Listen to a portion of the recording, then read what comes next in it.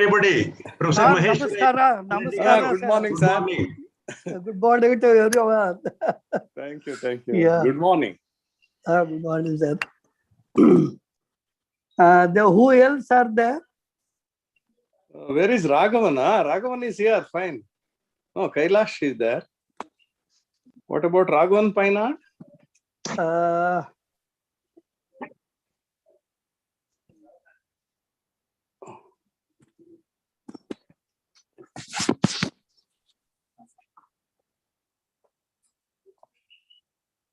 Raghavan Payanad's name is here. I think he's there.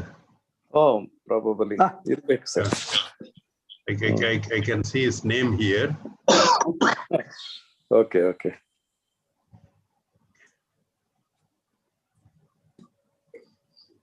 Okay. Totally 30 participants are there. Okay. Okay.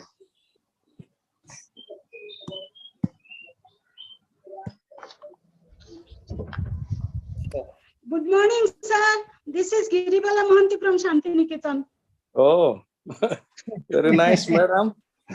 Nice to meet you in Nice to see. Nice to see. It's a pleasant surprise because I didn't know earlier, but I want to join now.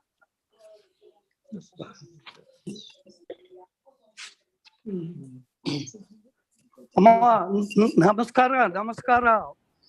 Professor Giribala Mohanty. Raghavan, good morning. Yes. Yeah. Good morning. Good morning. I hope all of you are fine. Yeah.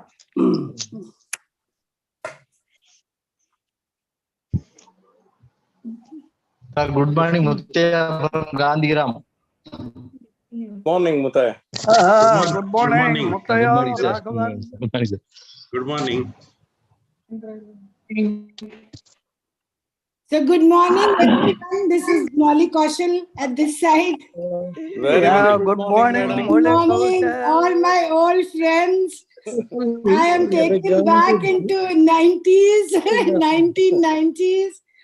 Okay. How I wish we were physically together Yeah, nice. and catch Fine. up. Yes. Namaste. Namaste, Professor Reddy, Maheshwarya ji, Namaste. ji. Yeah. Yeah. Good morning, Professor Viveka Rai. I'm Good reminded. morning. I still remember your visit to Mangalore City and Yes, your participation in World Ethics Seminar. Yeah. Anadi seminar, Professor Shetty, University. Yeah. Very, very cherished and fond memories. Yeah. Professor Chandra is there.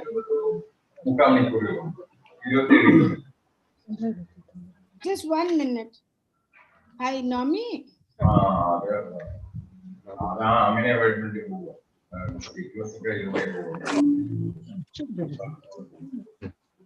Join meeting.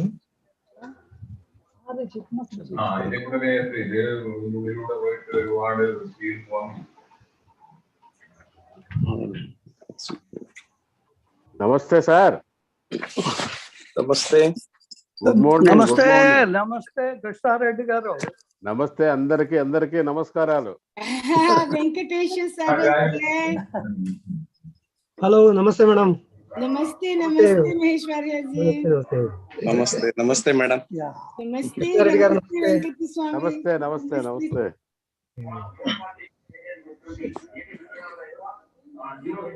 Within few minutes, let us begin the program, sir. Okay. Within 2-3 minutes. And then Shantanu. No hi, problem, Shantanu is no there. problem. Lovely to see you Yes, here. Early morning. Painad, sir, namaste. Namaste.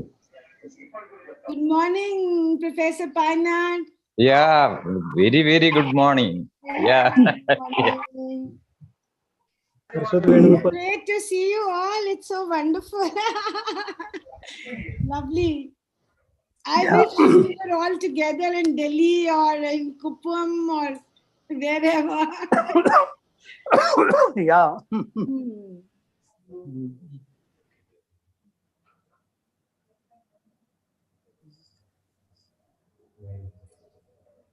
So you can start whenever and Where is Shyamala? Shyamala He is the was there only. Yeah, she is the organizing secretary. Yeah, there's No, one. she's Shyamala is there. Good morning, Shyamala. Namaste to all. Shambhala is very well there. Yeah. Hello Hello.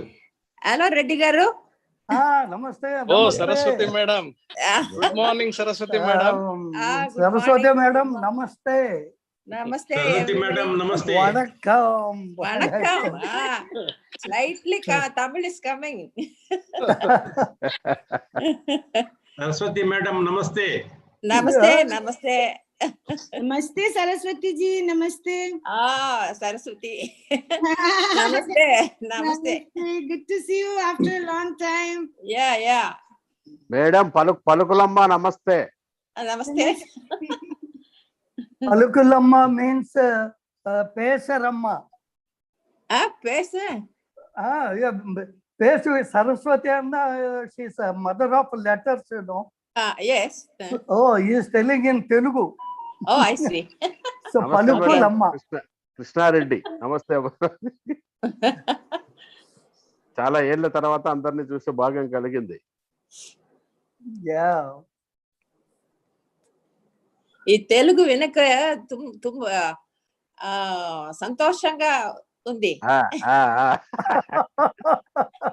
ತುಂಬಾ ಸಂತೋಷంగా Kannada also. చాలా సంతోషం. Thank you. చాలా చాలా చాలా సంతోషం madam. But we have to thank, for this web. Otherwise, we can't meet like that. Yes. Correct. We have to thank internet.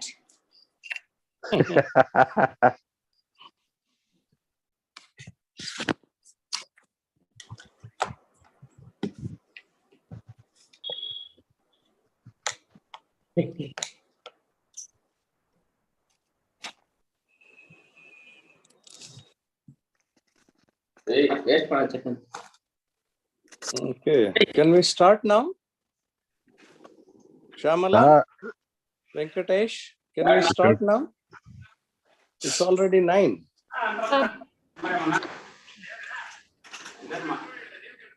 Okay.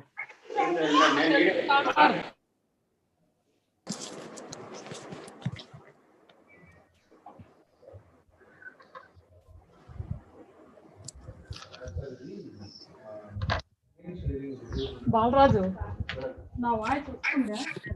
వస్తుందమ్మా, వస్తుంది, బాగా వినిపిస్తుంది. అమ్మా శ్యామల, క్లీన్ బాగా వినిపిస్తుంది. నమస్తే. Good morning, one and all. Honorable Vice Chancellor, sir, distinguished dignitaries, scholars, members of FASILS, faculty of Dravidian University, research scholars, students, ladies and gentlemen, good morning to all. Andarki namaskaram. I extend a warm welcome to you all for the 27th annual conference of FASILS, organized by the Department of Folklore and Tribal Studies, Dravidian University, in collaboration with the Folklore Society of South Indian Languages. During the year 2020, things came to such a standstill that the COVID pandemic had shattered normal life all over the world. As such, in that adverse situation, the feasibility of holding the 27th annual conference of the FASILS in March 2020 was doubted and was postponed. As normalcy is restored to some extent, the FASILS executive meeting has decided to organize this 27th annual conference of FASILS and national webinar on folklore at the Department of Folklore and Tribal Studies, Dravidian University, Kuppam, during these 3 days, that is on 25th, 26th, and 27th of March 2021. And this would be the first conference in the history of FASILS which is completely conducted on a digital platform due to the COVID pandemic. On this august occasion, I welcome the Honorary President of FASILS, Professor B.A. Vivek Rai, the former Vice Chancellor of Karnataka State Open University, Mysore, and Kannada University, Hampi, to preside over this inaugural function and deliver his presidential address. A warm welcome to you, sir. I also welcome our today's chief guest, Professor Tummala Ramakrishna Garu, the renowned scholar of Telugu language and literature from the University of Hyderabad and Honorable Vice Chancellor of Dravidian University. But due to some emergency, our today's chief guest, Honorable Vice Chancellor Ramakrishna Garu, is unable to grace this inaugural function, and he will join us in valedictory session. On behalf of our chief guest, Professor H.M. Maheshwarai Garu, General Secretary of FASILS, will deliver the inaugural address. Professor, I extend a warm welcome to Professor H.M. Maheshwarai Garu. H.M. Maheshwaraya sir is a General Secretary of FASILS and the former Vice Chancellor of the Central University of Karnataka. And apart from his academic achievements as an eminent scholar of linguistics and folkloristics, he has won accolades for making new strides in developing the Central University of Karnataka. And I extend a warm welcome to you, sir. And now it's my pleasure to welcome today's keynote addressee, Professor Moli Kaushal, Head Janapada Sampada Division, Indira Gandhi National Center for the Arts, New Delhi, to deliver the keynote address titled Exploring the Goddess, Sita, Draupadi and Gaura in Oral Narratives. Ma'am, today I am really privileged to introduce you to this august gathering. Dr. Moli Kaushal, an academician, curator, and filmmaker, is a professor of performance studies and head Janapada Sampada Division of the IGNCA, New Delhi. She has been associated with the IGNCA since 1992 and has been engaged in the research, documentation, and preservation of cultural heritage of diverse communities in India. She also teaches courses on Indian folklore and intangible cultural heritage at the center. She did her postdoctoral research in the IGNCA on the Gadi tribe, a sheep-herding community of Himalayan region in Himachal Pradesh, in which she explored the concept of space and time among the Gadi community. Later, in collaboration with the Ministry of Textiles, she undertook a survey and research project on folk paintings and intangible heritage of North India, and she has developed 8 CD-ROMs out of this project. And she has conceptualized and launched several new studies at the IGNCA, including Living Traditions of the Ramayana and Mahabharata, Raman, the Ritual Theatre of Garhwal in the state of Uttarakhand, India, then Kasba Sanskriti Composite Cultural Heritage of India, Paddy Growing Cultures of India, Changing Urbanscapes and Emerging Ritual Spheres, Hunar Khoj, Cultural Mapping of Arts and Crafts, Communities and Skills. Under each of these projects, she has made a significant contribution by conducting field-based studies, organizing national and international seminars, curating theme-based exhibitions and cultural festivals, bringing out publications, producing several documentaries, and building up a massive audiovisual archives at the IGNCA. Professor Moli Kaushal has been responsible for creating a strong and vibrant platform for a dialogue between the artists and scholars at the center. Her contribution to the study and documentation of folk and tribal traditions of Ramayana and the Mahabharata is of great significance and acknowledged both nationally and internationally. And she is currently the lead expert, academic expert, and project head for the UNESCO IGNCA project, developing methodology for community-based inventorization of intangible cultural heritage, a case study of the Banni region of Gujarat. And she has visited several universities in India and abroad, which includes Heidelberg, Germany, CNRS, France, Curtin University, Perth, Australia, University of Human Sciences, Moscow, Russia, University of West Virginia, USA, etc. In 2019, she was invited by the Yale University, Stanford University, and Berkeley, California University to deliver invited public lectures on notions of Bhakti in folk religion, folk and tribal Ramayanas, composite nature of Ramlila traditions, etc. And she has been a member on several advisory boards, such as Language Development Board of Sahitya Academy in New Delhi and Center for Oral and Tribal Literature under the aegis of Sahitya Academy. Besides, she is trustee at NFSC, Chennai, and also a member of the International Society for Folk Narrative Research.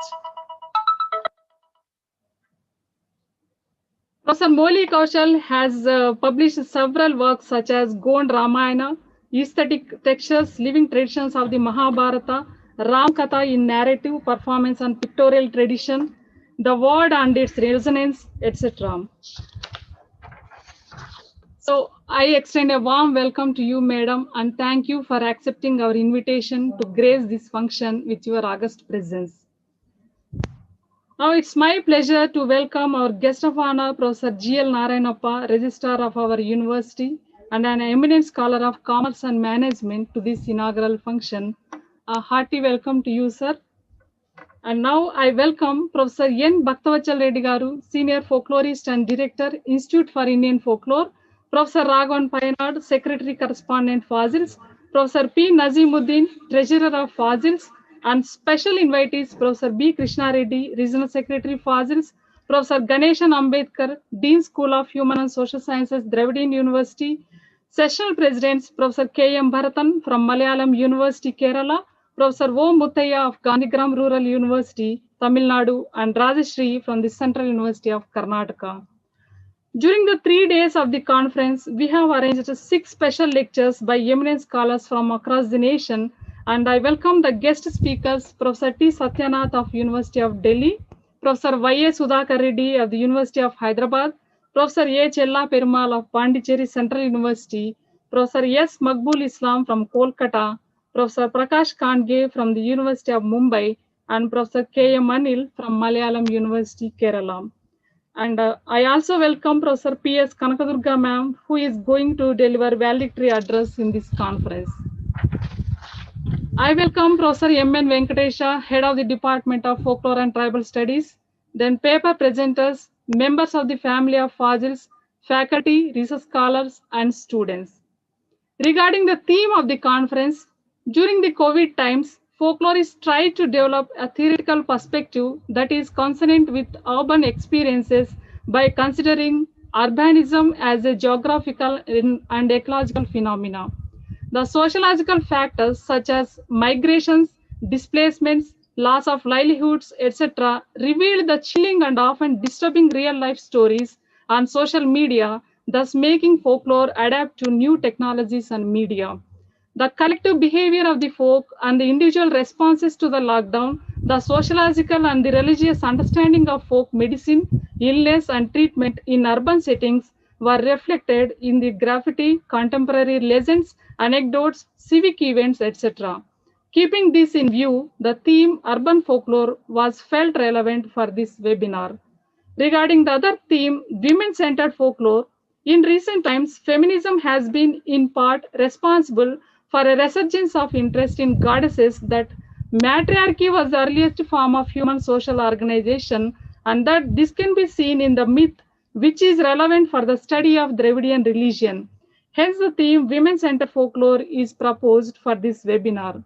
And I take this opportunity to acknowledge Spa Naturals Kuppam, who sponsored 100 bags for the conference, and the financial support of 65,000 given by the managers of Canara Bank and Saptagiri Gramina Bank, IFRO Ramnagar, and Vishnu Granites Kuppam. And once again, I welcome you all to this conference.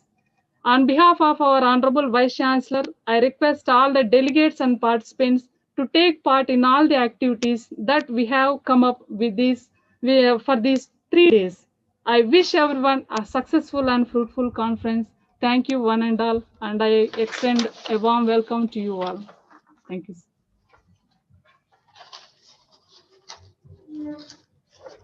Now I request the President to take over the proceedings.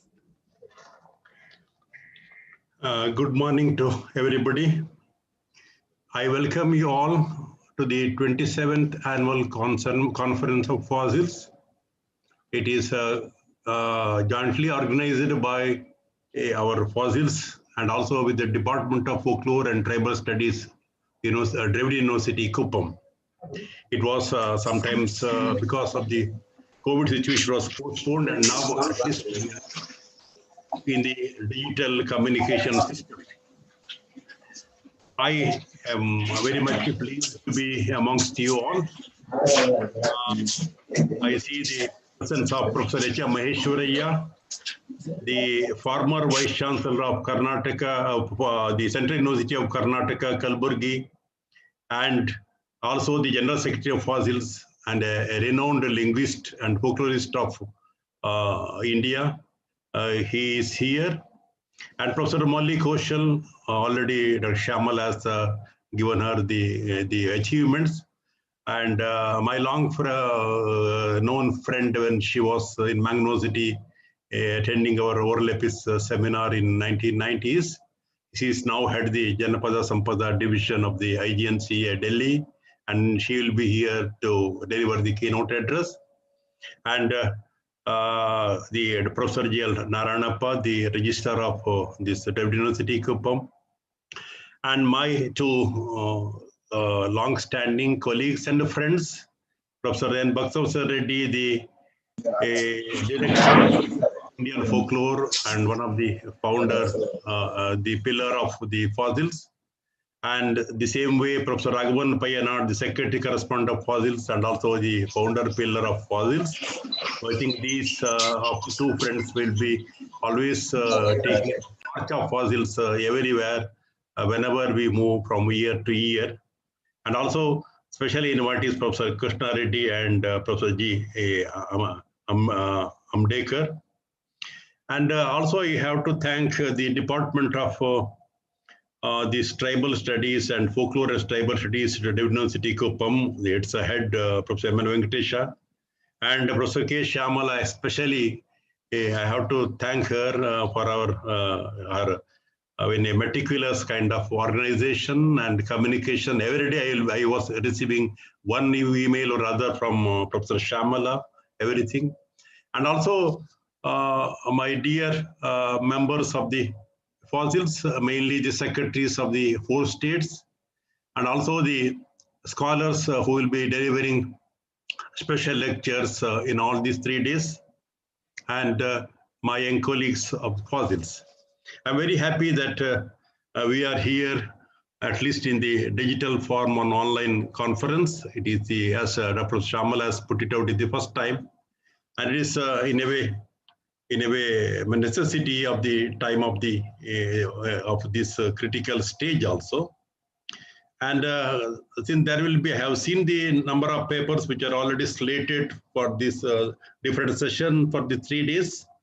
And she has also mentioned about the urban folklore. I think one of the revisiting the our folklore scenario in India and also in South India will be the post-COVID period. The decisions of the state and also the opinions of the people, sometimes they may be conflicting with each other. But at the same time, the indigenous ways of the folklore management in the folk life is one of the important and interesting things. And mainly, one way we can say we are more and more in a way depending on the digital media, online lectures, online classes, online discussions, or visual kind of communications, both in social media and otherwise. There's one thing which has, in a way, in spite of our kind of preconceived notions, negative notions also, it has helped us for a kind of networking in the digital space also. It's a digital space. But at the same time, we can see in the physical space, there are lots of changes have taken place. It is the migration from cities to the villages. I have seen it physically also. People who have migrated to the cities, they have again went back to the villages, and many of them started agricultural, their age-old profession, agriculture. So in a way, thrust on agriculture has been, in a way, it accelerated in last 1 year, which I can see. Many of the IT people who were living in Bangalore have resigned for their IT posts, and they have gone back to their villages, but there were no land for them. So some of them have purchased some land of 5 acres, and they have started cultivating it. Some of them have joined in the WhatsApp group selling the vegetables. A group of youngsters coming from city, during the lockdown period and even after also, they were collecting the materials for the information from the agriculturists, growers, and then somewhere the growers also had their WhatsApp group, and they were distributing not to the market, to the door-to-door delivery of the vegetables also. So this is a kind of, this system has given this social media as a kind of space for the distribution of their crops also. Instead of going to these for marketing societies of the agriculture, now people are, instead of having the middle agencies, which we are now finding lots of discussion all over India about the agitation of the farmers. Now we can see a parallel type. In the parallel session, I have seen many times without any kind of these marketing agencies or institutions, either partly controlled or they were the statutory bodies. People were doing in their own way of distributing orally and also in the form of these social communications also. And at the same time, when you can see, when we talk about, there is a, Dr. Shamal has mentioned, one of the theme is women-centered folklore. It is not just the what we were talking about, even me also, last about 2-3 decades about the feminism, women-centered studies, everything. Now in the post-COVID, we can see it in a new perspective, that working from home and working at home, these two both were subjected to women. Formerly, they were going to the office and working at home office. Now they are working at home as a housewife, and they are working from home for their offices also. I have contact with many such people, some of my students, some of my relatives, I have seen them. So there are new issues have come up. So you can say this is the, when we talk about their mentifacts, their perspectives, their memories during the lockdown or this COVID period, there are lots of things which we can see. It is a kind of genre which should be collected, and also interview with such people will be of very much beneficial to understand the changing ethos of the women in villages and in cities also. At the same time, we can also see in a way, the digital divide which we are talking formerly. Now, how we can combine this new kind of culture, the fusion of the physical and digital together. So normally I can see when we, for India, and especially my knowledge is mainly on South India, we cannot have one kind of platform for our communication or for our living. So just I can say, when you talk about demonetization also, the idea was that India should go completely for digital usage of finance or economy. It was not possible. It is not successful. People want to have their currency in their hands. Women want to use money in their hands. So always India is always, it is a mixed economy, a mixed culture. So we should have always, for that reason, whatever may be the digital, because we can see India is one of the most advanced country, including Bangalore, Hyderabad, Chennai, such or Mumbai cities, IT cities. In spite of them, I can see that the oral communication, the physical contacts, and also people moving in still in our festivals. Yeah, now when the lockdown or it has been relaxed, we can see thousands of people are going for the village festivals in coastal Karnataka. In my place, I can see now they have opened this buffalo race, Kambala. I can see recently online also, there are about 15-20,000 of people, they were participating in these buffalo races. So, but at the same time, I can see, without going there, I can see it online also. But Yakshagana now physical performances and these online performance, both are, for online performance, I can see Yakshagana, there are about 2,000 people watch all over the world. At the same time, in the real physical space also, there were more than 1,000 people, they watched that one. So this kind of divide has been completely evaporated. And we should understand the people who are watching in digital form also, they watch it in physical space. Those who are watching in physical space can also have digital. So this kind of mixture of fusion, and what kind of new kind of structures can be evolved or which can be formed. That's also one thing which as a structural format which I am interested to know.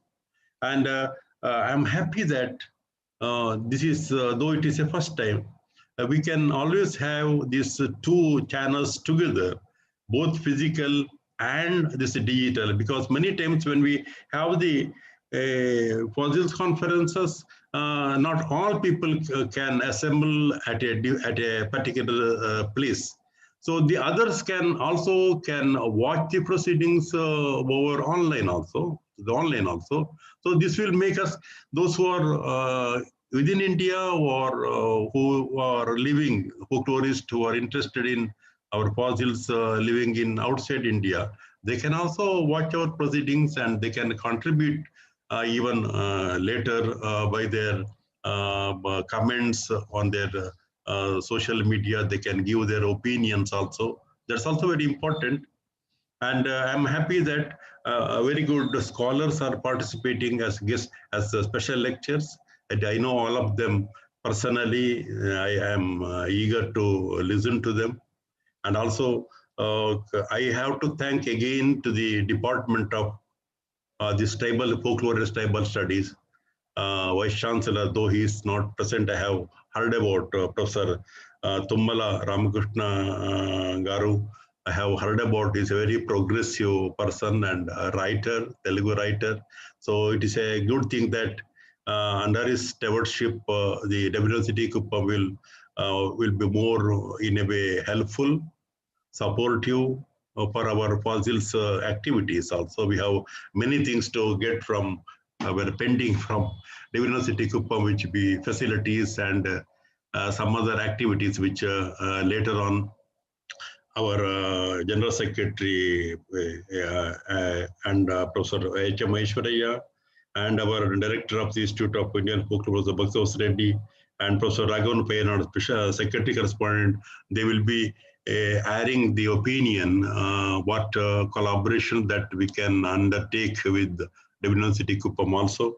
So again, once again, I thank the organizers, and also this is my the 1 year of my presidentship of fossils. I was so happy. So most of the work has been done by the Secretary Correspondent, General Secretary, and the Director of this Folklore Institute. But anyhow, I am happy that since we are all friends from many decades, they all made my task so easy.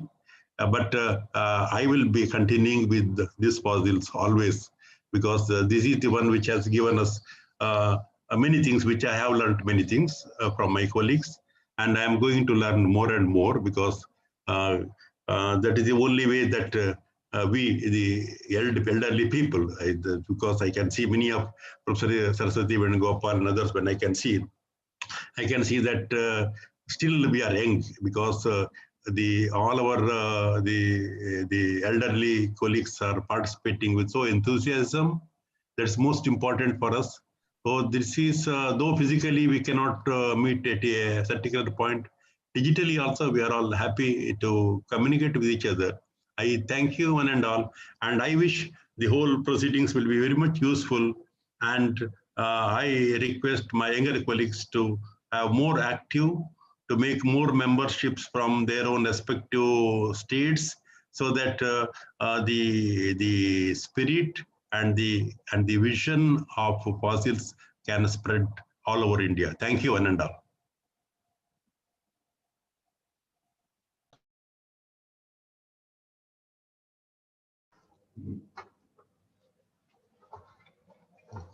Yes, sir. Thank you, sir. Thank you very much.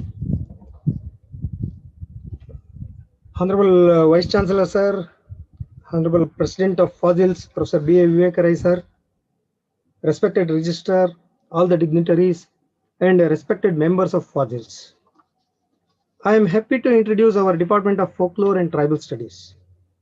As you know, this Dravidian University is established during the year 1997 as a state university by Government of Andhra Pradesh with an aspiration of integrating research and cultural studies supported by all South Indian states.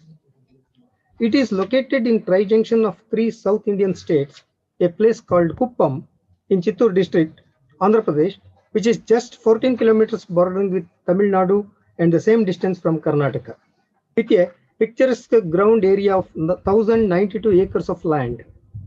The main objective of Dravidian University is to conduct advanced research in the field of Dravidian land, people, and their culture. The Department of Folklore and Tribal Studies established in the year 2003, which is structured in a way that the posts are filled with the persons from multidisciplinary background so as to establish comparative approach on folklore and tribal studies relating to this Dravidian land.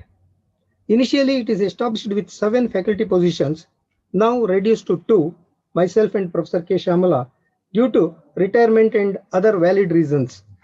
The department has worked on projects such as Encyclopedia of South Indian Folklore, the cult of Ellamma, a prominent female deity widely worshipped in South India, the cross-cultural influences of Mailara, Mallanna, Kandoba, the vanishing nomads, socio-economic issues of epic narrators, and also brought a series of monographs on tribes of South India. The department proudly organized an international seminar on oral epics during 2014 and continuously organizing seminars and workshops in collaborations with various institutions who have similar objectives. Through the celebration of World Folklore Day on every August 22nd, the department persuaded all university employees to feel it as a day of their celebration. All employees of university will participate in it with native attire, and desi food would be the highlight of that day, and campus gets a feeling of a fair of a village deity here. The folk performers from all 4 South Indian states will perform in a single platform to express the cultural integrity, in turn the national integrity. The research methodology workshops conducted by the department are unique with the required and expected contributions. So far, 13 students have obtained PhD and 9 students got MPhil through this department. Now we are running the courses MA in Folklore, Tribal Lore, and Cultural Tourism. The department faculty have completed more than 20 research projects, published 52 books, and presented more than 500 research papers altogether. Every year, we are organizing at least 2 seminars and 1 workshop. The department faculty have conducted value-added fieldworks through which they have collected more than 1,000 artifacts and are in a process of developing a folklore museum, Desi Siri. Since its inception, the department faculty is closely associated with FOSILS and conducted already 2 annual conferences earlier, and now we are inviting all the members of FOSILS to this conference through online. Thanking you. At the same time, I would like to introduce our inaugural speaker, Professor H.M. Maheshwaraya, who is also General Secretary of FOSILS.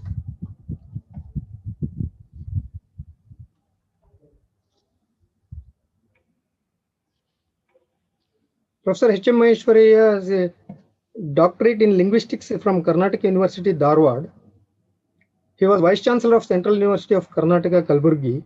Prior to that, he was served as a Senior Fellow in Central Institute of Indian Languages, Government of India, Mysore. He was the Director for Center of Excellence for Studies in Classical Kannada and Director of Dr. R.C. Hiremath Institute of Kannada Studies, Karnataka University, Dharwad. He served Karnataka University in the capacity of in-charge Vice Chancellor and also as Registrar, in addition to other administrative roles.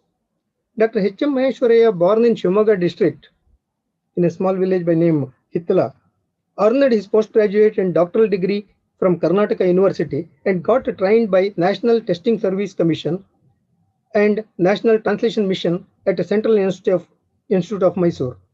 Later, he received training in instrumental phonetics from Dr. SPRIG University of London and from Lake Lister University of Philadelphia at CIAL. Professor Maheshwaraya served as a visiting fellow in Center for Advanced Study in Linguistics at Annamalai University, Tamil Nadu also. He received several important awards.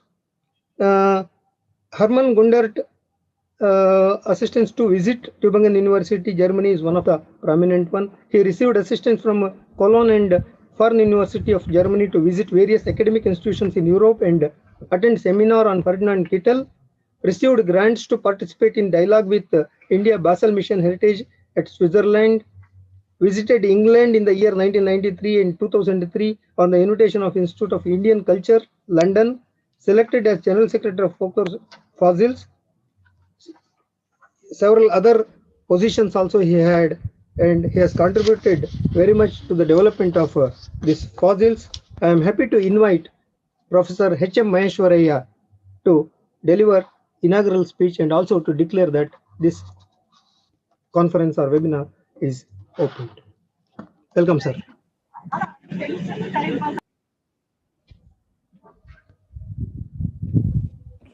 Sir, Professor H.M. Maheshwaraya, please. Okay. Our respected Professor B. Vivek Rai, Honorable President of the Fossils, Professor T. Ramakrishna, Vice Chancellor, Dravidian University, Kuppam, Professor Maulik Kaushal, Head Janpada Sampada, IGNCA, Delhi, Professor Bhaktavatsal Reddy, Director of Indian Institute of Folklore, Raghavan Painad, Secretary Correspondent, the Fossils, G.L. Narayanappa, the Registrar, Dravidian University, Kuppam, my friends Krishna Reddy, Ambekar, Professor Shamala, Venkatesh, Saraswati Venugopal Madam, Kailash Patnaik, Giribala Mohanty, Nazimuddin, Sudhakar and Kanaka Durga, and all the secretaries of the Fossils, and also the vice presidents of the Fossils, and all invitees and the members of the Fossils. So now we are conducting, as you already told by our president, Professor Vivek Rai, 27th annual conference and national theme of webinar on folklore, urban folklore, folklore and society, folk religion, folk crafts, performing arts, and analytical folklore, woman-centered folklore, etc. As you know that the Fossils conducted a Silver Jubilee International Conference at Central University, Karnataka on 22nd February 2018. Professor Nachimuthu Krishnaswamy was the president. More than 80 papers were presented on current status of folklore research at a global, national, and local level. We have published the Fossil Forges Ahead in 1998 on the eve of decennial celebration. After Silver Jubilee, it is necessary to publish a beautiful volume on the fossils landmark. I request Professor Bhaktavatsal Reddy and Raghavan Painad to compile this one, and it is necessary for us to publish this document. Fossils organized a 2-day national seminar on relevance of folklore in the era of globalization with the help of SRM University, Chennai in January 2018. So they revised already the fossils with the folklore, the Ford Foundation.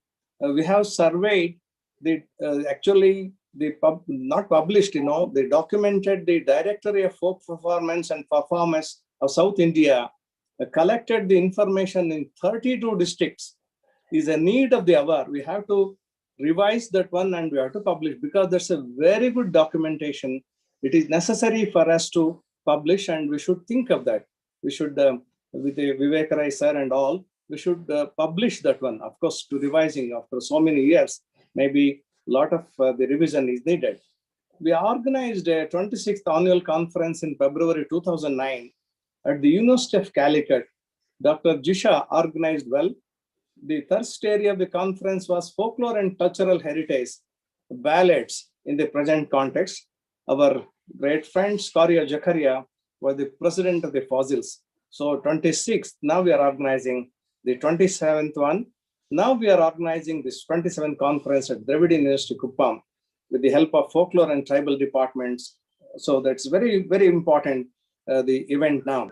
I have started the folklore and tribal studies at the department at the Central University of Karnataka because belongs to the fossils fraternity. Like Vivek Rai said, it has given a lot of scope for us to develop the folklore, and I have started the very good department like folklore and tribal studies, Central University Karnataka. I'm very happy to record here our great the Bhaktavatsal Reddy, with his all efforts and so many meetings held at Delhi and Central Institute of Karnataka and other places. The fossil unit, one of the unit of the fossils is Institute of Indian Folklore. With the help of Dr. Bhaktavatsal Reddy, the director, submitted a proposal to the government of India. One is National Folklore Academy, like an Anthropological Survey of India and Archaeological Survey of India, like that. The second proposal we have given, Indian Council of Folklore Research. The third one we have given as National Folklore Museum. The fourth one is University of Indian Folklore. As you know that the government of India started the Indira Gandhi Central Tribal University at Amarkantaka. I visited 2-3 times there.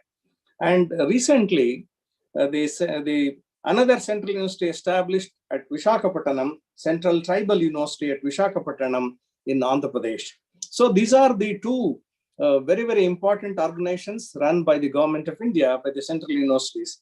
And also it is my humble request, I'm requesting Professor Vivek Rai sir and all my honorable members, we also request these kind of the central universities in Karnataka, Kerala, and also Tamil Nadu. They are ready to give, that's because Andhra they have given now. So we can request them to have such a kind of a great central university on folklore and tribal studies at Karnataka, Tamil Nadu, and Kerala. We can do that. So I'm very happy that in 2017, Professor Raghavan Painad organized 1 week academic program, theoretical folklore program at the Calicut University. Because of his venture, he did 7 days the workshop to them, and we are going to start number of these kind of the seminars and symposia through the help of the Indian Institute of Folklore. We have to strengthen the regional units of the fossils also. We can develop the departments and also the institutions. I'm very happy to inaugurate this. The Vice Chancellor was there because of some his health issues. He could not come. However, he's coming to the valedictory function. I'm very happy that fossils, even though in the pandemic situation, also did a lot of good work and going to do the good work also. So shortly we are going to meet with the President, our Vivek Rai sir, and we can plan, how to do that. These kind of the digital conferences at the Vice Chancellor of a Central University conducted 260 international and national webinar. So very, very fruitful work we have done. And even Government of India, the Honorable Minister of Higher Education also conducting the meeting. Even President of India, with all as a visitor of the Central University, with all the Vice Chancellor is conducting this program. So number of opportunities we have. So that is, I'm very happy that Dravidian University is very important focal point for us. There they have given already permission. The earlier Vice Chancellor Lokanath Reddy has given a permission for us to have one office, the guest house free, and many things they have given. With the help of our Shamala and Venkatesh, we can plan different programs. With these very few words, I'm very happy to inaugurate this program in the absence of our Vice Chancellor. Thank you for giving me this opportunity. Thank you, Shamala and Venkatesh, and also the president of this one. Okay, thank you very much for me to give the opportunity to inaugurate this program. I'm very happily inaugurating this program. Thank you very much.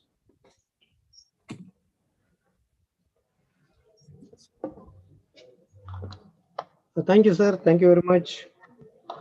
Now I invite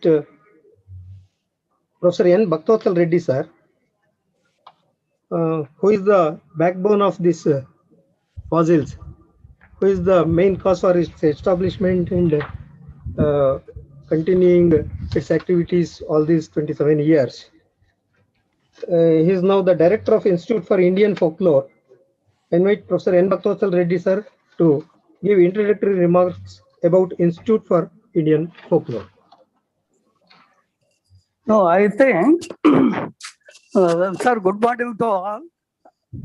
Professor Venkatesh, our Vice Chancellor, Dravidian University, is so far, he is not yet inaugurated the conference. No, first you need to invite him, you know. Sir. You tell him, you know.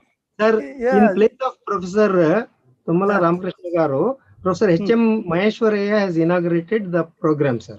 Okay, okay. You have changed the program. Yes. Okay, thank you. Thank you. Anyhow. Yes, sir. Okay.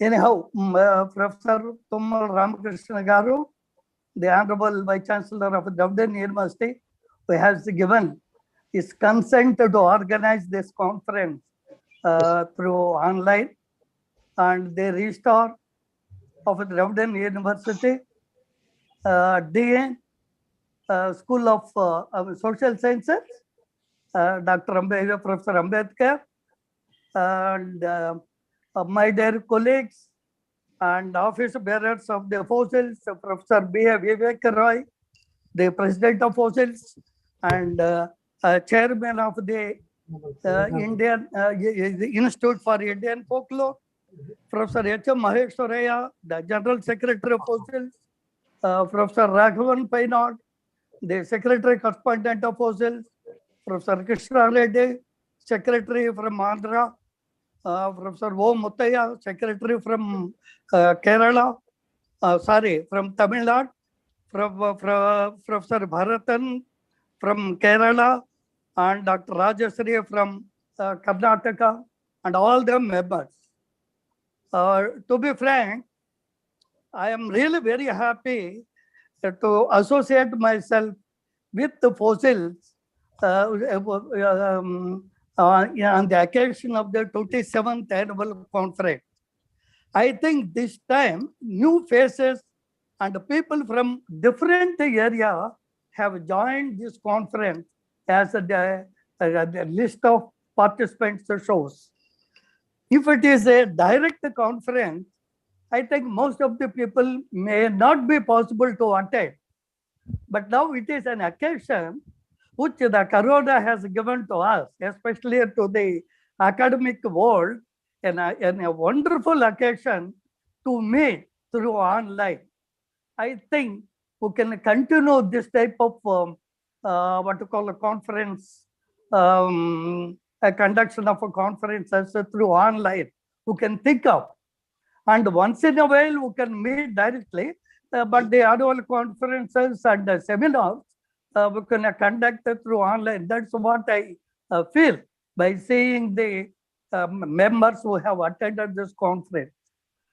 As a guest of honor, I have no other business to talk except to wish what to call it, the conference to be successful. And I am also very happy to congratulate Professor Samala for taking pain to conduct the 27th annual conference last year itself.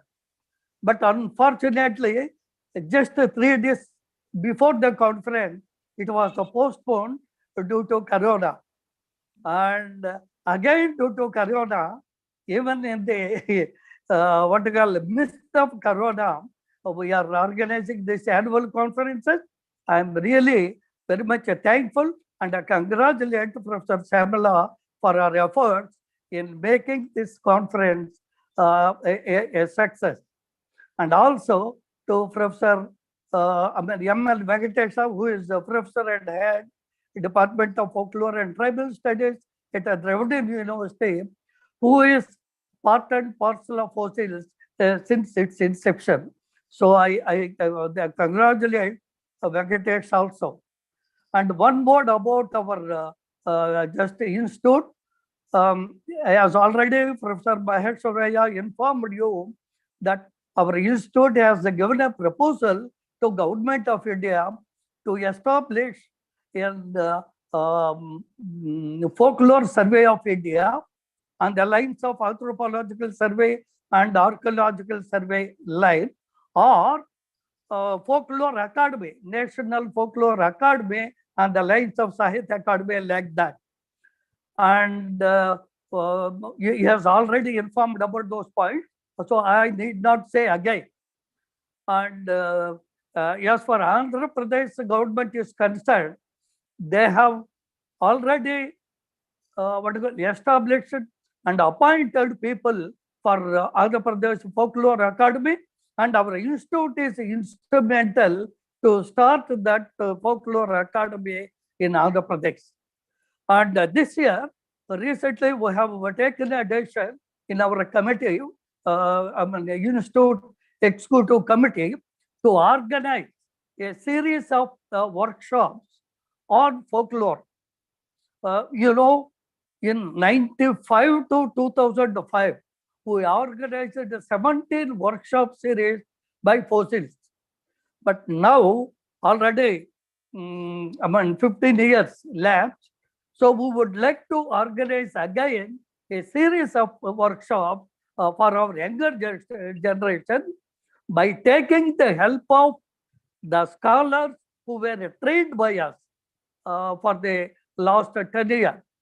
So we will be, we are in the process of organizing those workshops in it, and we'll come to that one in a I think short period. And I really congratulate the organizers once again, and also I extend my hearty welcome to all the participants of the this 27th Annual Conference. And thank you all. Thank you. Thank you. Professor Venkatesh.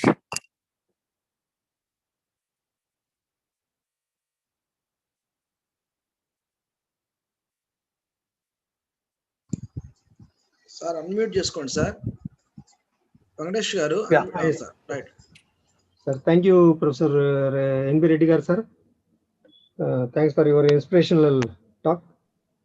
Now I invite our professor G Ambedkar sir, is Dean, School of Human and Social Sciences. Sir, Professor Ambedkar sir, please give your message, sir. He is our guest of honor today.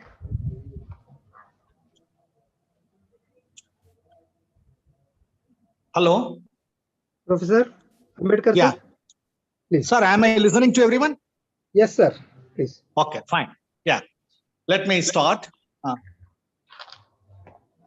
Respected our Vice Chancellor and respected Vice Chancellor Professor H.M. Mageshwaraya Garu and respected Professor G.L. Narayanappa Garu and respected Professor Bhaktavacharya Reddy Garu and Professor Raghavan Payanadu Garu and formerly our colleague Professor B. Krishna Reddy Garu and organizing secretary Professor K. Shyamala Garu and Professor our Venkatesh Garu.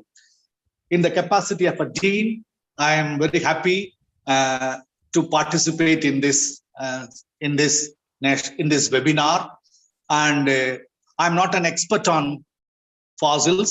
I'm not an expert on folklore either. In the capacity of a dean, I just say one or two words and I say congratulate to the people. But despite of the distance between the two different fields, as a linguist, I've been coming across lots of similarities and in nearby working areas. One of the articles, just a couple of days back, I have been reading it with regard to fossils, unrelated to the topic and seminar is, they looked upon the Netherlandal skeleton and they analyzed it, what kind of a language they would have spoken based on the structure of the human jaws. Surprisingly, it is found out from the fossil studies alone that the so-called Netherlandal study skull structure is more or less similar to the modern human sapiens. That means they spoke similar to us. That was really a good finding, possible only through fossils and fossil scientists. Thank you very much, fossil scientists people. Because of you, we could understand the similarities between human languages and pre-human languages. The credit goes to the scholars who worked on that area, who had shown to the people the human generation and human history is not mere present, not mere future, not mere part of a history. It's beyond the history. It's fossilized one, and it goes on to the life, the past, the pre-past. And I congratulate the team of experts who had done that particular research. Turning towards another area which I have been coming across very nearer to this is the so-called the fossil genetic people. I've been working on DNA and analyzing all the data. And I have come across another data which is based on genomic data. The oldest ever recorded from a fossil reveals the origin and evolution of the Colombian mammoth. A simple elephant was taken, and it's not an elephant either. It's not an elephant either. It's a fossilized item they have taken, and they analyzed it. They analyzed the fossil structure. They found out that is really, more than 1 million years old, and the oldest ever recovered from a fossil. That was a stunning remark to me. Look at the way how fossil studies helpful to the people to link to the prehistory and the pre-past to the present.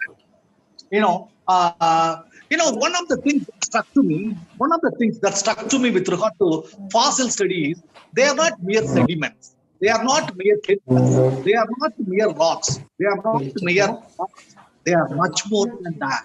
They are much more than that. And these are the two examples I have come across in recent studies on these fossilized with regard to the fossil and it's to the present. Look at the way the past. Thank you, Ambedkar sir. Yeah. He is Professor of Linguistics in the Department of Comparative Linguistics in Dravidian University. Now I invite Professor Mali Kaushal to give her keynote address of this webinar. Madam Professor Mali Kaushal. Yeah, thank you so much, and namaskar to all of you. As I said in the beginning of this seminar, that how much happy I am to be part of it, and I am also honored to be talking today to all my colleagues who've been my friends for decades now. With some of them, we have worked together for a very, very long time. And a lot of my projects, whether it was Paddy or Ramayana or Mahabharat, could not have been completed without their unstinting support. And I do believe that, this collaboration would extend. It is very wonderful to hear all the speakers before me. Professor Roy is at least, cleared a lot of ideas for me in terms of how I should deal with my concept note, and I knew a lot of things about fossil, have been associated with it, I think, right from its inception. But to get this overview of its activities here and its work is really overwhelms me. And I always believe that if folklore studies are happening in India, it's really thanks to the folklorists from South India. So really my salute to all my friends, all my colleagues, all the eminent scholars who are present here today. And I would really thank one person, that is Professor Shamila, that how consistently and continuously she's been asking me to become part of these annual conference of the fossils. I remember last year, and I'm so glad that it is happening digitally now, because it makes it much more easier to come on the platform and to share my ideas. And now, I had actually planned to talk about my topic for the keynote address a little differently as our conversations began. But Professor Shamila very kindly reminded me that, since the focus of this is going to be the women folklore or women in folklore, whichever way you want to put it. So maybe, I should kind of give a talk. My keynote should definitely address some of these issues. So I'm making a little detour and I'm going to speak actually. I'm of course going to speak about women, and I'm going to speak about very powerful women like Sita, or you call or the great goddesses. There's Sita there, and Draupadi, and there's Parvati, and we know that how actually they have really shaped a very large corpus of folklore material in which we can kind of talk about women in folklore, women and folklore, women's day-to-day lives and folklore. So there are many aspects that these characters from the epics carry their influences and implications of how we define a large corpus of both our textual and oral tradition. But having said so, another focus of the talk today is going to be, and may I ask the organizers how much time I have, so I don't take more time, I don't eat into time of other speakers. So it's 10:15 now. Is 25 minutes okay? Professor Shamala or Professor Venkatesha, whosoever would guide me on that.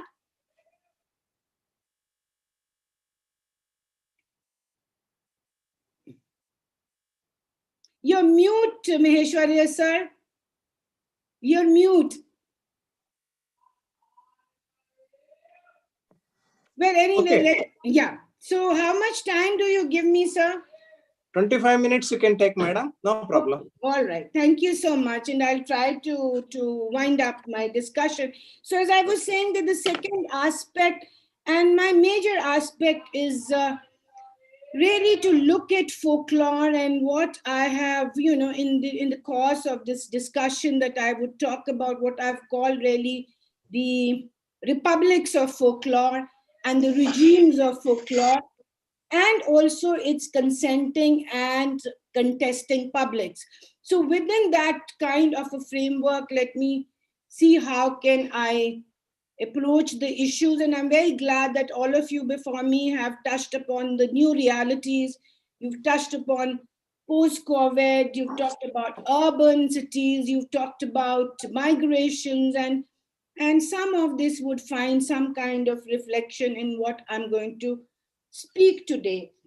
So let us begin with, say, the feminist approaches to folklore. And I think if we kind of take by consensus 1970s to be a period when the feminist approaches to folklore begin to make their presence felt, and they continue in the post-deconstructionist and post-postmodernist period until date.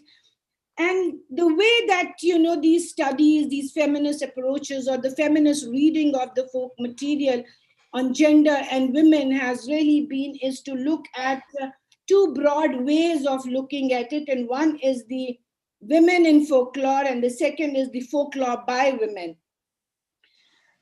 Interestingly, over these so many decades, the feminist studies and the folklore studies in general, I'm not particularly a feminist reader of folklore material, and I may have my epistemological reasons for that, but this is not the platform to discuss that. But I'll say that, the large studies that, very seminal works that have come is begun to look at the way they started looking at folklore as the relics of the patriarchal frameworks, and where women were really the gazed upon objects, and which upheld the values of, and were subservient and docile in this. And the folklore didn't seem to be a very progressive material in that sense. We have come a long way, and where now we look at folklore in terms of women who are the gazing objects and not the gazed upon objects. I would like to mention here a few works. The students of folklore, I think, are very well aware of these works, but it is important to kind of bring them into this discussion because they have been seminal and very primary works in how we, the Indian folklorists, have come to look upon the gender studies of folklore. And I would mention here Gender and Genre in Folklore by Joyce Lukiger, Gender, Genre and Expressive Traditions, a big, massive edited volume. And then Another Harmony, of course, we cannot forget.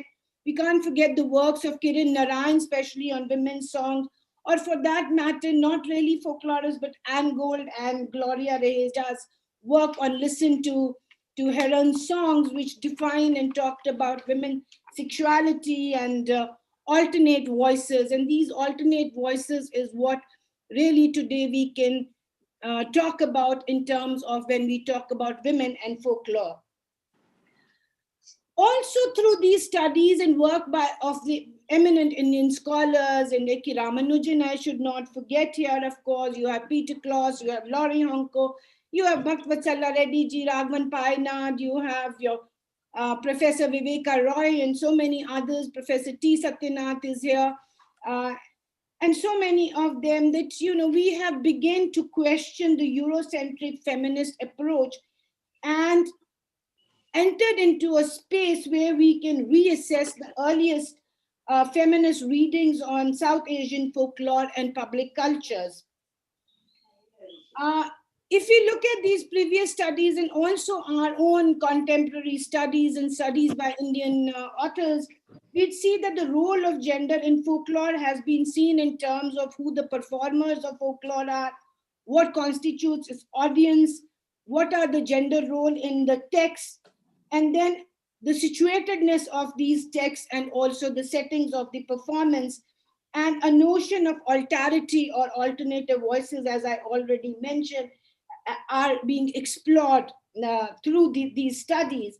And where the major focus and shifts that have taken place is really in the realm of the gender and identity issues, genre and identity and community issues, and genre and gender. And for a long time, the interrelationships have been seen some kind of fixed notion. So we also have the Aham and Puram categories coming in there. So we bring in also the settings and the spatial. But what then really we arrive at is that these boundaries are very, very porous, and these relationships between the genre and the community and the gender or the women, or whether the male or the female gender, are always shifting boundaries, and where the meaning lies is probably between the interstices of these shifting relationships on which we've learned to focus on. The emphasis is also now shifted more from a particular item of folklore to how the folklore is produced, the production of the very text or the production of that folklore, and also then interpretation in terms of the import of discourses. And we've come to talk a lot about intertextuality, which is another very, very important area that folklore studies have been kind of exploring in terms of the text or the performances or the events that they are dealing with, moving away from very monolithical and mechanical approaches, whether it was terms of formalism, whether it was in terms of structuralism. And as we enter into the discourse field, the complexity of folklore studies and also the problematics really widens and deepens and begins to pose new questions to us in terms of, again, gender and genre, and in terms of their interrelationship, and where have these relationships to be seen. Sitting as I am in Delhi at the as farmers protest sites as the backdrop, which has become the border folklore and the border sites for the emergence of new kind of folklore discourse has become very, very important. And these are the sites where many new shifts are taking place. These are precisely those borders where we enter into very fuzzy kind of boundaries. We are entering into very, very blurred ideas as to both identities and to genres, and also the interrelationship between them, and a lot of boundaries have been overstepped. So what initially we came to understand in terms of genre, its boundaries, its settings, the ahams and the purams, and the male and the female of the folklore is are really being overstepped at this border or these interstices. And similarly, the relationship, Professor Viveka Roy and some of the other speakers spoke about migrations, and so the migrations which are taking city to the village, and the village is being brought into the city. And so new forms of publics are being constructed, created, constituted, and a new understanding of the folklore that is emerging at these boundaries, which are throwing very, very fused, very, very interrelated, but at the same time, very, very autonomous regimes of generic regimes of folklore is something that is very, very palpable now at our borders, at the peripheries of the cities, where new language is being brought in, new forms of communication are already being mobilized and new public spheres are being created in order to negotiate these very, very relevant issues of identity, and how folklore becomes a very, very important tool and a very important medium through which these communications, these negotiations and interactions are taking place. And it is precisely at this point that, I bring in my idea of the Republic of Folklore, with both its consenting and contesting citizens, public and counter-publics, and genres as very intrinsically interlinked though, but nonetheless autonomous regimes. They are structured and yet chaotic. They are fluid and yet defining. And one such regime that has come from tradition to us is the epic regimes, if you allow me to call that this way. And even this regime, in a manner of speaking, has some epic traditions which have been very, very dominant force in creation, or in the way that it is impacted multiple ways of doing and creating folklore, interacting with the local, interacting with the vernacular, interacting with the bhasha. And at the same time, in these interactions, they have retained themselves as autonomous, but fluid texts, whether they are oral texts, whether they are written texts, whether they're performed texts, whether they're displayed or visual texts, whichever way that you want to look at these texts. So the narrativity along with performance is also one of the elements that is very, very important when we begin to approach these regimes. And in these regimes, Ramayana, Mahabharata, Shiva lore and goddess lore have influenced a large corpus of our folklore material, whether they are songs, their rituals, their proverbs, their various forms of arts, whether they're large and short narratives, sung or prose narratives, or whether these are the entire ways of thinking about life. I think no part of our communication, our speech acts, and the expressive traditions have been left untouched by these streams that flow from the epics that we've just mentioned. And within this regime, then you have three very powerful women, and that is Draupadi and Parvati and Sita. And along with that is the associated and allied Kali, Durga images of these very goddesses, the Lakshmi images of these goddesses. And alongside you also have the village goddesses, and all of them constitute their own autonomous regimes within this Republic of Folklore. all these characters have fascinated the feminist and the gender-oriented studies to no end. So the regimes of the goddess, as I call it, I thought is what I would briefly touch upon with whatever little time that I have at my disposal. I've already consumed, I think, 10 minutes and I've left with 15 minutes. So let's see what all I can touch here.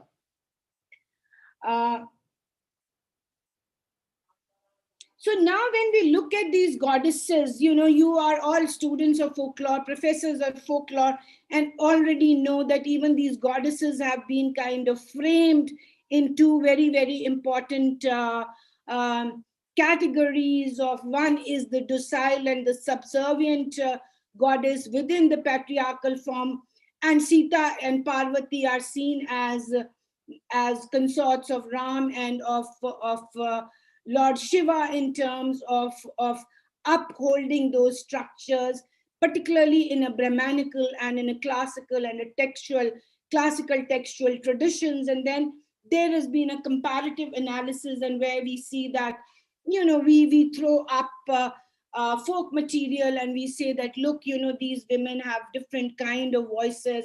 And from very docile, we then begin to talk about these warrior goddesses, these ferocious and violent goddesses, single goddesses. And so already the binary is at play all the time. When we're doing these comparative studies between the classical, we just operate, we continue to, though we all the time are kind of rejecting and questioning binaries in a comparative sort of analysis.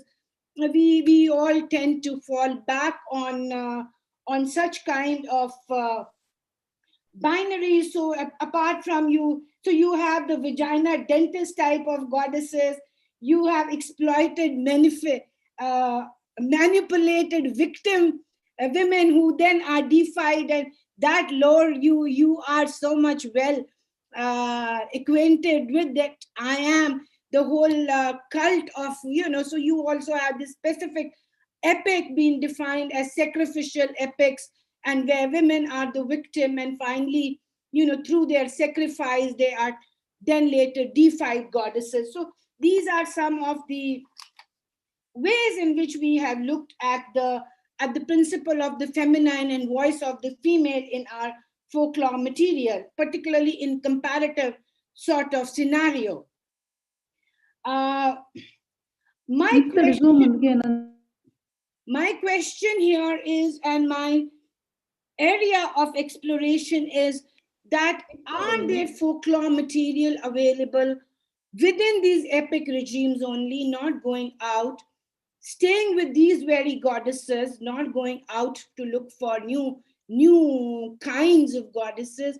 Is it possible to find folklore material or those epic regimes in which these goddesses very much remain within that patriarchal framework of the epic, the patriarchal ideology, but they don't need to be warriors, they don't need to be violent, they don't need to be single, they don't need to be vagina dentist kind of goddesses, but still be the central force, the central motivator, and the main active agency of the narrative?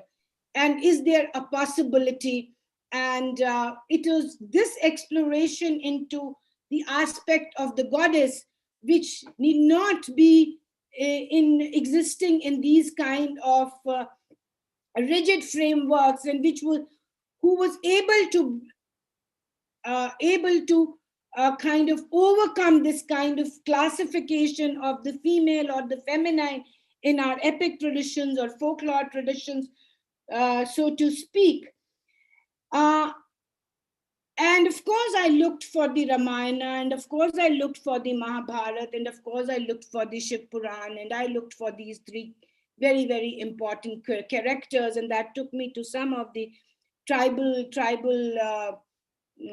tellings of with Sita or Draupadi or Parvati as the prime mover, the prime motivator of the movement of the plot in the narrative, and very much in a wedlock, very much in a domestic scenario, and at the same time negotiating between that domestic and the public arenas of their activity.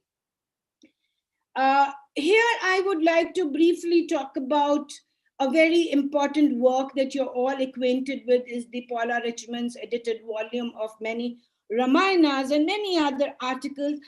And the way that these various tellings of the epics are dealt with are in terms of that regional tellings or bhasha tellings, tribal tellings, they are basically structured on some basic principles which have been delineated as localization, domestication, humanization, augmentation, etc., etc.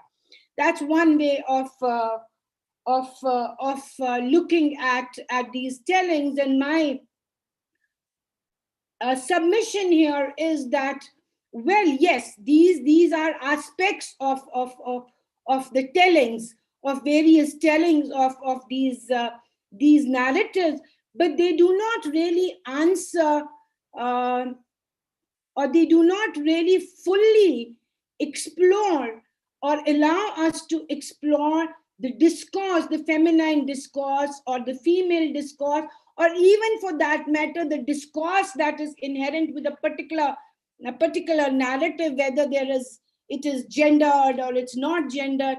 It only touches a very, very superficial structure of the narrative.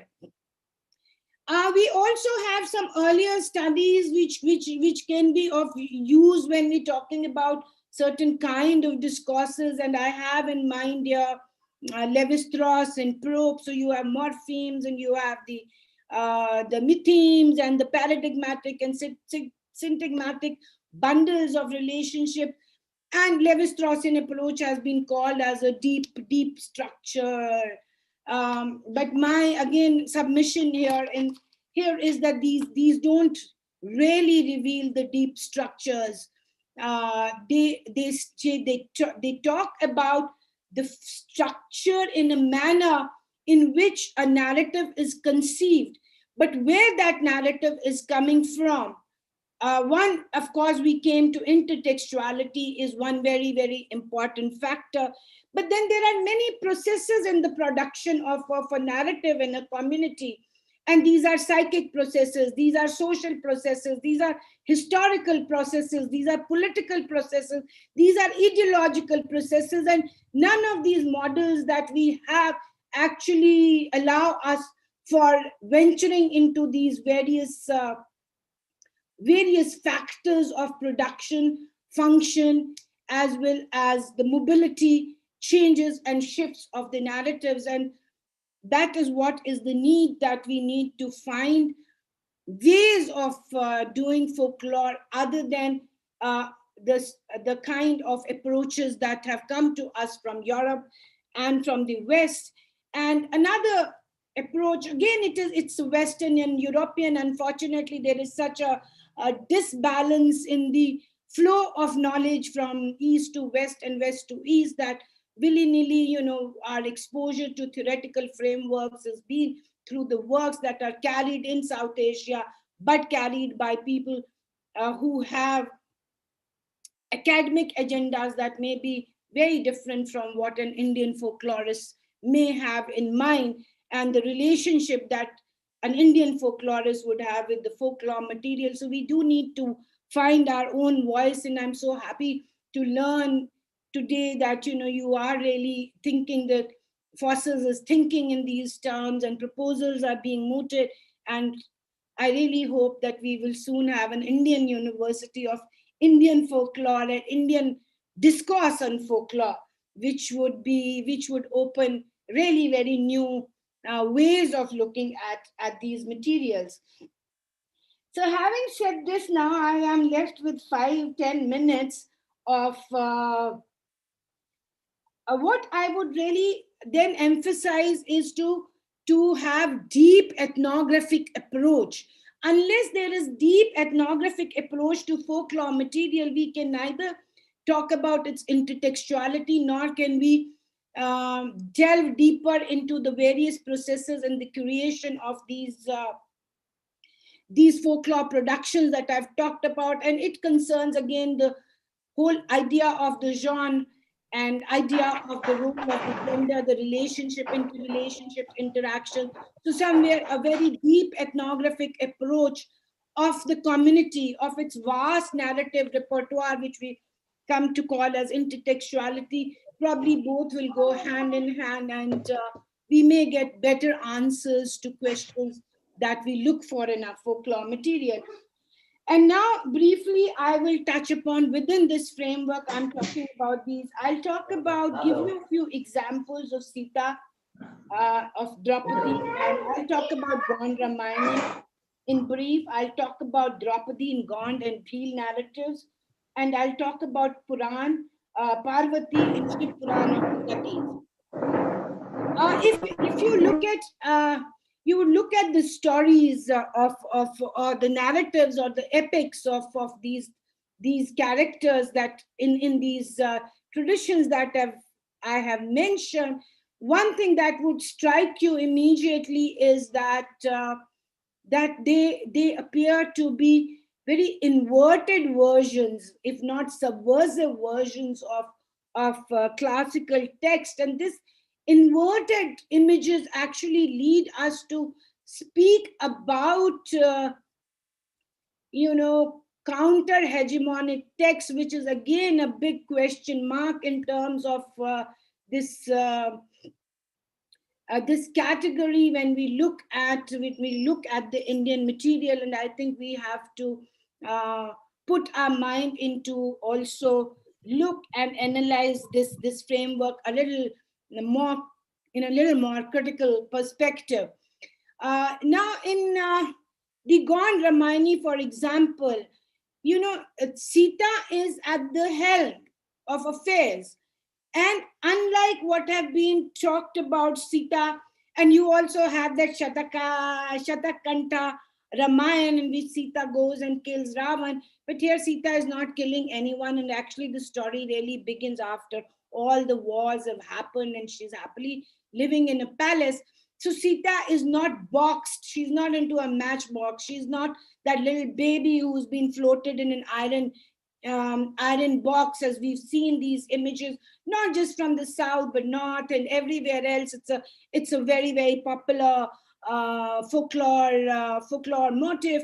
But we see that she lives in a palace which is airy, which is full of ventilation. It's full of these openings. And the male character, on the contrary, Lakshman, is really living in a stump of a dead tree. And he is in this dead tree stump palace.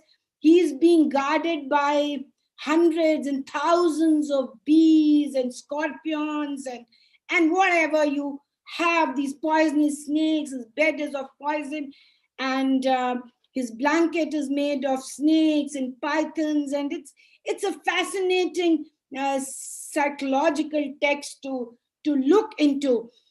And he often goes off to sleep for 12 years. When he comes out, he thinks of his sister-in-law. He goes to a palace, and there she's swinging, and she's with her maids. And then, she is always instrumental in sending him out on some ordeal or the other.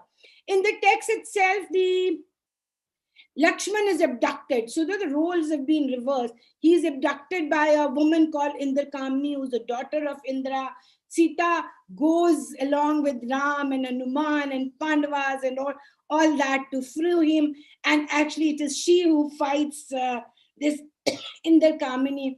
But before that happens, there is also a suspected relationship of Lakshman, who is supposed to be Satvadi. So it's not a woman Satvadi. It is not a female Satvadi or chaste or virgin, but the virginity is inverted into chastity of the male, and Lakshman has to prove this, and Sita orders a fire ordeal for him, and he undergoes 2 or 3 fire ordeals to prove his chastity.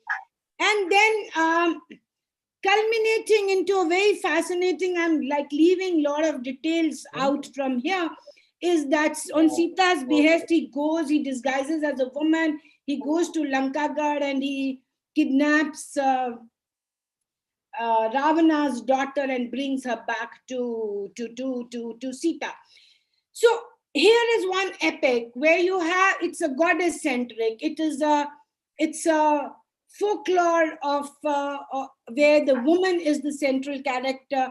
She is neither single nor is she docile, and she's a very, very active agent in the tale. And the epic would simply not be there if without this central figure.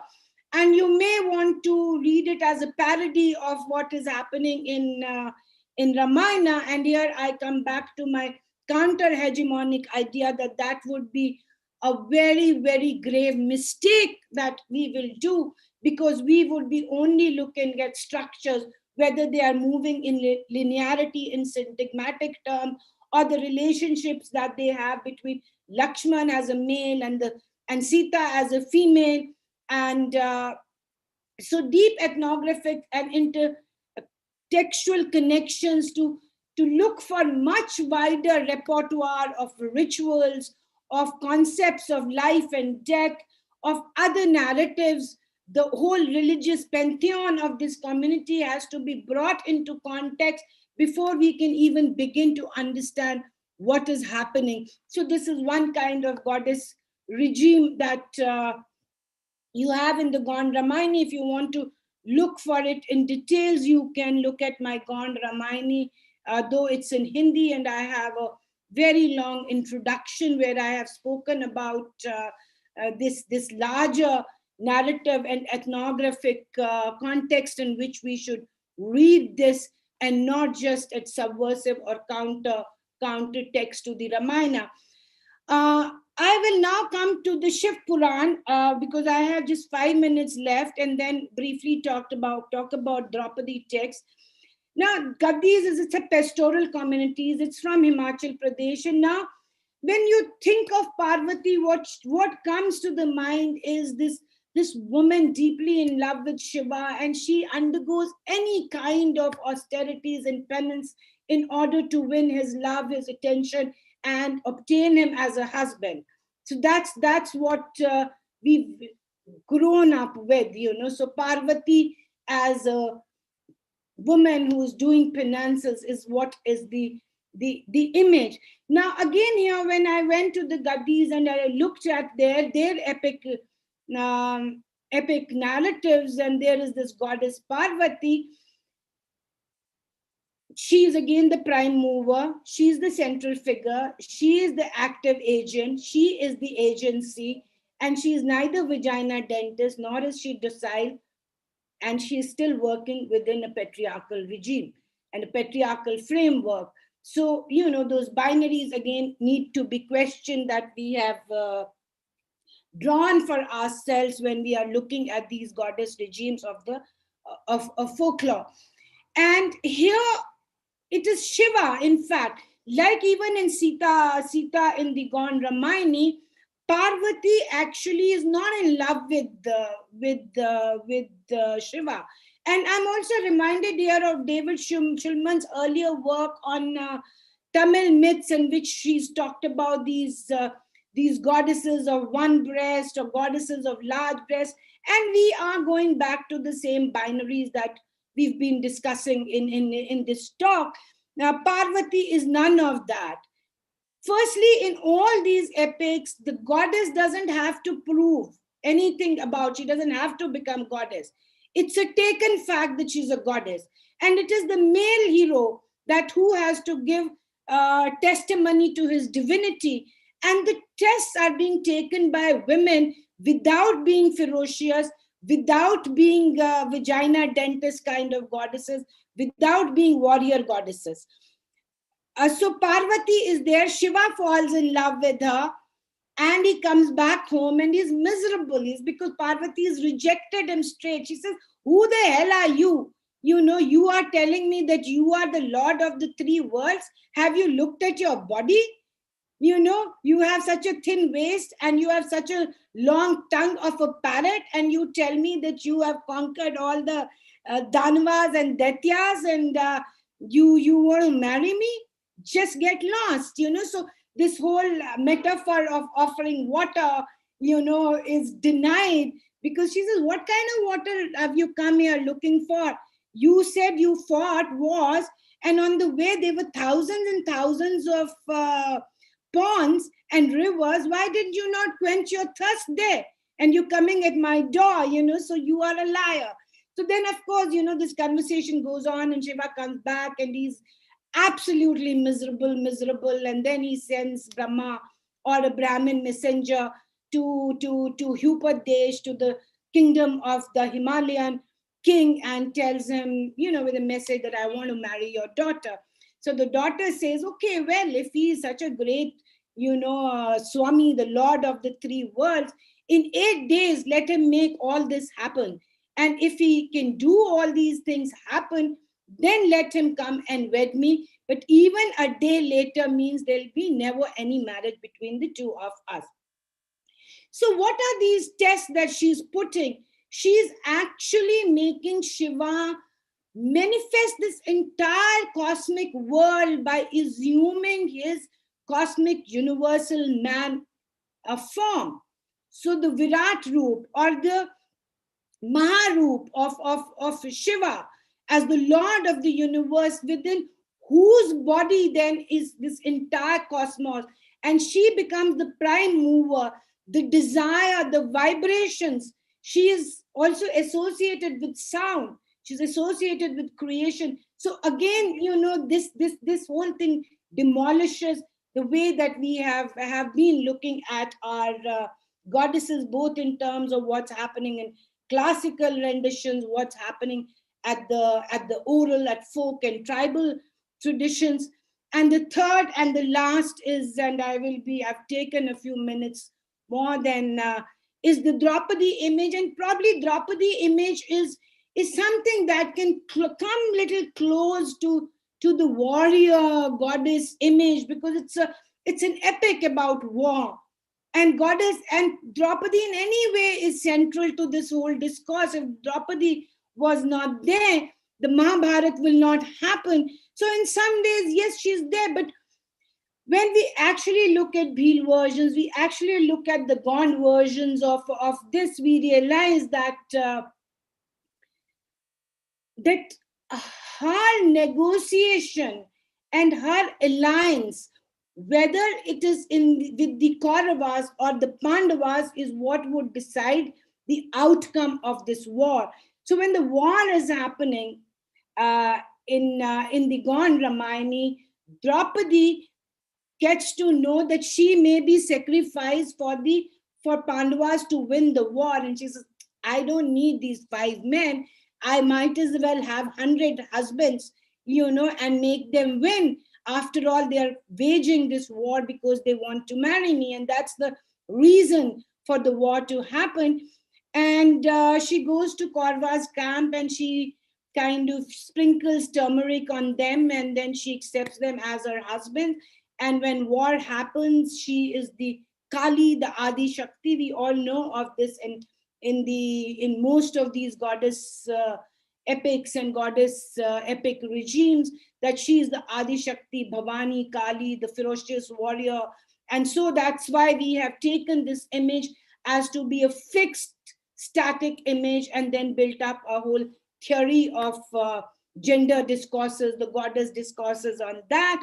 But here she is the one in the center, and she says, may the Kauravas win and may the Pandavas lose, and may the Kauravas kill Pandavas, may the Pandavas die, may the Kaurava lives, and so on and so forth. And then the narrative moves, and finally she agrees to side and align with the Pandavas so that they can win the war. That's one kind of Draupadi narrative. You have another Draupadi narrative which comes out very interestingly is, and you should look at Bhagwan Das Patel, a folklorist from Gujarat who's worked on the Bheels, and he's worked on this Bheelonu Bharat, the Bheeli Mahabharat.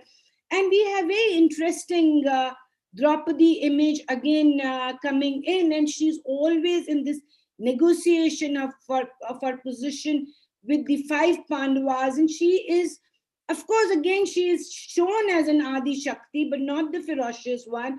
She's even one notch higher than the supreme male god, but she is positioned as a guru because of the way that Bheels have thought about women, the way they have brought them into the Mahamargi discourse, the woman's body, the women's position, where she's the Mahaguru.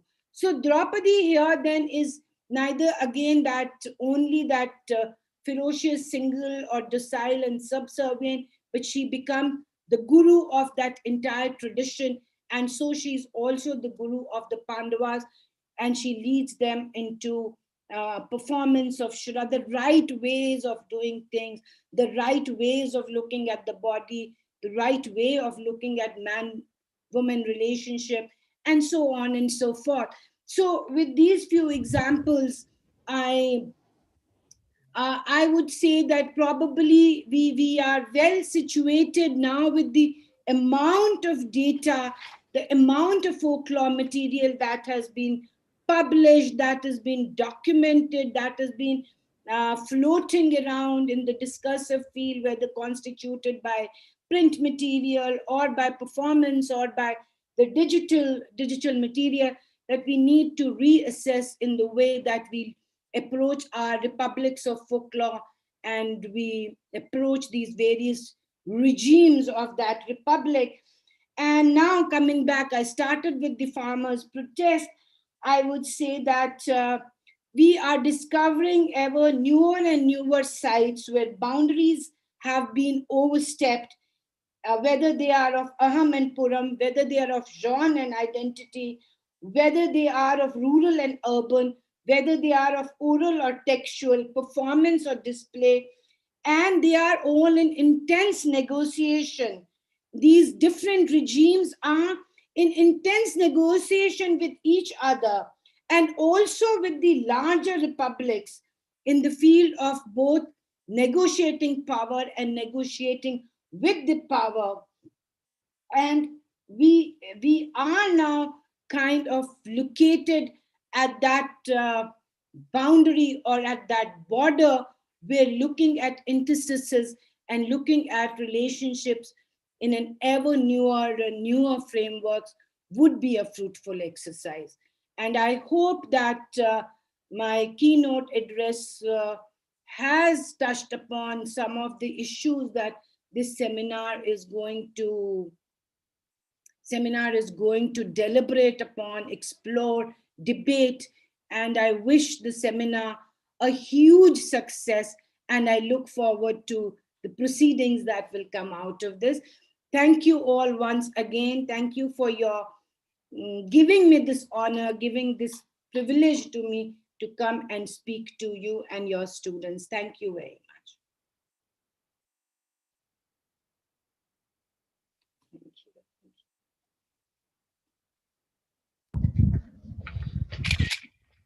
So thank you very much, madam. Thank you.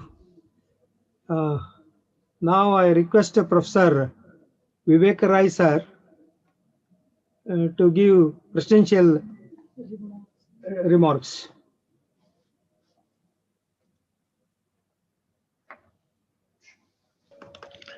Yeah. Actually, I have already talked what I wanted to say here. Now it is only, I think we are coming to the end of the inaugural session. There is not much I have to add. There is excellent kind of keynote address by Professor Malli Kaushal. I was very educated because recently I was very much interested with these feminist studies about 2 decades back. Now I think since I've become more in administration and my fields on translations more. So, but I was very much interested in her analysis and also new kinds of insights she has given, and also it will be a very good keynote address for the deliberation that we are going to do for the next 2-3 days.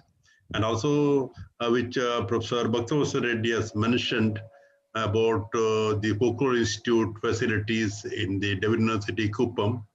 And in the absence of the Honorable Vice Chancellor, but through Professor Venkatesh and Professor Shamala, we are again urging that, as you know, that when I was the Vice Chancellor of Kannada University, MP, we had a MOU with all these language universities, David University, Kuppam, Tamil University, Tanjavur, and Potti Sriramulu University for Hyderabad, that is Andhra Pradesh. So I don't know what has happened, this collaboration, but with fossils and with Folklore Institute, I urge that David University, this Kuppam should be very good collaborator with us, so that we will have more research activities, which Professor Reddy has already initiated. What we want to the series of the workshops, which are very much important for to march ahead. The fossils conference is one thing. Publications that we want to launch under these aegis of this institute. So these things, many of the research activities, disseminations, and also I want to repeat again the responsibilities of the secretaries of the respective states. One thing which I want to mobilize not only the number of membership, to have the link between the members. I have some of the opinions of mainly from Karnataka, that those who attended a few fossil conferences about 5 years back, 10 years back, they didn't have any contact with the fossils, and whether they are members or they're continued, but they don't receive any kind of communication from fossils. So I consider, since Professor Venkatesh is here, representing both fossils and Karnataka, I want to say that take the names which who have attended, some of the senior people, folklorists, who attended 5 years, 10 years back, take them. Now their contact numbers will be different. Try to contact them, bring it to the fossils. They're interested to participate.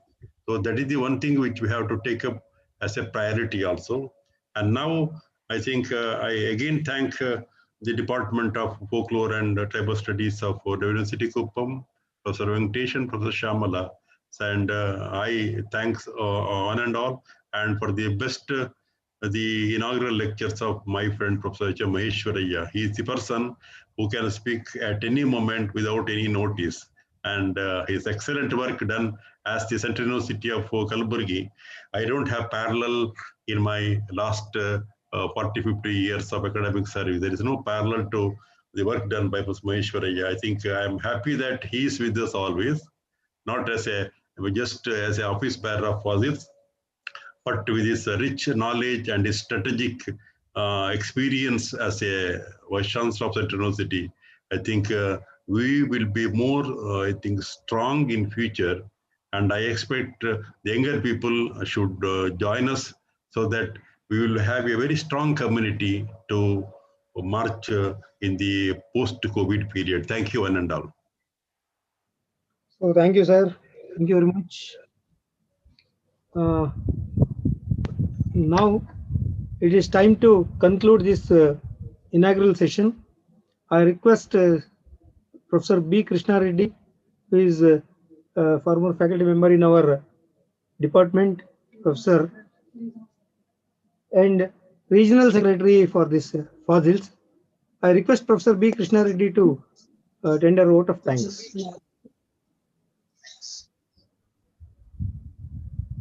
Professor B. Krishna Reddy, sir. Good morning, everybody. Yeah. Professor Vivek Rai, Honorable President of Fossils, Professor H. M. Maheshwaraya, former Vice Chancellor, Central University of Karnataka, and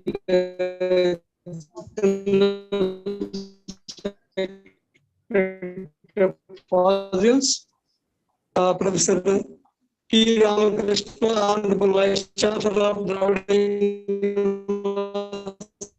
University, Professor G.L.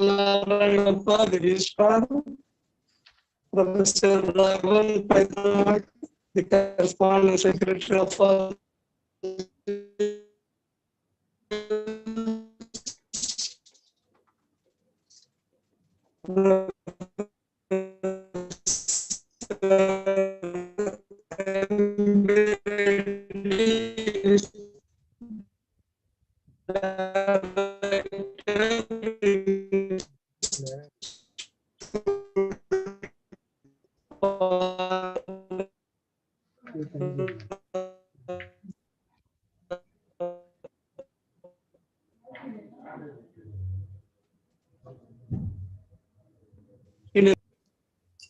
Oh, okay, audio is not audible. Some problem with the audio. Yes, there is some technical error. Yeah. Now, no problem. Hello, Venkatesh. If Sir. there is any problem, you please conclude. Yes. Just a minute, sir. Okay. There is some technical error from that end. Therefore, as Vice President of Fossils and Head of the Department of Folklore and Tribal Studies, I will extend the vote of thanks. Hello, Venkatesh. Sir. Sir, Krishna Reddy, sir. Sorry for the interruption because there is some audio problem. Hello, Sir, Venkatesh. Yes. Can you hear me? Yes, sir. Please speak. We have organized this program last year by because of Corona, we could not hear me able to today. With the consistent efforts of Dr. Shamala and the Jill and the enthusiasm, we are able to conduct it successfully this year. Program last year by because of today. Now I am with the and the Jill thanks on behalf of Professor Najib. So in this connection, I profusely thank Professor Vivek Rai for delivering this presidential address. And I also thank Professor H.M. Maheshwaraya for inaugurating the event. And Professor N.B. Reddy is highly thanked for sharing his thoughts on the future activities of the Fossils and Institute for Indian Folklore. And I thank Professor Ambedkar for sharing his views on fossils or the folklore research. Professor M.N. Venkatesha is also thanked for coordinating events. And Shamala is also thankful for organizing this event. And most importantly, on this occasion,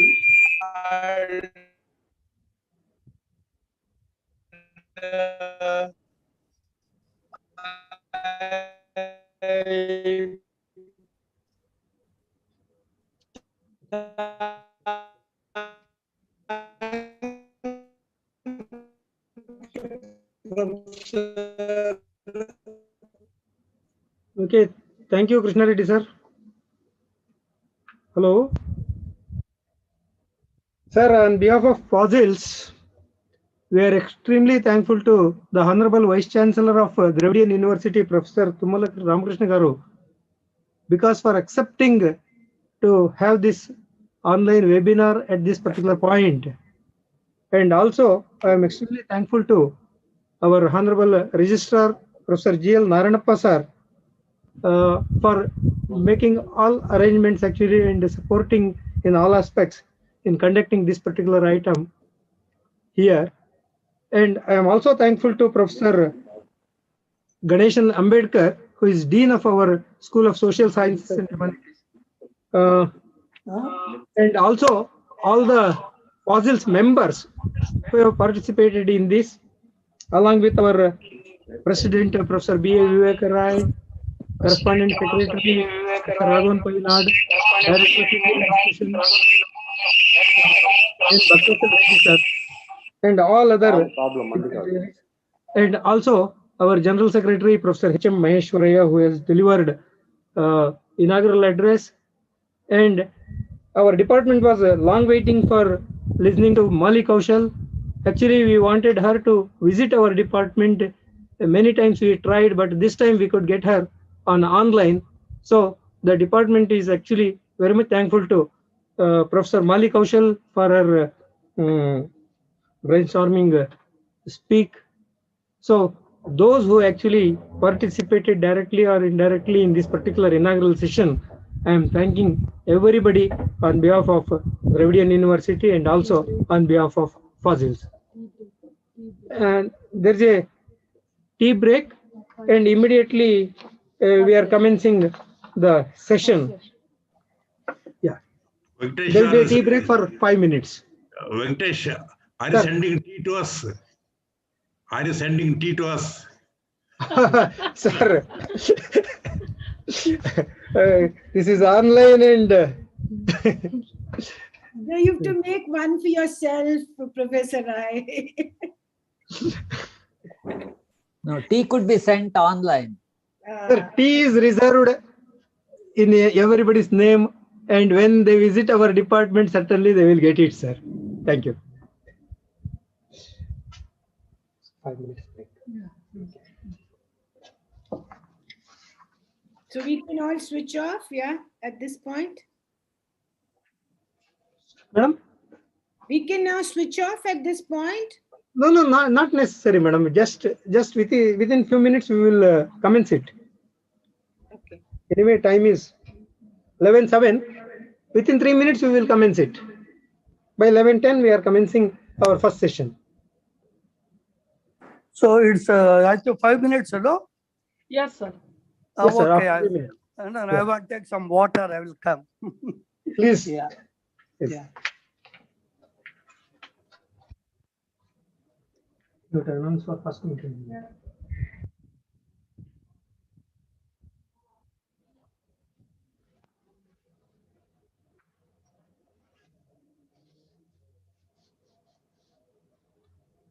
One paper is over.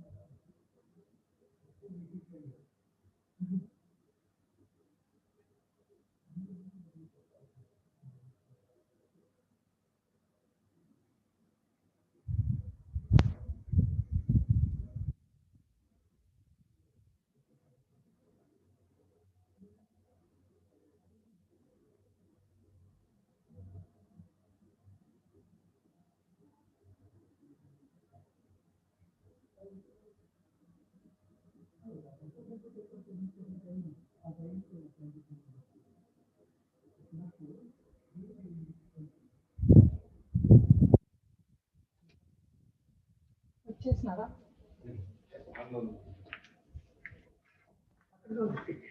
Sheet అక్కడికే ఉంది madam, sheet అక్కడికే ఉంది.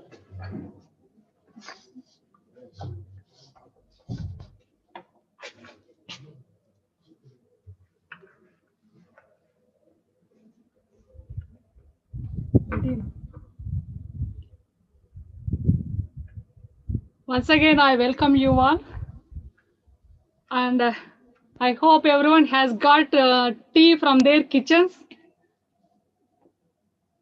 I invite Professor N. Bhaktavachal Reddy Garu to chair the first session, and the paper presenters, Ms. Sai Geeta and Prashant Kumar and Manjusha Chulikal, to stay online for paper presentations.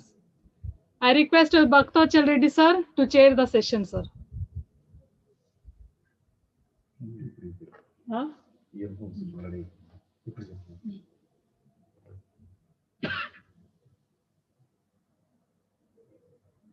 Sir, I request Professor N. Bhaktavachal Reddy Garu.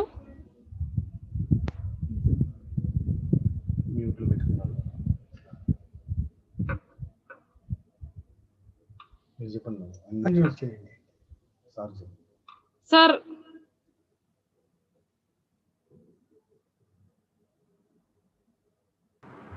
Yeah. Sir, I welcome you to this first session, sir. I request you to chair this session. Professor Dr. Sai Geeta and Prashant Kumar, the paper presenters, and Manjusha Chulikal, to stay online for paper presentations. చెప్పు, ఇది Satyanath paper కాదు.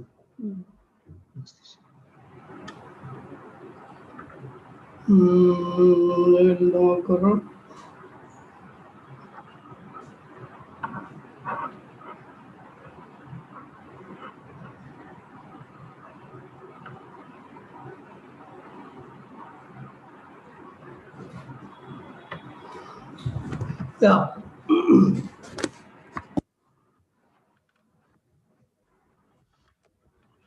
Shall we start, madam? Yes. Yes, sir. Yes, sir. Yes, sir. Okay. Yours only. Okay. Sir, first paper is yours, sir. Hello? Yes, sir. Yeah, something you are talking. I could not follow. Sir. Now in this session, Professor N. Bhaktavachal Reddy, Sai Geeta and Prashant Kumar, Manjusha Chulikal, they are going to present the paper. Therefore, Professor N. Bhaktavachal Reddy, you can present your paper, Mythology and its Relevance in Present Day Context. And also, you are sharing this. Please well. Okay.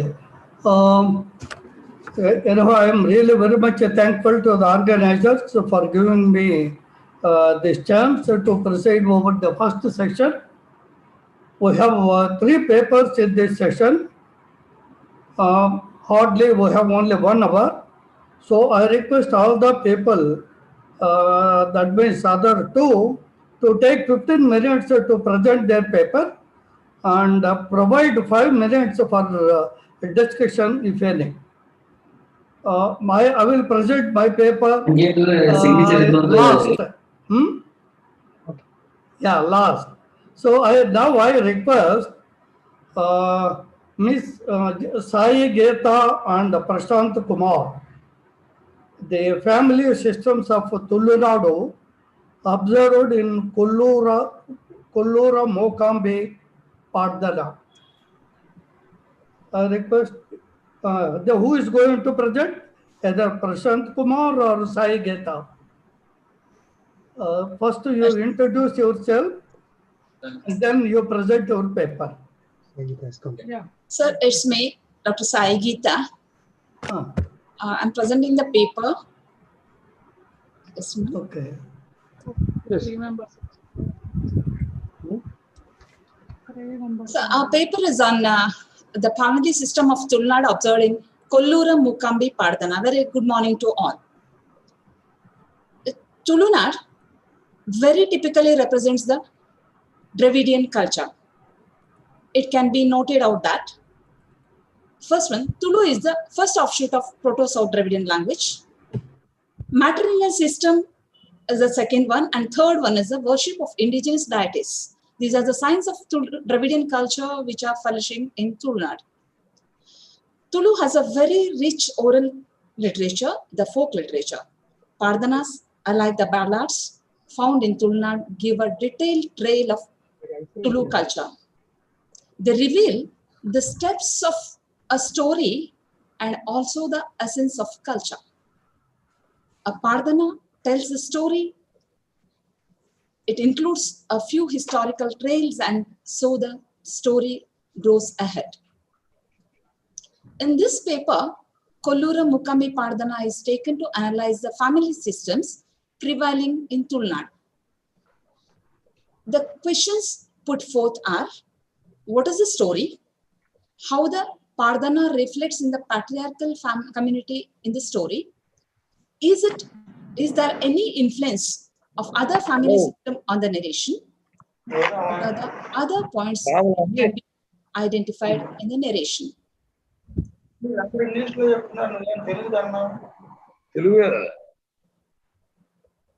Yes, Kollura Mokambe Pardana story is here. For the rhythmic performance of puja and Naivedya in temple in a village called Kollur, a man named Jantiri Padvana was appointed. He married Mokambe from Kollur. After the marriage, they had the worst days of poverty, and to overcome the situation, Jantiri Padvana decided to go to south. To solve the problem of his wife's stay, he decided to send Mokambe to her parents. But Mokambe refuses to come to her parents, even though Jantiri warns about the danger of coming with him to southern state. She follows him without any fear. For the Kollura Mokambe Pardana, it continues like this. Society of the South Indian languages. On the way to south, Jantiri Padvana and Mokambe met Kadambara Maya. He wants him to at risk of taking a woman to such a place and convinces Jantiri Padvana to leave Mokambe to his caretaking. Kadambara Maya, he promises he takes care of Mokambe like his another 6 nieces, that is, sisters' daughters at home. After that, Jantiri Padvana leaves to south and Mokambe stays with Kadambara Maya's family half-heartedly. Within few days here, Mokambe gets her first menstruation. Kadambara Maya's evil eye falls on Mokambe and he tries to rape her. Mokambe tried to escape from him but couldn't. Mokambe decides to kill herself and jumped into a dam.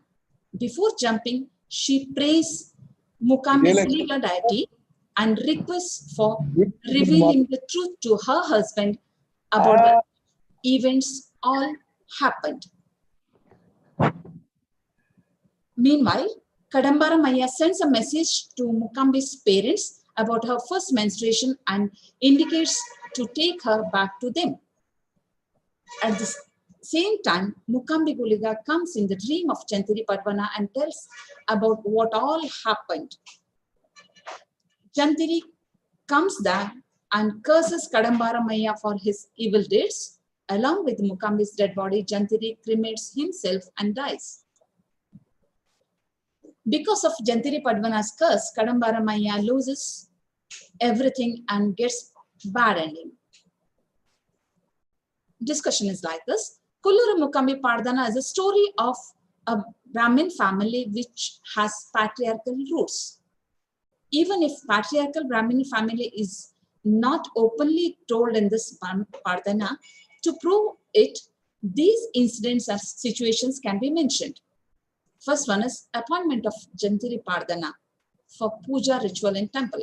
In temples, usually Brahmins are the offering puja. Second one is when Jantiri Padwana gets into poverty, he mentions the saying that northern region is for lucky people and for an unlucky person it is southern region, and goes to south to continue his profession. Third is before leaving to south, Jantiri Padwana says his wife to go to her parents, but she refuses to go back and says that after marriage, tasteless food of her husband family is better than tasty cuisine of her parents. This saying of her indicates a sign of patriarchal family mindset. Fourth one is Maya is one of the surnames of Brahmins. The mindset of Kadambara Maya, who is the real culprit behind the death of Mukambi, is again a sign of woman ignorance mindset of men prevail in patriarchal family. Fifth one is Jantiri Padwana cremating himself with his wife's dead body shows the deep bonding of husband and wife. Such a close binding is seen in patriarchal family system, but not in matrilineal. Shadow of matrilineal family system seen in this Pardana are numbered like this. First one is, even though after marriage, returning of a girl to her parents for the rest of her life is not seen in Brahmin families elsewhere, it's in Tulunadu. Many such examples are observed here. When Kadambara Maya promises Jantiri Padwana, he says that he will take care of Mukambi as one of his nieces, sister's daughter, instead of daughter. Usually in matrilineal family, mother's brother, that is matrilineal uncle, takes such responsibility of his sister's children. Mukambi again reminds Kadambara Maya about his same promise and he was mad of Mukambi. Same time, she warns him of God curse Ane for misbehaving with his mother, with his sister or niece, if he touches her too. Fourth one is, even though Brahmins worship only Vedic God, but in shadow of matrilineal system, it is seen here that Mukambi prays Mukambi Guliga Daiva, the indigenous deity. And also the Daiva keeps up Mukambi's words. How much the Aryan culture influenced on indigenous culture, so as the indigenous culture influenced Aryan culture. This is the verse from Professor Gurraj Bhatt's book, the Tulunadu. In matrilineal system, a man will have his siblings, his sister's children, his sister's daughters and their children as his family or santana, but not his wife, children, grandchildren, which seen in a patriarchal family system. Even if he adopts a child, it doesn't relate him as his own child, but rather it relates to him or his sisters or their daughters' children. as of matrilineal lineage. The patriarchal system seed is important rather than the field, but vice versa in matrilineal family system. Bija Mukhya, Kshetra Kanishta and Kshetra Mukhya, Bija Kanishta. Other important observations seen in Kolluru Mukambi Pardana are, first one is considering the southern region as a dangerous place in the story. In the present days also, the Tulu word Kadapo expresses the people of South are not trustworthy, that is in the mind of Tulu people. Second one is Mukambi was married to her childhood and she was sent to her husband long before her first menstruation. But usually in matrilineal family system, in child marriage, girl is sent to her husband only after the first menstruation. I'm coming to the conclusion. Kolluru Mukambi Pardana narrates a tragic story of a young Brahmin family which follows patriarchal family system, but also shows a shadow of most prominent matrilineal family system prevalent in Tulunadu and the life of patriarchal followers. It also gives the glimpses of historical step of Brahmins migrating to southern regions for puja rituals. This story of Brahmin family has spread orally from one to another person and has modified to become a folk narration called Pardana, sung by non-Brahmin Tulu people. Tulu folk literature shows many more glimpses in interrelation between communities, family systems, beliefs, etc. So, there is much opportunity to study the inner core of Tulu culture. Thank you. Thank you for the opportunity.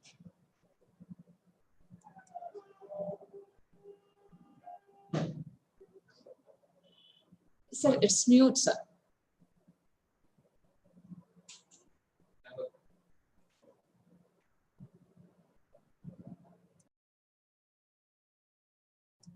Sir, mute. It's not audible.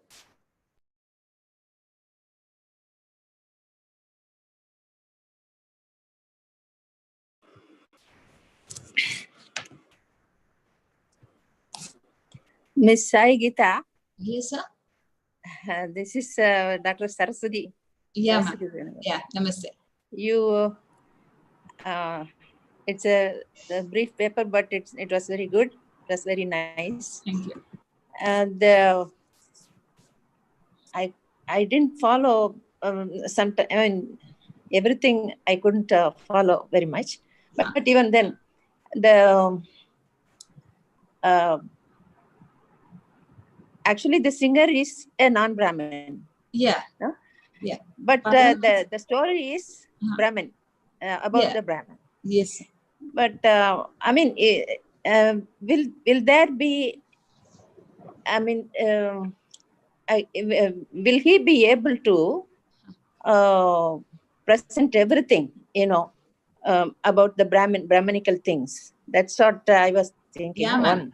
That's the point. That's one point. Yeah, yeah. Thank you. Thank you very much. I haven't seen that in that point of view. Yes. Yeah. Yes. And then another thing, the mama, you call mama, that is the uncle, maternal uncle.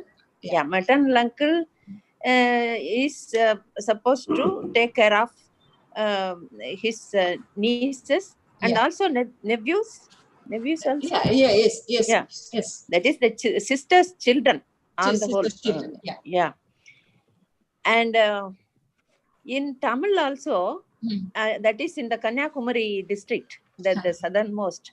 You know, they. I mean, not now. I think, but some 50 years back, till last century, they had this system. You know, that is the matrilineal system. But maybe I don't know. The father didn't have much. I mean, he didn't have the privilege, but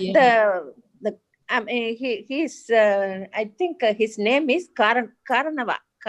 Okay. Yeah, and he is the maternal uncle.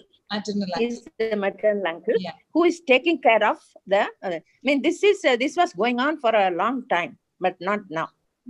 These two I wanted to tell you. He is the caretaker.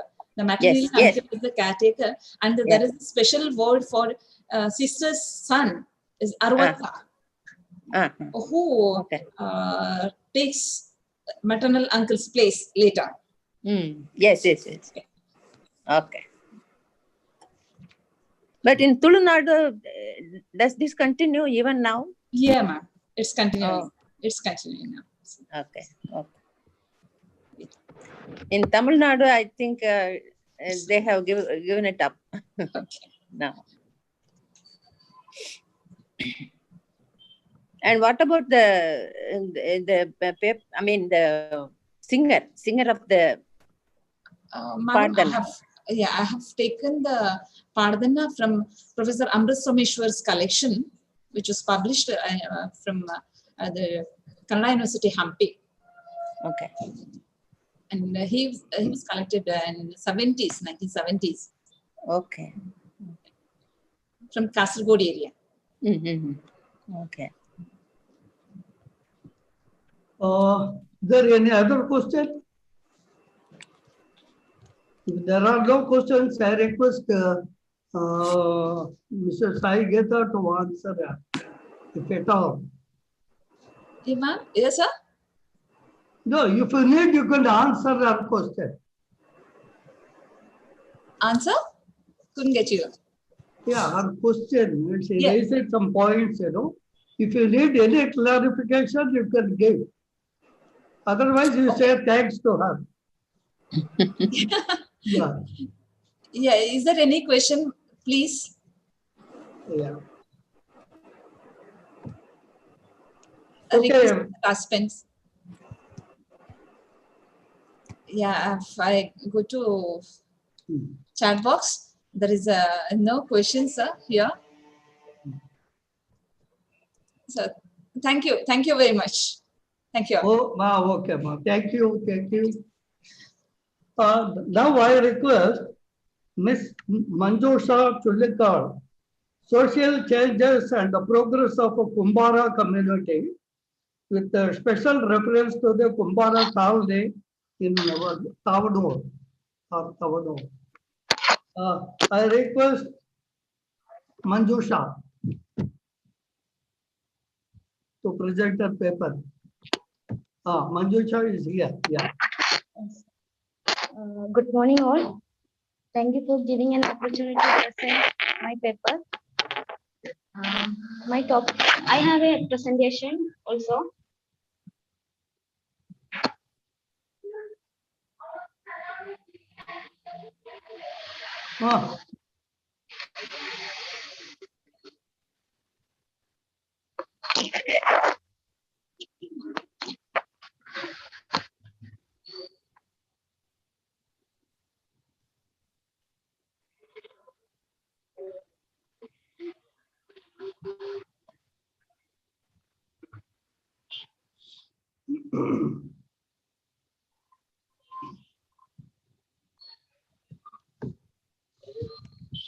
Can you see it? Hello? Can you see everyone? Everyone can see it? Visible. Hello? Yes, okay. Yes, we can see. Okay. My topic is social changes and progress of Kumbara community, with a special reference to the Kumbara colony in Tavanur, Kerala. The aims and objectives to find the social changes of Kumbara community and find out the social identity of Kumbara community colony.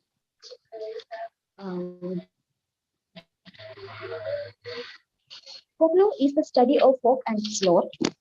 Each and every community is having their own folklore, and it has been passing from generation to generation. We are having a lot of traditional knowledge and technologies. The communities are having their own identity, culture, and tradition. While comparing the other communities, Tavanur, Kerala, Kumbara is having their own cultural identity. Kavanur is a village in Malappuram district near Kuttipuram in Kerala.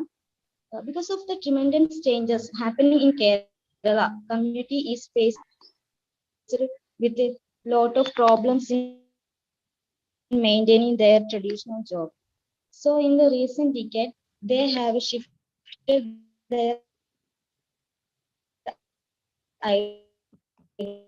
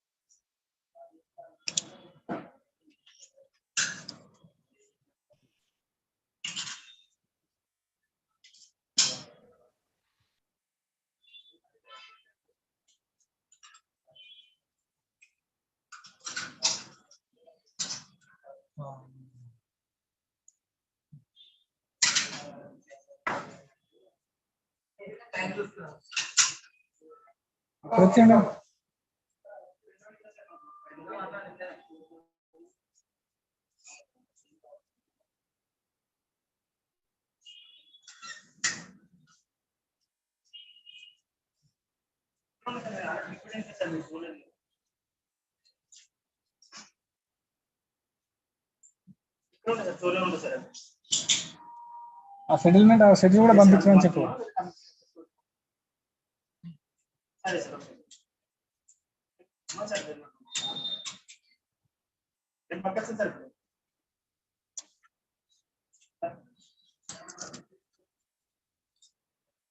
సరే sir okay sir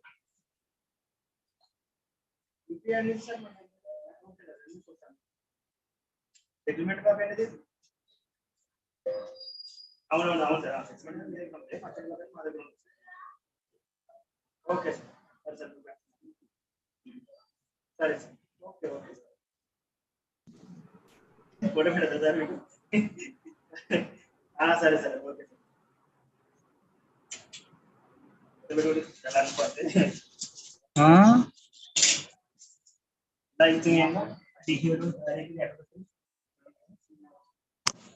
పదిహేడు కూడా కావాలంటనా?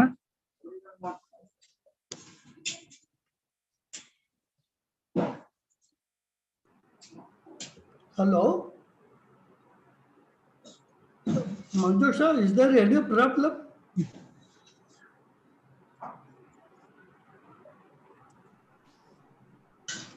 Please unmute it. Unmute.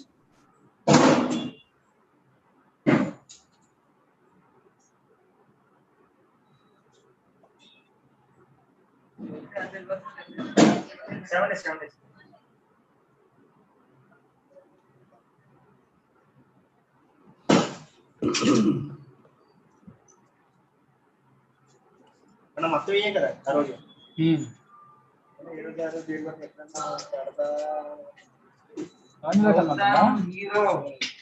Photo పెడితే ఎక్కువ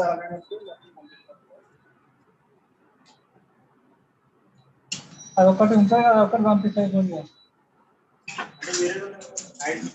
ఆ రోజు interest కదా అది morning అయింది.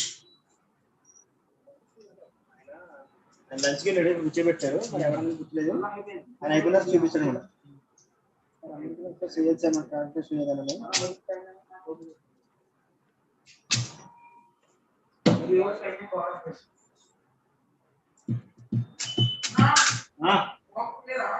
మధ్యాహ్నం వస్తుందిరా పాపూరి వచ్చి ఉంది కదరా ఎన్ని కిలోలు కావాలా రేటు వచ్చి బిల్ వేసుకోవచ్చు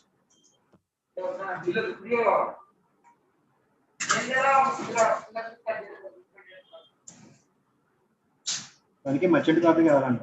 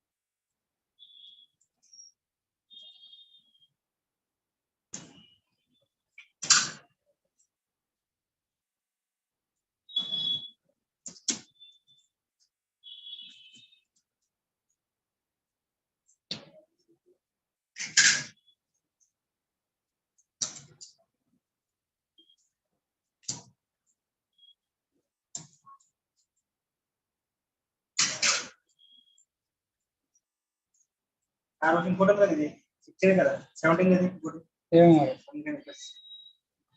17 దాంట్లో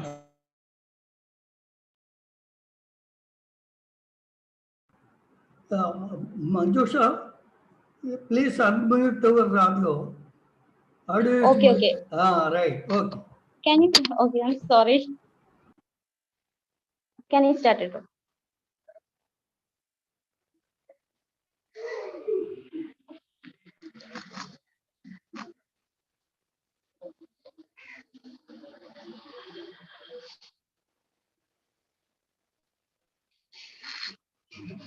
Good morning, all. This is my first paper. Thank you for giving an opportunity to present my paper. My topic is social changes and progress of Kumbara community, with a special reference to the Kumbara colony in Tavanur, Kerala.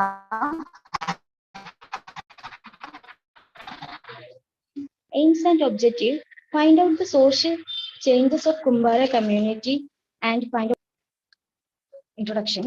Folklore is the study of folk and its lore. Each and every community is having their own folklore, and it has been passing from generation to generation. We are having a lot of traditional knowledge and technologies. Based on the traditional technologies, there are some communities in Kerala.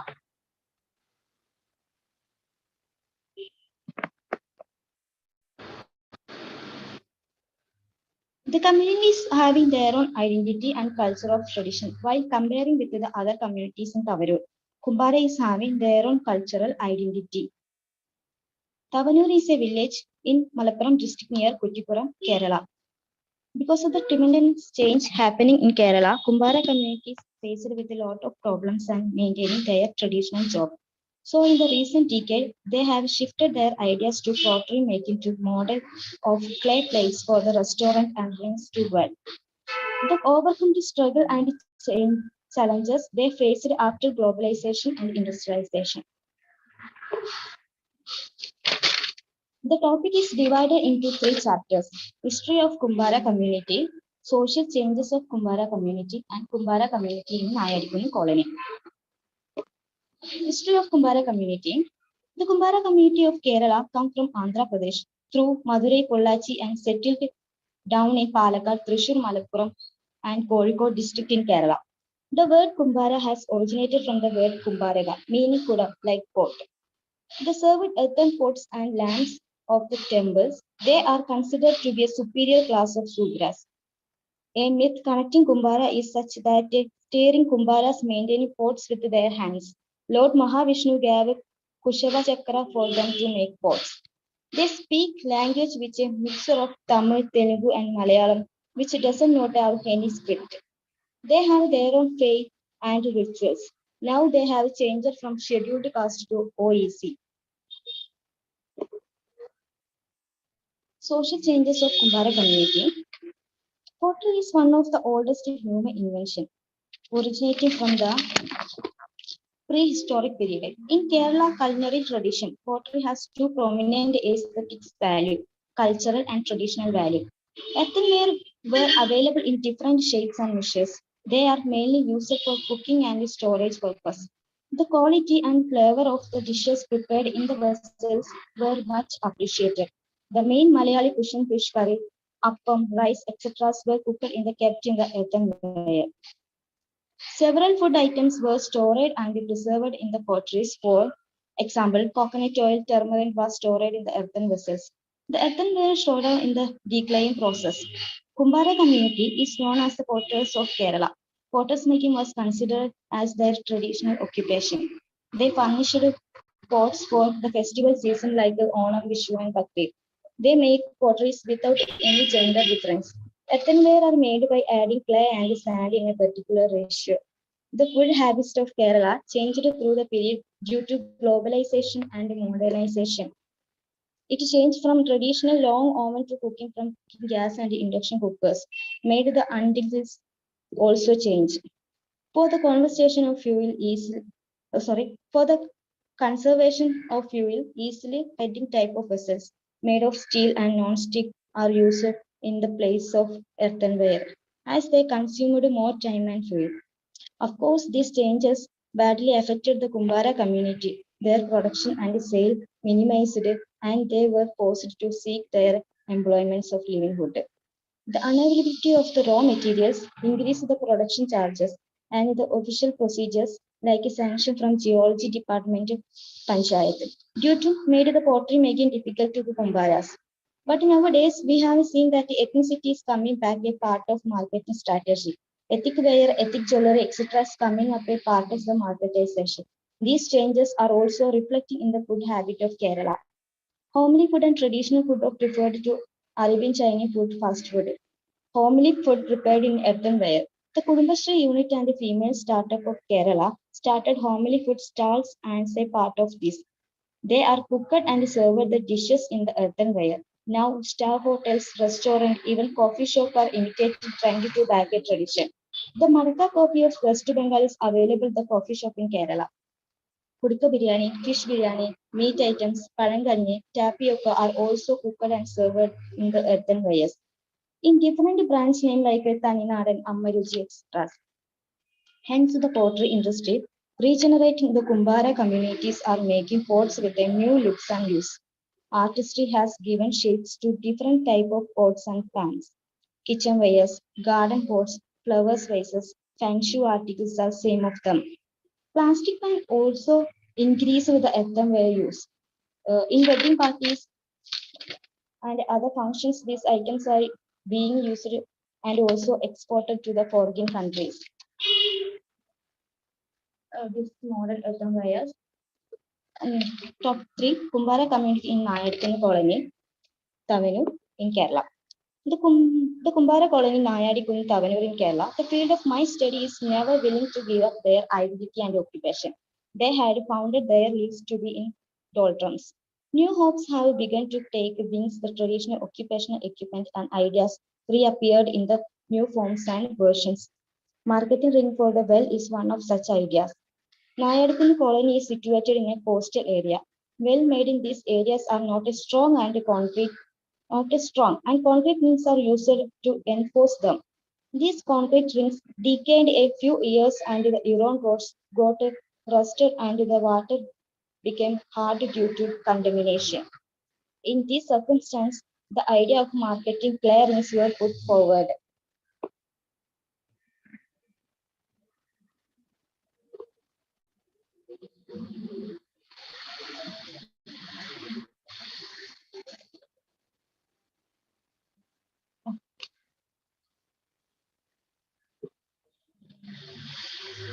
In these circumstances, these clay rings made water pure and hot summer season also. The water maintained its cool and these clay rings produced by Kumbaras were to market value. Demand also increased. These clay rings gave the wells a new look. The method of well ring manufacturing. The well ring are not made by using a earthenware. They are made using molds, not a wheels. It took a lot of space for ring marketing. A separate place was used for this. 13 and 14 days are taken for making rings for one well ring. The ring made are not directly put in the furnace. After examining the quality of these rings and the ring are marketed.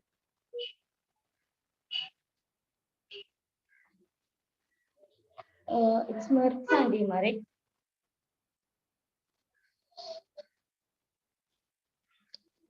Ensure cold and pure water, no environmental pollution, ethnicity looks beautiful. It's demerit, high cost of ring making, unavailability of clay make and production costly. One ring cost about 5,000 and 8,000 rupees. Ring cannot be repaired there were defeat in manufacturing as the clay furnace cannot be made again.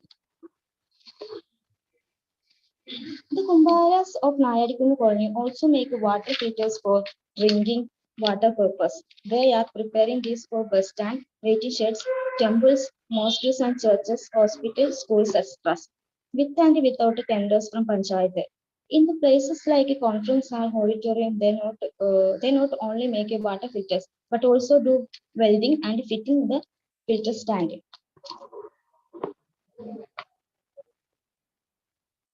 My conclusion is, in an ancient society, everything we use like a food, clothes, extras were made by different communities. They are hereditary occupation of these communities, goldsmith, carpenter, blacksmith, potters, and etc. Through the industrialization and globalization, gave the world a better living condition. The small traditional occupation communities perished and they had to seek for other jobs. Some communities somewhere are still on with their traditional occupation by fighting with challenges, only because of their love and dedication for their occupation. So the state has no protect these existing communities and provide a special consideration for them. Going back to tradition is a trend now. So this is the best time to perfect these exclusionary communities by providing subsidies for their raw materials, finding markets for sale, and also exporting these materials. The next generation may never know these communities expected through pages of some books. Thank you.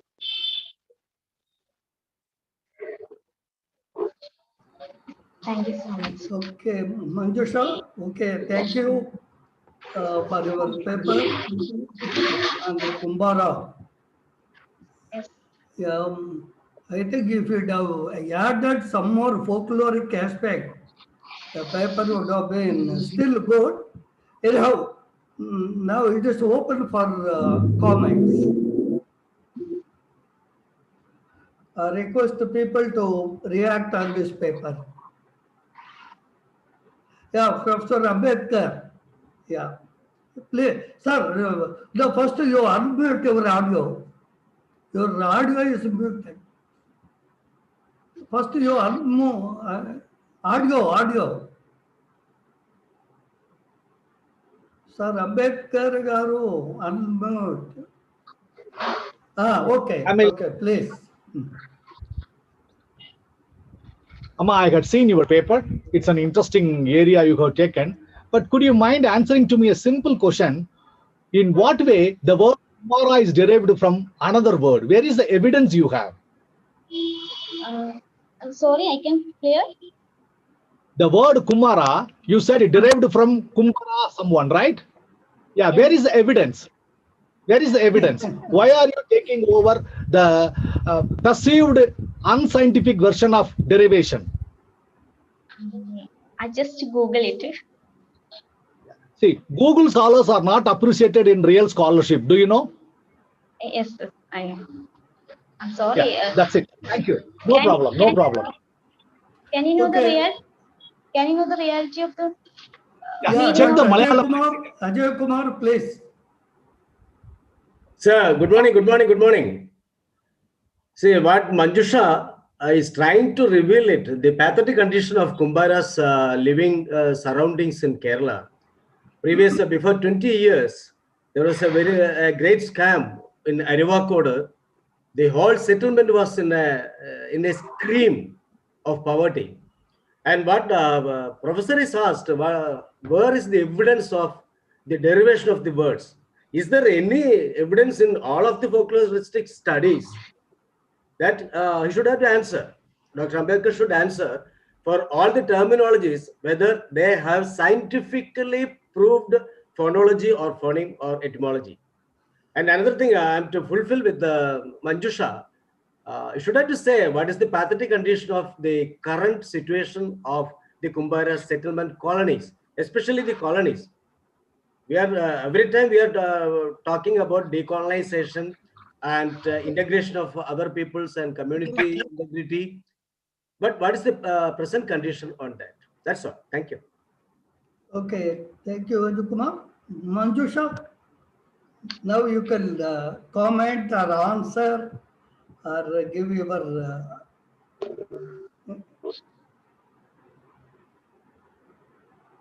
Okay. Now the Kumbharas.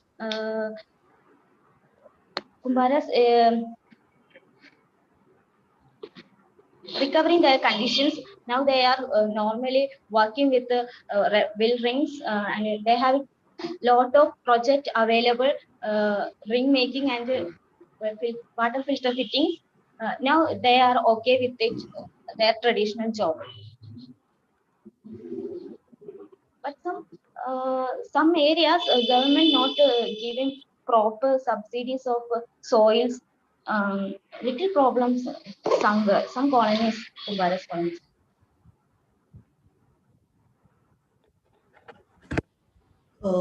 Yeah. Is there any other comments? Sir, as Sir, in Tulunad, they have the. Sai Geta, please, ma. Yes, sir. As Dr. Ambedkar sir asked, the root word, actual word is Kumbhakara, and this is the Sanskrit word. And I asked for the proof, right, sir? It is there in 1884, published in 1884 Kittel Dictionary in 444, page number 444. You can find it. Okay. And Kumbhakara, and in Kannada, in Tulu, in Kannada is also it's a Kumbhara itself. And there are many people from Telugu place who stayed in Tulu area from hundreds of years. Okay. I think in the time of Vijayanagar period, mostly. Okay, ma. Thank you. Manjusha, are you satisfied? Yeah. Okay. Sir, Thank you. Rajeshwari. Yeah, sir. In please. Tulunadu, this community have their own ethnic name, like Odari.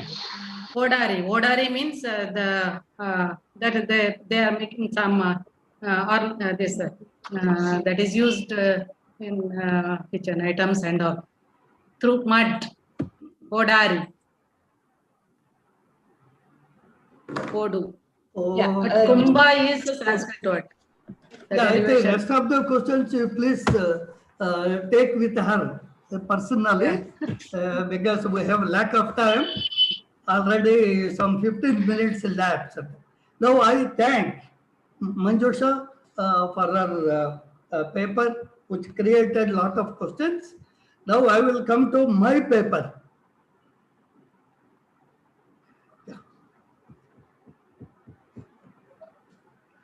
Yeah, I have only 10 minutes now. I will try to complete my paper within 10 minutes. My paper is not bombarding data on you, or I am not at all giving any methodology for study of mythology. But what I am trying to present here is, in our the present day context, we are still discussing on the status of folklore as a discipline. What constitutes folklore is the problem which we are facing in most of the cases. Even in Manjusha's paper, though you may, why you have raised such questions? It's only because of there is some problem in what you call giving the limits or boundaries to her data. So that is the problem which we are facing in studying folklore. Because, why? Because people coming from different disciplines and they are trying to adopt their own methodology on folklore. So that's why we are facing a lot of problems. Even in folklore studies, American scholars have what to call, they kindled, or what I can say, they projected or they influenced the scholars of other world to think about the public folklore, applied folklore, whatever may be the nomenclature. We are moving away folklore from the original context. So it is going up. in this situation, what is mythology or what constitutes mythology and what is its relevance in the present context.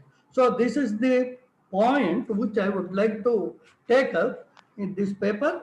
As you know, there are a lot of studies on myth. Almost all the studies from our Grimm's brothers to Max Muller and all other people are earlier studies were on mythology only.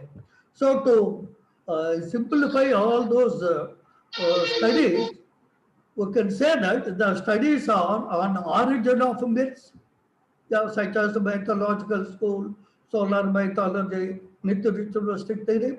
On the structure, you have both the syntagmatic and the paradigmatic, and on oral composition, oral formula theory, and the multi-forms of from Finland people, and on concepts, which is mostly discussed earlier, like animism, totemism, shamanism, fetishism, like that. So the studies have analyzed the myths from different perspectives. The study on symbolism also is another important aspect of myth study. Okay.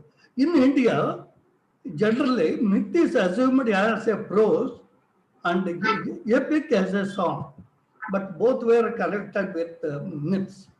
Anyhow, the School of Literature broadly tried to establish the relationship of myth with the development of language and vice versa, whereas the anthropological school explained its relation with the development of what well human thought or history of mankind. So the scholars from psychological school, like Ernest Cassirer, viewed the myth as a revelation of genuine manifestation of our inner life. So all these concepts have evolved out of the study that has been applied for the data. And Levi-Strauss, here I would like to say one point, because he is the more influential scholar on studying mythology, and according to him, you know that the substance does not lie in its style, original music, or its syntax, but in the story which it tells. So Levi-Strauss gave much importance to the story of a myth. Myth, like the rest of the language, is made up of constituent units, but belongs to a higher order, a more complex one, and he called them as a gross constituent units. He stressed that true constituent units of a myth are not the isolated relations, but bundles of such relations, and it is only as bundles that these relations can be put to use and combined so as to produce a meaning. So this is more important. Even though he has given importance to a story of the myth, he stressed the constituent units and their relationship with each other and to the whole, as already Prof said. But here my point is, but his study does not explain the questions like how and how far, why and which community perpetuate a myth, how a dynamic society identifies and involves in it, what importance is given to the other constituent units of a ritual performing tradition, how myth is regulating the society, etc. And such questions, I think Levi-Strauss barely ignored. He never bothered about these items. But for its survival, as we all know, these items are very much needed. So here I have given a lot of items, but I am not going to explain all these items. I will say one or two words on that. And we know that folklore is a culture specific one. And why it is culture, and everybody are aware of that. So I don't want to spend much time on that. So folklore is culture specific. If that is the case, mythology also is a culture specific. So the skill and knowledge that acquired put to test in time and space, creating a system of knowledge and its use. Thus, the knowledge system and the aspects of its use pass on to generations and has its own impact on the groups or community or society of present day. So this continuum on the basis of time and space develop its own distinctive features. So that is why the myth of 100 years back may not be same of the present day, but the continuum is important factor. So if that is the case, how it is perpetuated? Because well, there is a knowledge system, and when there is a perpetuation, and what is the medium of perpetuation as for cultural text or a cultural component is concerned. So that is the another point which we need to discuss while dealing with the folklore. There are two parallel streams of perpetuation of culture. In India, we come across two parallel streams of tradition that developed, implemented, and perpetuated, one by a privileged group, which is in majority of cases nearer to power, and other by underprivileged to whom the cultural specificity has a more relevance. Here what I am trying to say is, one is the classical tradition and another is the folk tradition. So in classical tradition, you have more variation, more same story is depicted or narrated in different way. Whereas in the folk, we have versions and variations, but one community or one group takes only one version. They don't believe in different versions. They take only one version. But for a scholar, while collecting the different versions, they belong to different communities or groups. So that is the main difference. These two streams are complementary as well as contrastive, sharing interpolation and intrusion, inflection and adoption. One stream keeps it, this is more important, one stream keeps it with the circulation of universal or multiple data as a written story, and the other group keeps it as a part of their life in the form of specific festival, ritual, structure or unstructured performances, etc. So this is more important. Due to this, identification of data for study of mythology needs careful exercise. So my paper, I would like to say, and just previously I have presented two papers on mythology. One at I think Shimla on rethinking the definition of mythology, and another was at Goa in the month of January 2020 on the Kshetrapala. So in these two seminars, I have presented my paper on mythology on different perspectives. This is a revised paper on the basis of those two papers. So the present paper, again, I would like to say what data we are collecting for our study. On the basis of my fieldwork experience, I would like to present there are four types of data that I am seeing. One is the field data.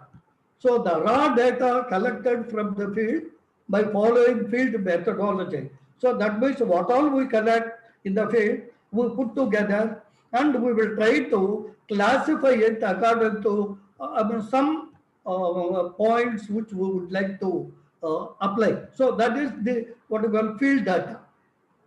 And the second is the folklore data. The folklore data is the ascertained data on application of a taxonomy. So that means what constitutes folklore data for a particular genre. So that is the point. All data which we have collected in the field may not be applicable, may not be useful to study any genre. Now, say for example, this Kumbara paper, which Manjusha has presented right now, what all she collected, she was trying to put it. But what is her, the aim of the paper? Because she concentrated only on the development of the family tradition. So she was trying to concentrate on that. But if you want to see it from the folklore perspective, you need different data. So that's what I'm trying to say. So, sir, I request other people to unmute your audio. Yeah. Your time? నేను ఇచ్చింది కూడా 11 గంటలకి సరే తిన్ని ఈ రోజు break లో వాళ్ళు బయట వస్తే ఇచ్చేసి నేను యూనివర్సిటీ పోయినా గడపండి అయిపోయింది వచ్చేసాను.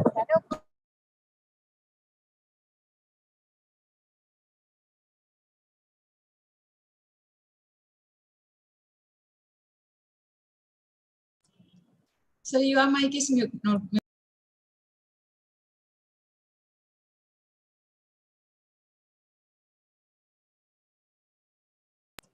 So your mic is mute.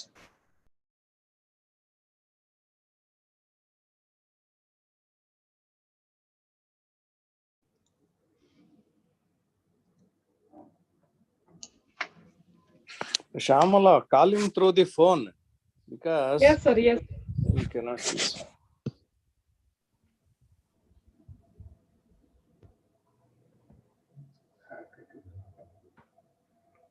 Sir, Reddy sir's phone is muted.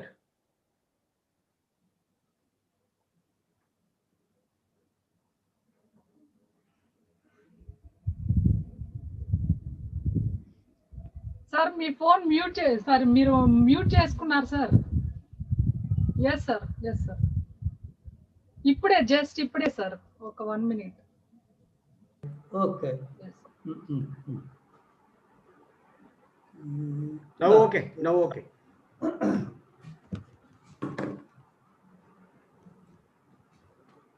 What you told should be repeated. Yeah. Yeah. So, as far as data is concerned, hello, is it audible? Yeah. Yes, sir. Yes, sir. Yes, sir. Yes, sir. Okay. Thank you. So, what we need to say is data. There are some documents and there is a text. Text means a comprehensive folklore data that explain multiple aspects on a particular genre. That is both syntagmatically, because we know syntagmatic and paradigmatic. That's why I have simply put it here, which needs interpretation to understand its meaning.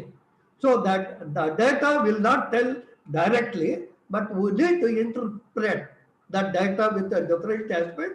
So this is what we are adopting in study of any genre. So the taxonomy of data is essential for a meaningful interpretation of folklore, which is an interpretative science.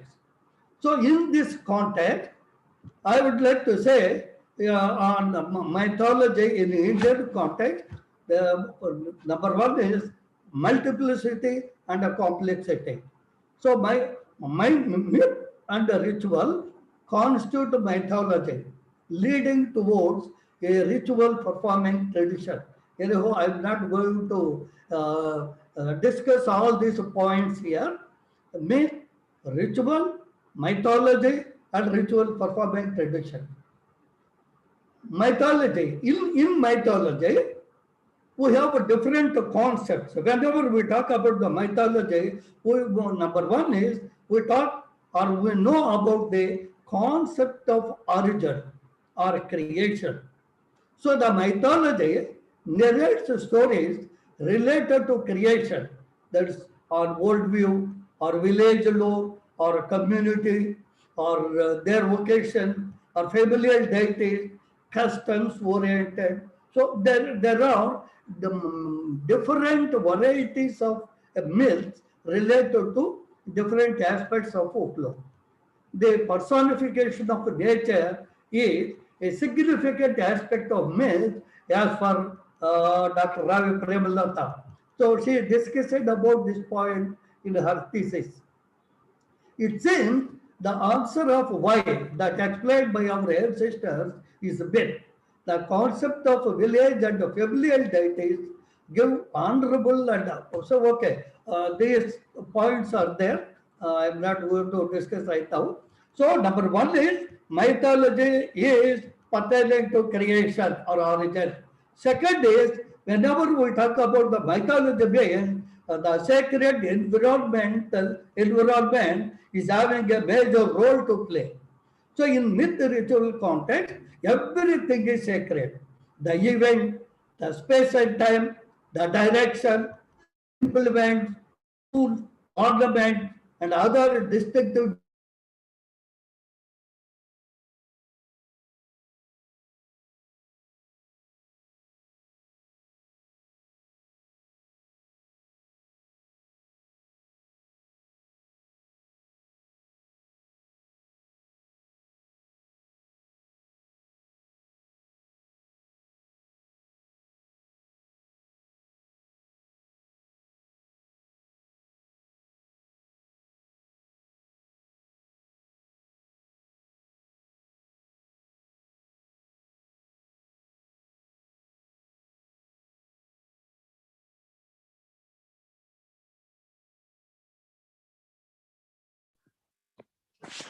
Hello, we are not hearing anything.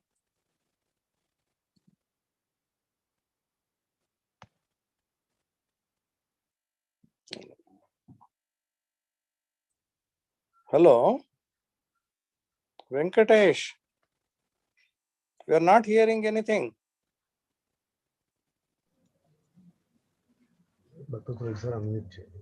Yes.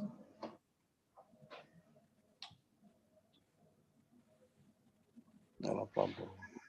Allena.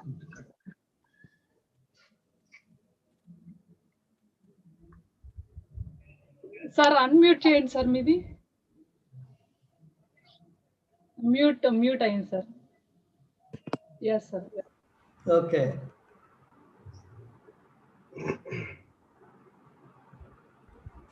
Okay. So and also sacred environment is one of the important aspects of mythology. And another aspect is the concept of protection. So the mythology explains a strong binding system that has been developed among nature, universe, and human societies. It may be protection of a house, protection of elements of a house, protection at the vocations, protection at the village deities, village protecting deities, and the temple protecting deities. So like that, everywhere the concept of protection is having a major role to play. And also, the diseases, all these items, I think Professor Satyanath will deal about this point. So I don't want to go beyond that. Concept of protection is another important aspect on mythology. So the etymology, historically, all such items. So thus the concept of protection, which is spread into every aspect of life of man, is the base for mythology. The permutations and mutations of human perceptions and interactions with the protectors, that is God or deities, and the involvement of nature, natural resources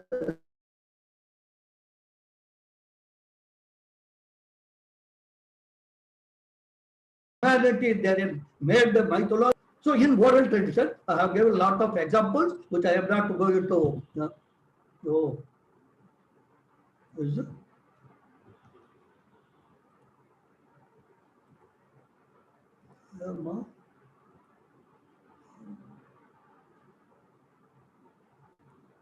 Oh.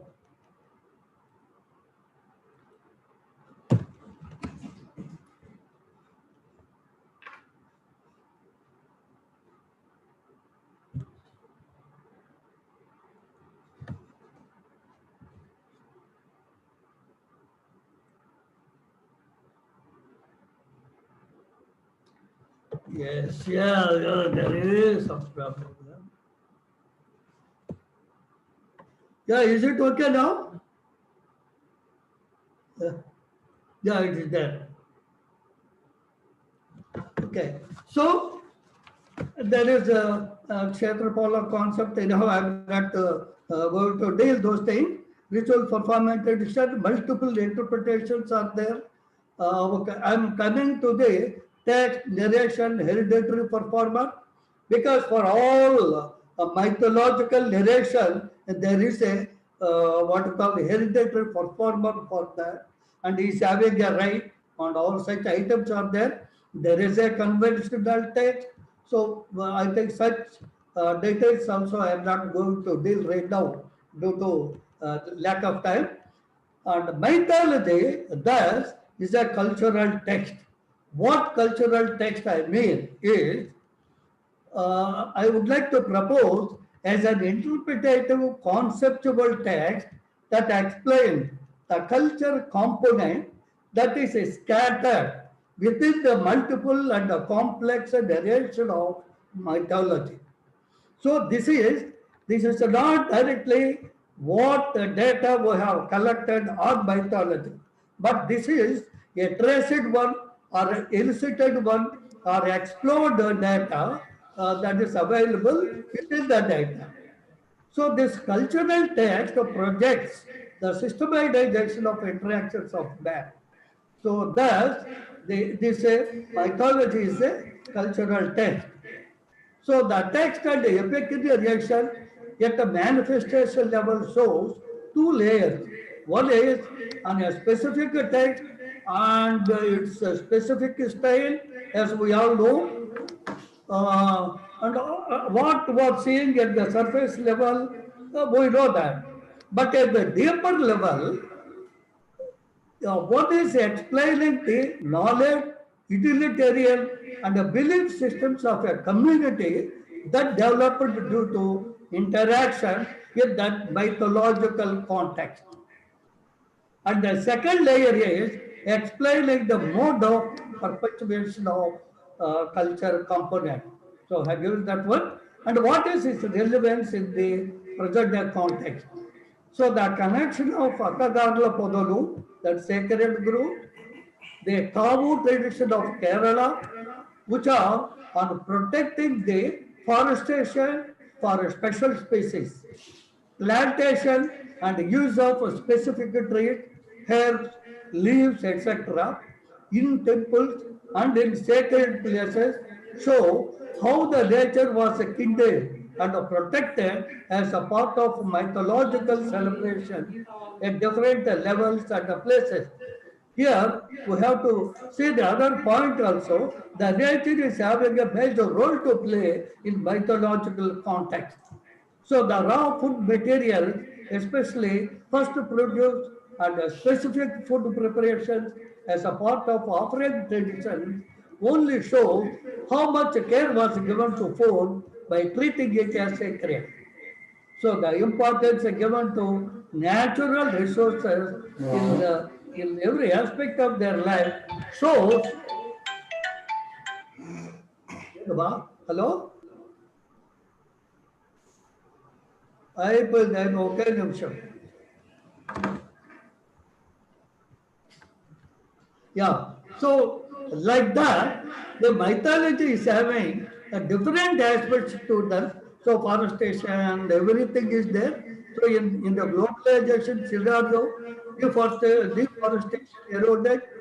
In these circumstances, forestation and moving towards organic method is the only remedy to most of the present day issues. In this context, it is imperative to study milk not only as a text and a reaction, but how specific nature and the natural resources were used by our ancestors also need to be studied by understanding its multiplicity and the complexity and the mutual interactions of nature, universe, and humanity. So thank you all. I'm sorry because it's a very lengthy paper. It may not be possible.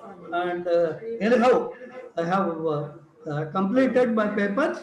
Now it is open for discussion. Anyhow, you can discuss with me later on because due to lack of time.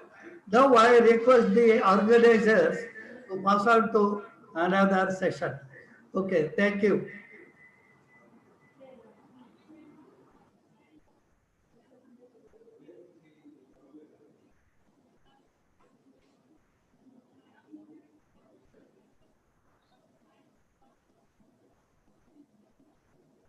Shamala, you unmute.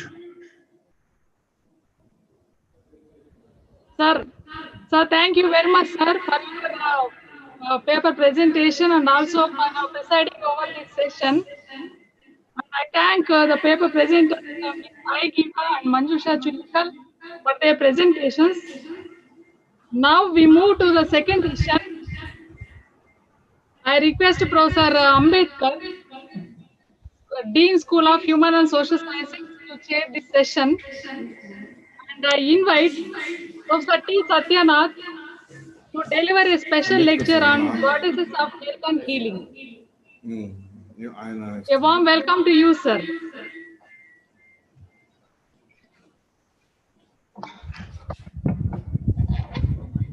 No need.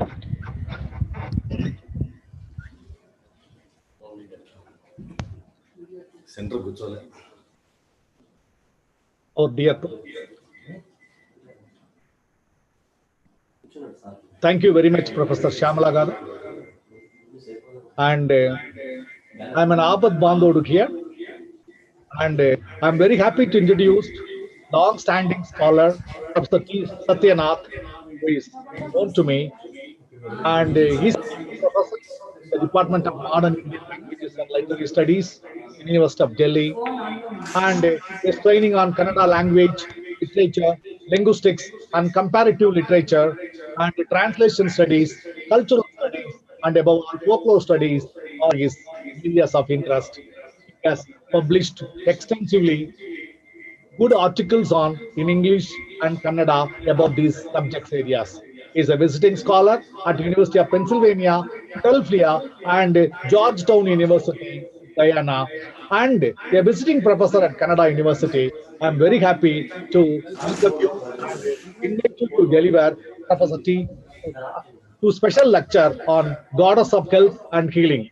And also, I welcome the paper presenters, Mrs. Kanimani Chelladurai and Mrs. Prasanthi Shetty Iruvallu Timmappa, for this session 2. And I request Professor T. Satyanath Garu to deliver a special lecture on Goddess of Health and Healing. Sir, I warmly welcome and I request you to move further with regard to the talk. Welcome you, sir. Thank you very much. And you know, one similarity I noticed here is Goddess of Health and Healing are thematically linked to the worship of salt attraction and worship of Goddess Mariamma and above all Tirupati Venkateshwara.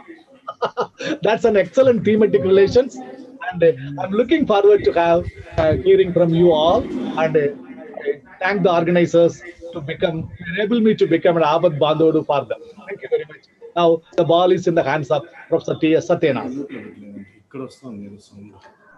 Thank you, Chairperson. It's a matter of pleasure to be here with fossils, with my friends, a lot of friends, Professor Rai, Professor Maheshwaraya, Reddy Garu, Raghavan Payyanad, Venkatesh, and I thank Professor Shamala for having invited me to give this talk. This talk actually, am I audible? Am I audible? Yes, yes. Okay, thank you very much. You're audible. This talk actually emerges from a project with which associated with health, healing and humanities with one research institute, Bangalore and Oxford University. So I thought, the work that doing with some of my friends in Delhi, I'll likely put forth a small portion of it here. So let me go to the PowerPoint presentation.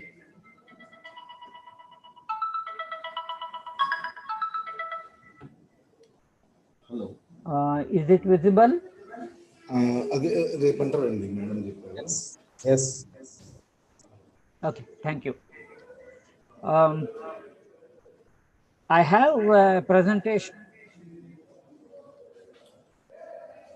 and for about 30-35 minutes, so stay up with 10 minutes for discussion in case if it is necessary. So let me, without much wasting the time, let me go ahead with it.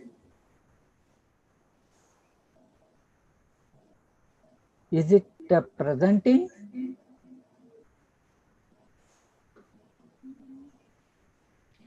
Yes, Satyanath. Okay, Sir, please fine. continue, sir. Please continue. Yeah, fine. I have divided it into 4 parts, rather 7 parts, but they are all brief.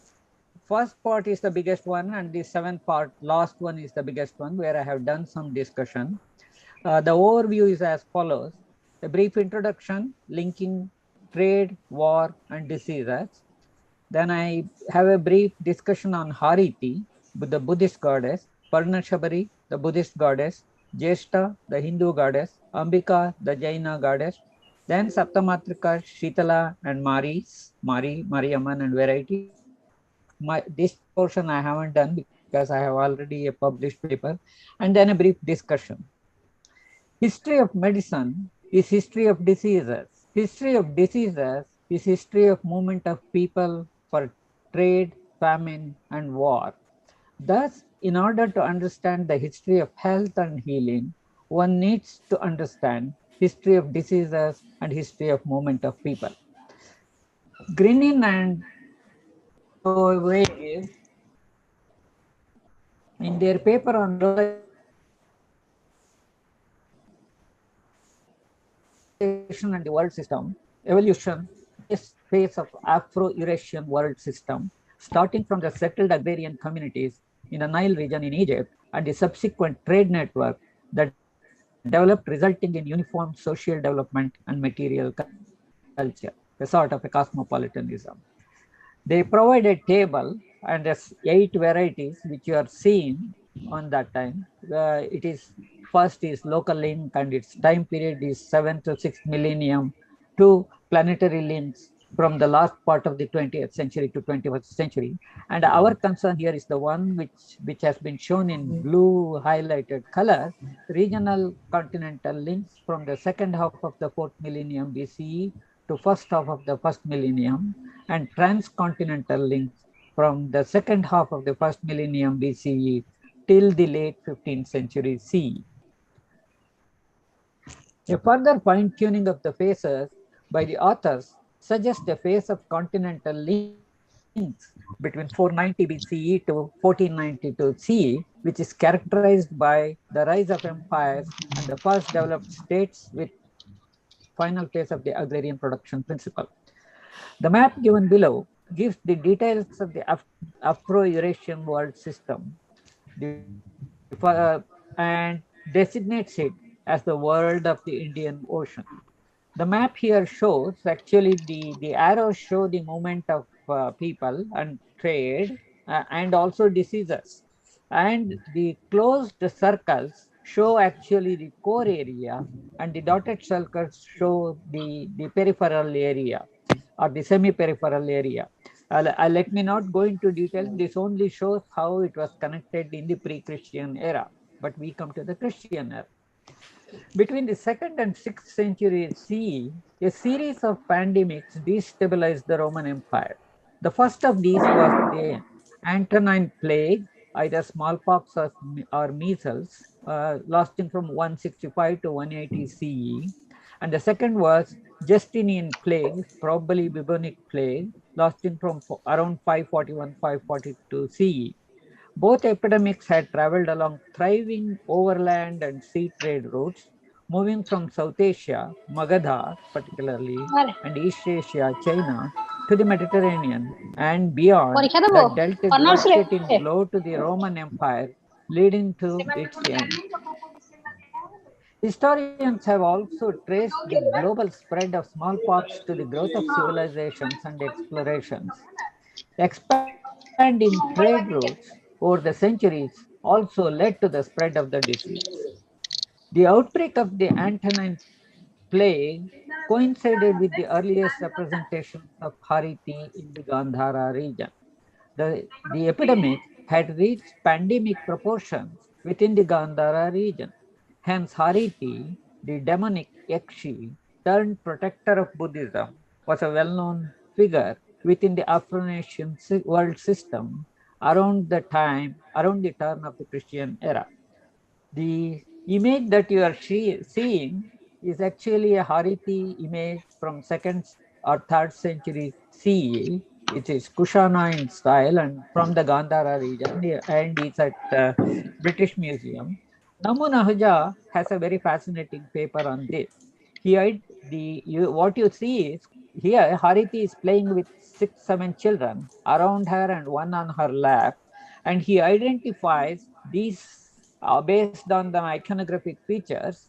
Namu Nahaja analyzed the Hariti sculpture from British Museum and identifies the children around the gods around as gods belonging to 6 different cultures. 1.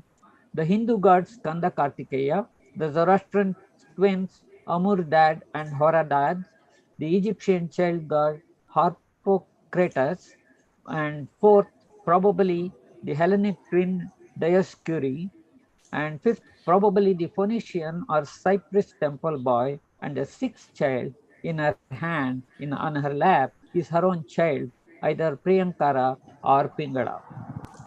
This is the map showing the journey of smallpox. Research has demonstrated that it started somewhere in the Nile region, most probably in Ethiopia, according to that, and through the trade routes. By about 1000 BC, it had reached India, particularly the Magadhan region, or what we call Bihar today. From there, it went to China, became endemic there, and from China, both from China and from India, it went into the Middle East around the beginning century of BC. You can see it on the map, and then the European, and then the Islamic invasions distributed it all over the region. This is the timeline that I have put together, and I have linked it either with trade or war. 1500 BC, it's found in Egypt because one of the mummies show marks of smallpox on the body. Then around 1000 to 500 BC, it comes to the Gangetic Plain via Egyptian traders. So trade is the contact. Around 300 BC, it's found in Gandhara and Alexander's, not Alexander's campaign. It's the contacts. Around 100 to 200 C, it reaches China via Silk Route trade, and then 585 CE to Japan, again contact, and around 568 CE it reaches Arabia, and via the Arab-Ethiopian war, and it seems the Ethiopian lost control over the Arab world because of the epidemic. Around 5th century, it again goes to North Africa, Europe, through via Islamic expansion, which is again war. And in between 12th to 14th century, Crusade distributed it all over Europe. And from 16th century onwards, a worldwide trade came into existence, colonial expansion, it is war and trade, and it went into Americas and then that thing. That is the history of the one of the earliest epidemics. We don't have such a systematic history available for the other. Hariti, the one who steals, Parnashubari, huntress clad in leaves, Jeshta, the elder one, or Alakshmi, the inauspicious one, Ambika, virtually means mother, or the one who stays below the mango tree because she is called Ambra Kushmandini. Ambra means mango. Saptamatrika, the seven sisters, and Shitala, the one who cools, and Jorasura, the female demon, the only male here, but she's an assistant or an attendant or a consort to Shitala. Maris and other compatibles in classical, folk, and popular cultures of India are the goddesses associated with health. Curiously, all deities associated with health and healing, whether Buddhist, Hindu, or Jain, are exclusively goddesses. On the other hand, if you see Vedic literature, it is Dhanvantari and the Ashwins who are considered as the men of gods of healing and health. At the same time, all of them have an antecedent folk or popular culture from which they have been adapted into the religious spheres. In some cases, they simultaneously exist both in folk and popular and dominant cultural spheres. This provides us not only a comparative perspective, but also a dense data from scriptocentric textual, phonocentric orality, and body-centric visual representations. Analytically, such dense data yields comparative mythicization, ritualization, and deification processes. Furthermore, it provides an opportunity to understand change and continuities within and across sectarian traditions on the one hand, and syncretic processes among sectarian traditions on the other. Let us see Hariti now. Scholars point out to a sudden spurt of large numbers of sculptures of Hariti from the region of Gandhara during a period of 2nd century BCE to 2nd century CE. Their sudden appearance soon after Alexander's conquest prompts scholars to suggest that it is the outbreak of smallpox that might have triggered the increased obeisance to the goddess. Scholars also suggest Alexander could not cross beyond Sindhu for the simple reason his army had heavy casualties from the disease. Furthermore, there are suggestions regarding the incorporation of a pre-Buddhist popular cult of Hariti into the Buddhist monastic system of Gandhara, making prescriptions for the installation of the images of Hariti be made in the entrance to the viharas and in the dining hall.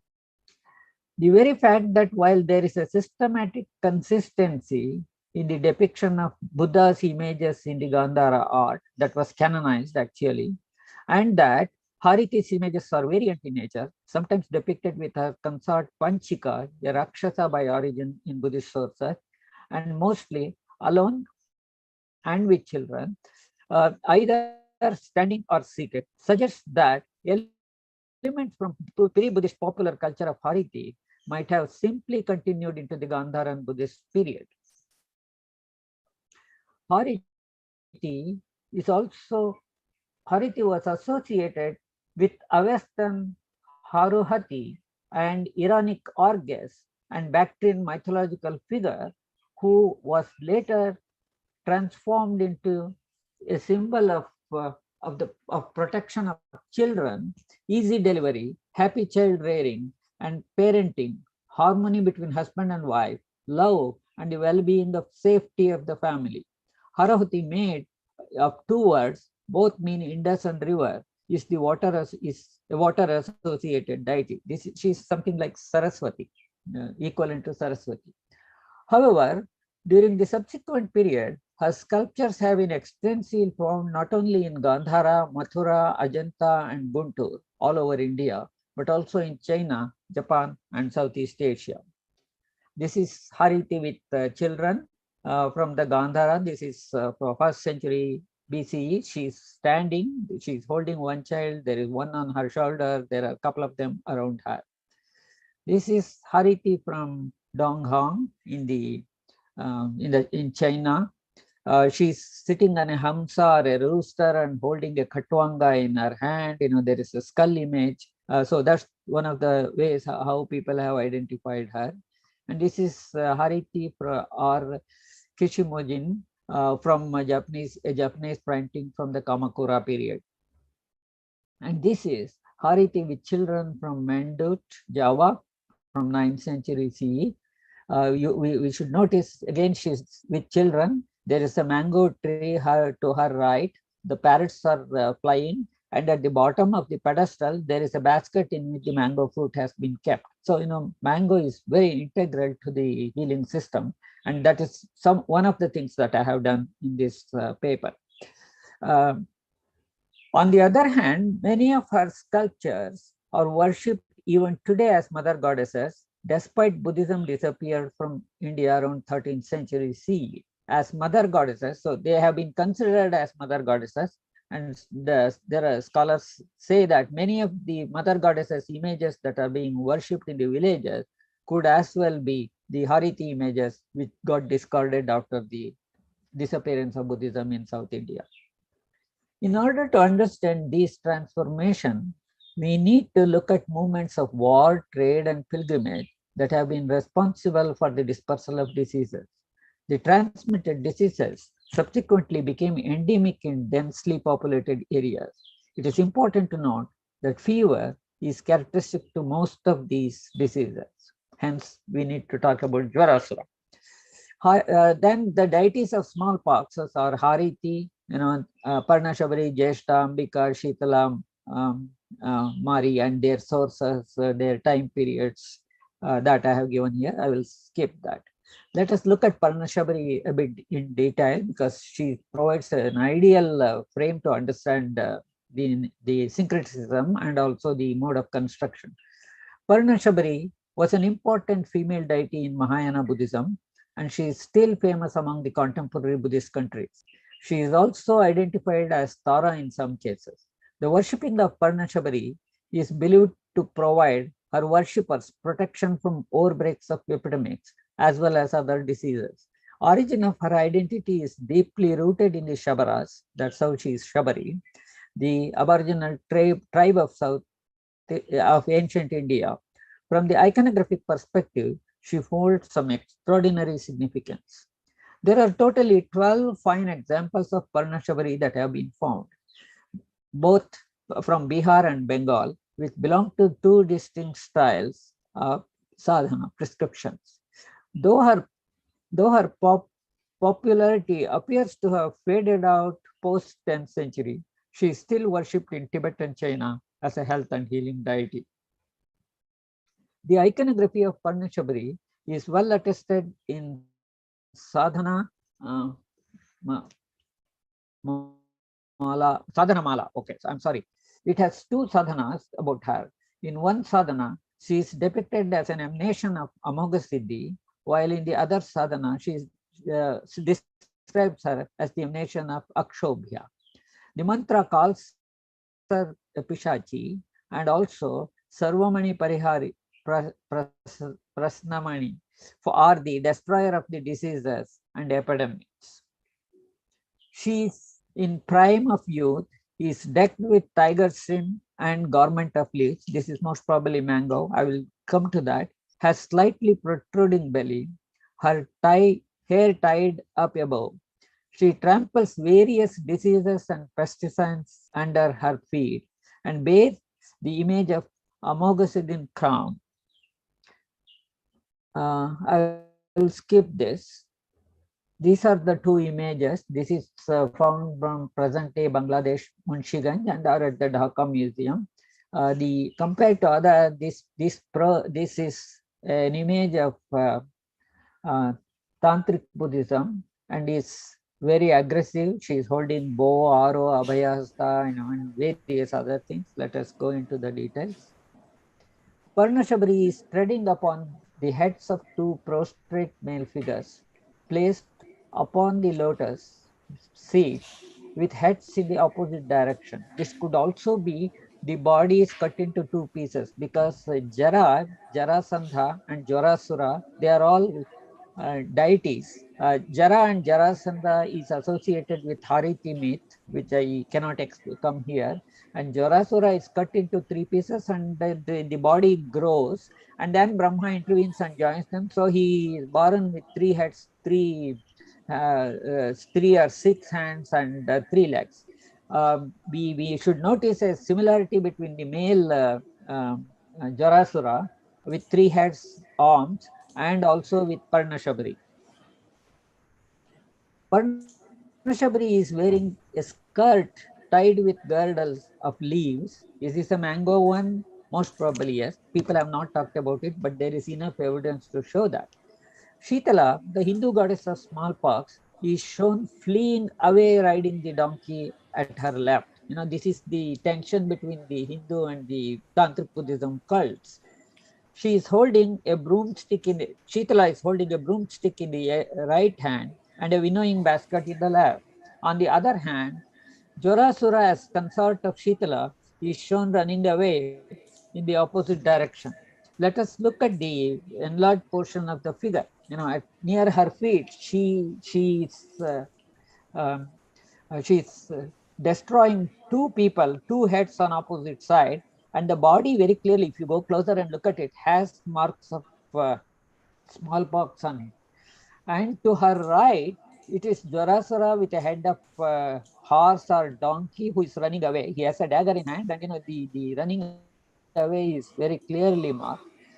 To her left, below the bow, is actually Shitala with a broom in her right hand and a winnowing basket on the left hand. Is on a donkey, and you know it's also has been turned away. So you know she's also running away from that.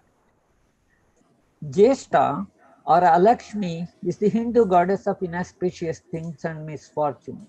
She is the elder sister and malicious counterpart of auspicious Lakshmi. Both are believed to be born during the churning of the ocean by gods and demons. Jesta appears to be Jesta appears in the Hindu tradition as early as 300 BCE. Look at their time. Most of these health and healing deities appears in the slightly before the Christian era, and then you know for about 2 centuries they are you know very active, and some of them are still active in the folk form.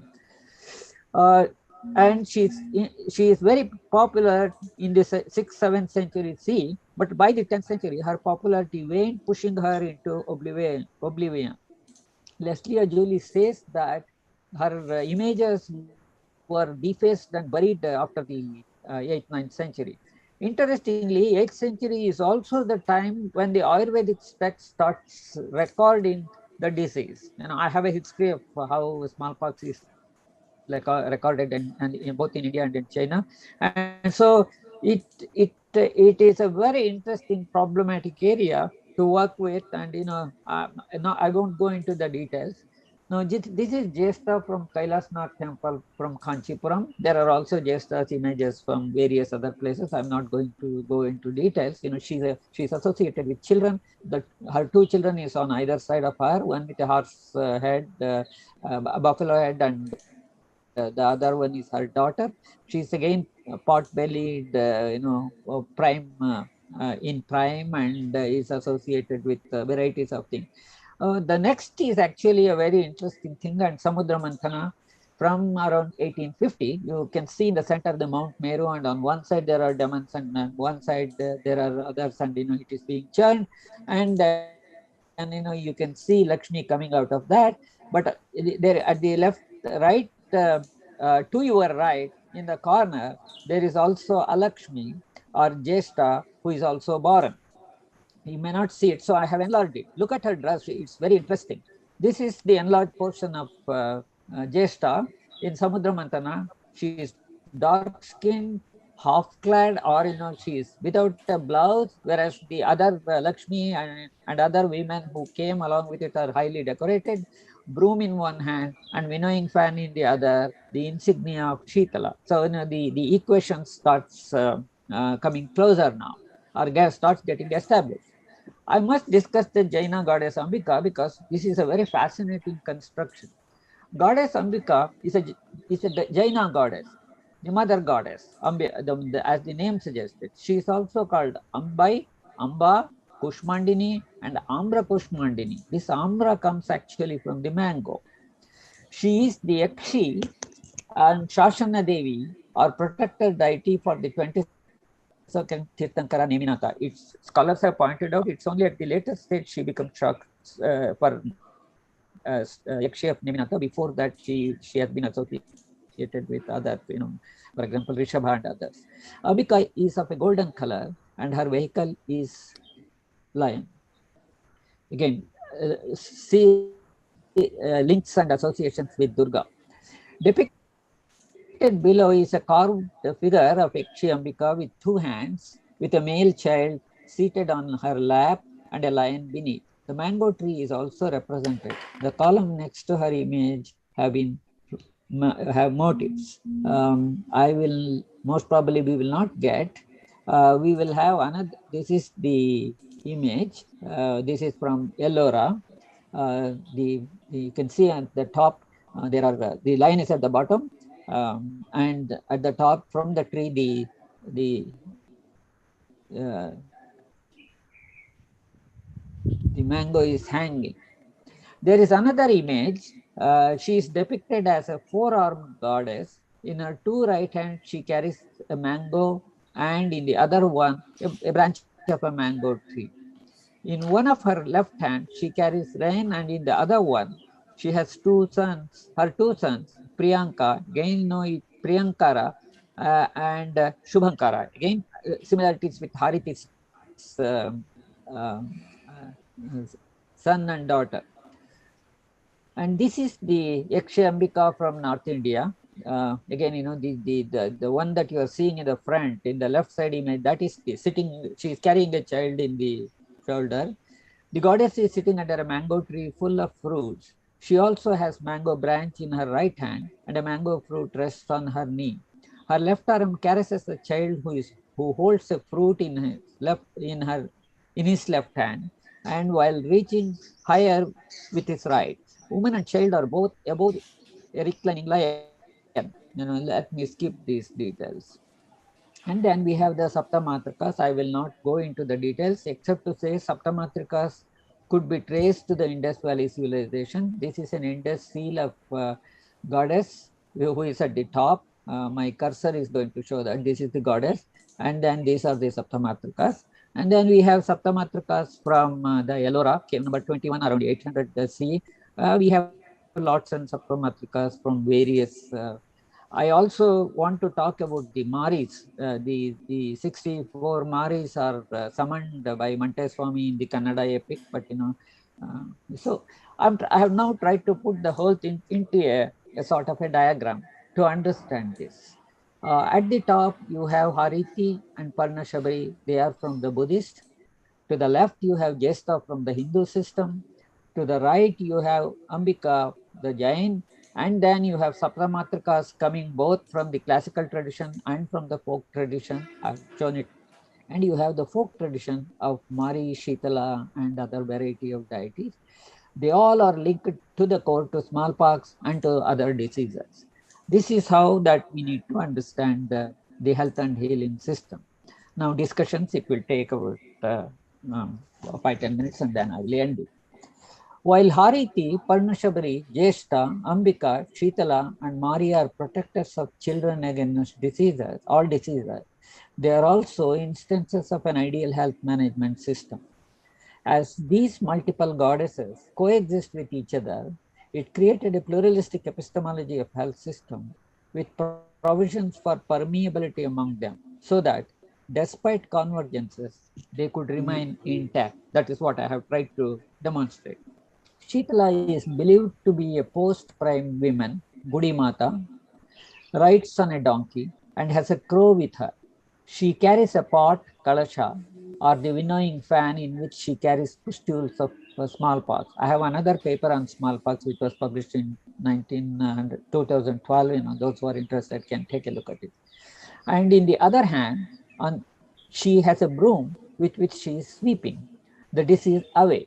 Jester 2 is depicted with a broom and winnowing fan, in the 18th century. This is the representation of Shitala.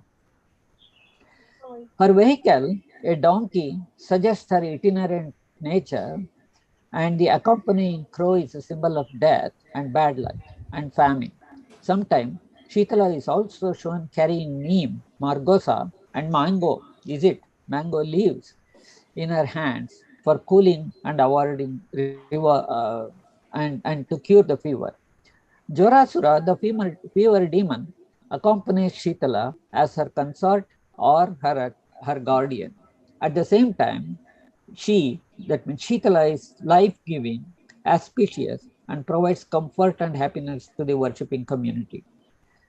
This is the sculpture of Jorasura with the 3 heads, 3 hands. There are 2 different representations. He is supposed to have been produced from Shiva, either his third eye or sweat or the fire that emanated out of that.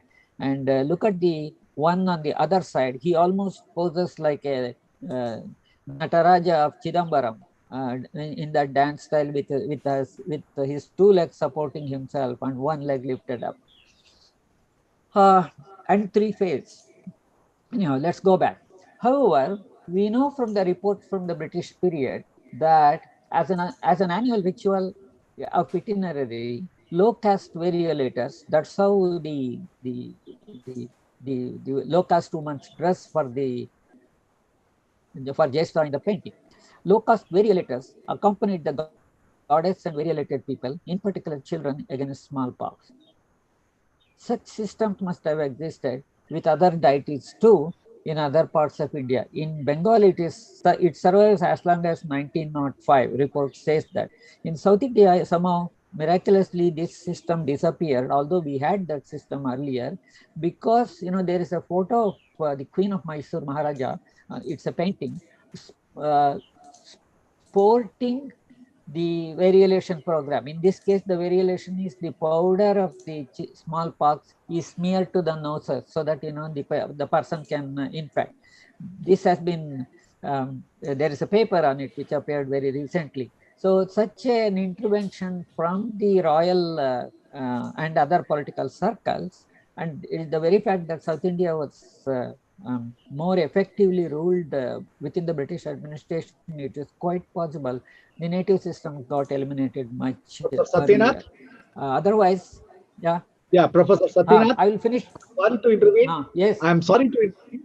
Yeah, we have 3 more papers to go, and I request you to come to the final part of your lecture. 10 minutes time is there. It is done. I am in the final part. 2-3 minutes. I will do that. Fine. Thank you very much. Very kind the of fever you. Is,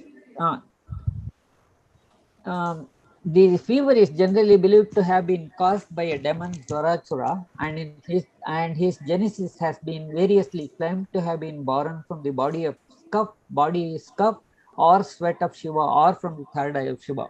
There is also a parallel myth of Jorasura in which he is said to have attacked Hayagriva, one of the forms of Vishnu. Vishnu had been said to have punished him for this by cutting him into 3 pieces, and he is reborn. That is the myth. Jorasura's construction too is highly interesting and problematic. In Indian mythology, slayed bodies are highly problematic as they create alternative, sometimes even counter world orders. The myth of Jarasandha's mother Jara is associated with the Buddhist Hariti and with Parnashabri is known. The case of Rahu and Ketu are ideal examples of such an instance, as they tend to become stronger than they were earlier after their heads gets beheaded. Jorasura too is powerful with 3 bodies grown from slayed single body into 3 pieces, morphed into 1. Moreover, 3 in Indian system is a symbol of inauspiciousness. Apart from the ease of having 3 legs, he can also spread the disease in all the 3 directions, forward, backward, sideways, above and below at once. Most importantly, he could also be representing the 3 humors, Pitta, Kapha and Vata, the 3 fundamental and foundational concepts of health and in Ayurveda and other systems. It is the imbalance. Let me skip these things. Interestingly, this management system is not a binary opposition system like health versus disease as the modern medicine postulates, but represents a multidisciplinary pluralistic epistemology incorporating religious, agricultural, body, and medicinal, thereby transforming them as a pluralistic social epistemology. The discussion so far reveals that there is a conspicuous presence of multiple goddesses of health and healing within the Indian subcontinent, cutting across time and space. Goddesses of health and healing have been constructed through three components: mythology, popular culture, folklore, shared iconographic conventions, overlapping of sectarian public spheres. The overlapping of sectarian public spheres leads not only to shared features such as presence of children, vegetation, in particular mango tree, and fruit, but also attempts to engage in dialogues and contestations as we noticed in the iconography of Parnashabari. Let us take a closer look at mango tree. I'm going to skip mango tree because I had brought in a lot of evidences. The Jaina Yakshi, this also I will skip. Not only mango is genemic to India, but also they were probably being cultivated in India possibly as early as 2000 BCE. Accordingly, mango is medicine, sacred. Ashoka installed mango groves. They are places where spirits live, ecosystems of public health, and personification of goddesses of health and healing.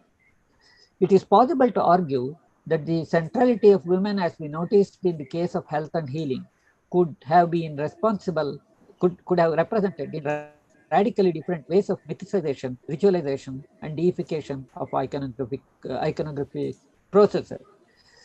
Taking matriarchy and patriarchy on the vertical axis and polygamy and polyandry on the horizontal axis, it can be argued that representations coming from the matriarchy polyandry sphere have greater tendency for mythicization, ritualization, and deification in favor of female characters, and thereby produce goddesses of health and healing as compared to the patriarchy polygamy sphere. This is an image which shows Draupadi Amman festival. Draupadi is bigger in size and taller and central in the Draupadi Amman cult. This is the figure which I used to show. The darkest color is higher. The vertical axis is patriarchy, matriarchy. The horizontal axis is polygamy and polyandry. And it is in the matriarchy and polyandry cultures that we see and most of these deities appears to have come from that sphere. And this is the last slide.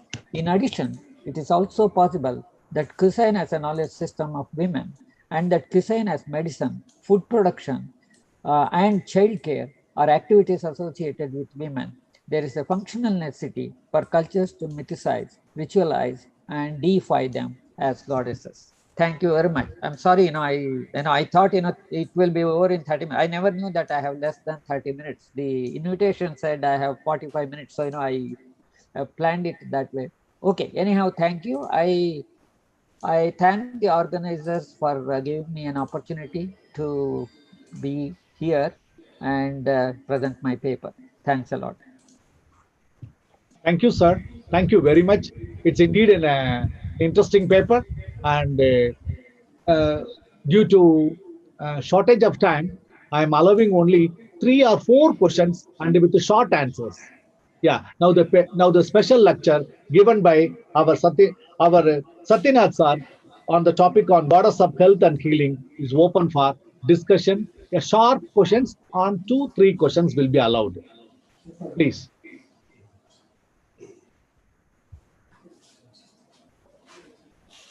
Vivek Rai, can I ask? Yes. Yes.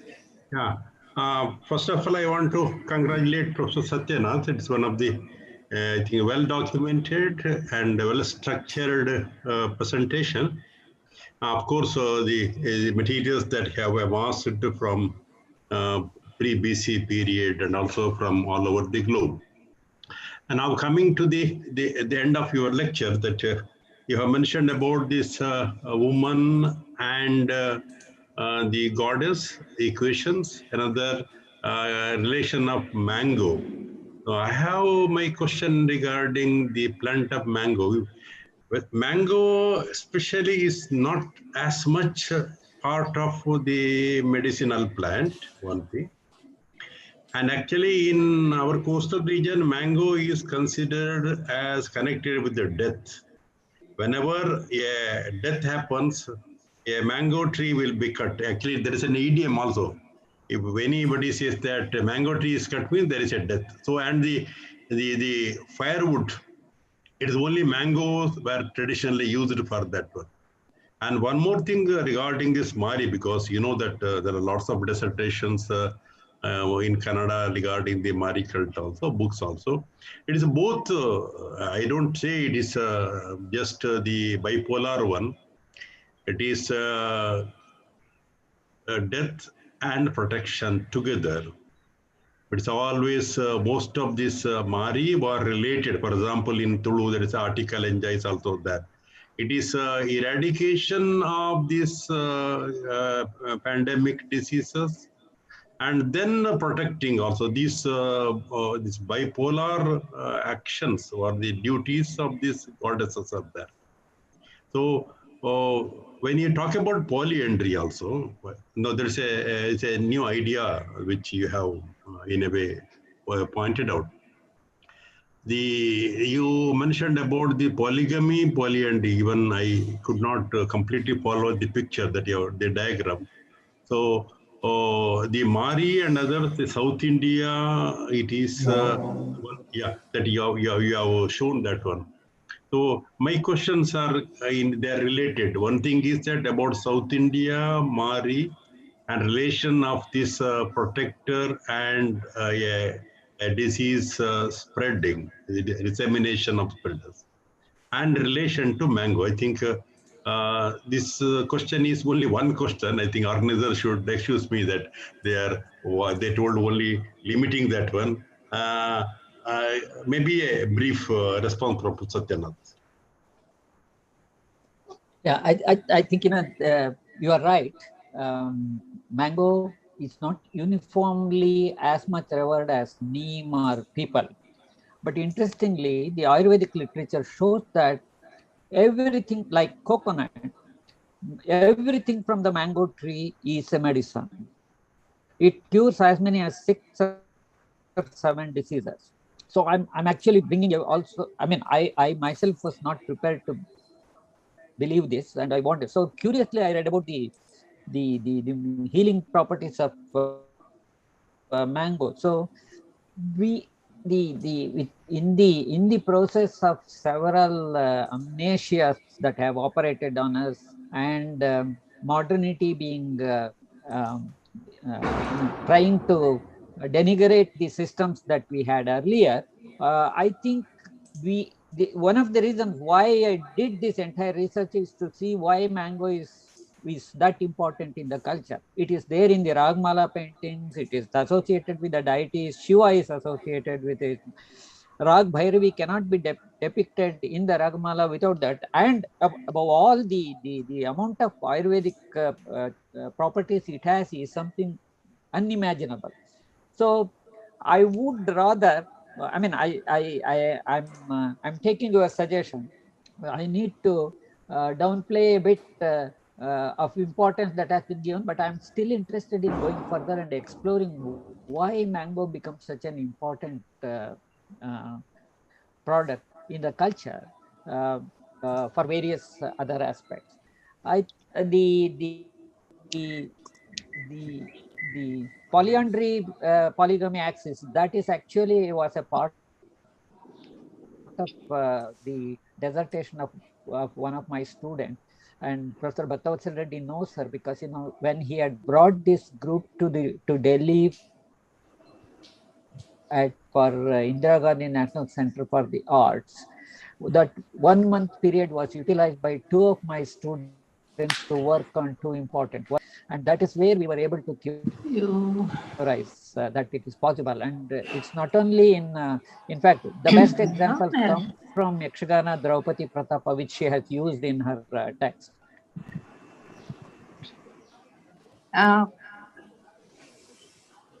Hello, this is Saraswati.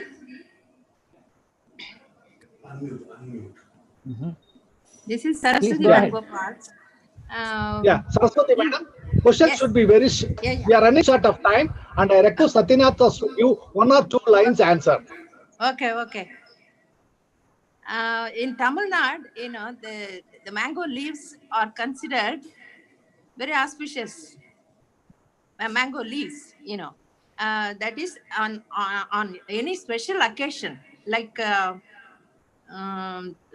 Tamil New Year and Pongal and all that, we have to hang the leaves on the threshold.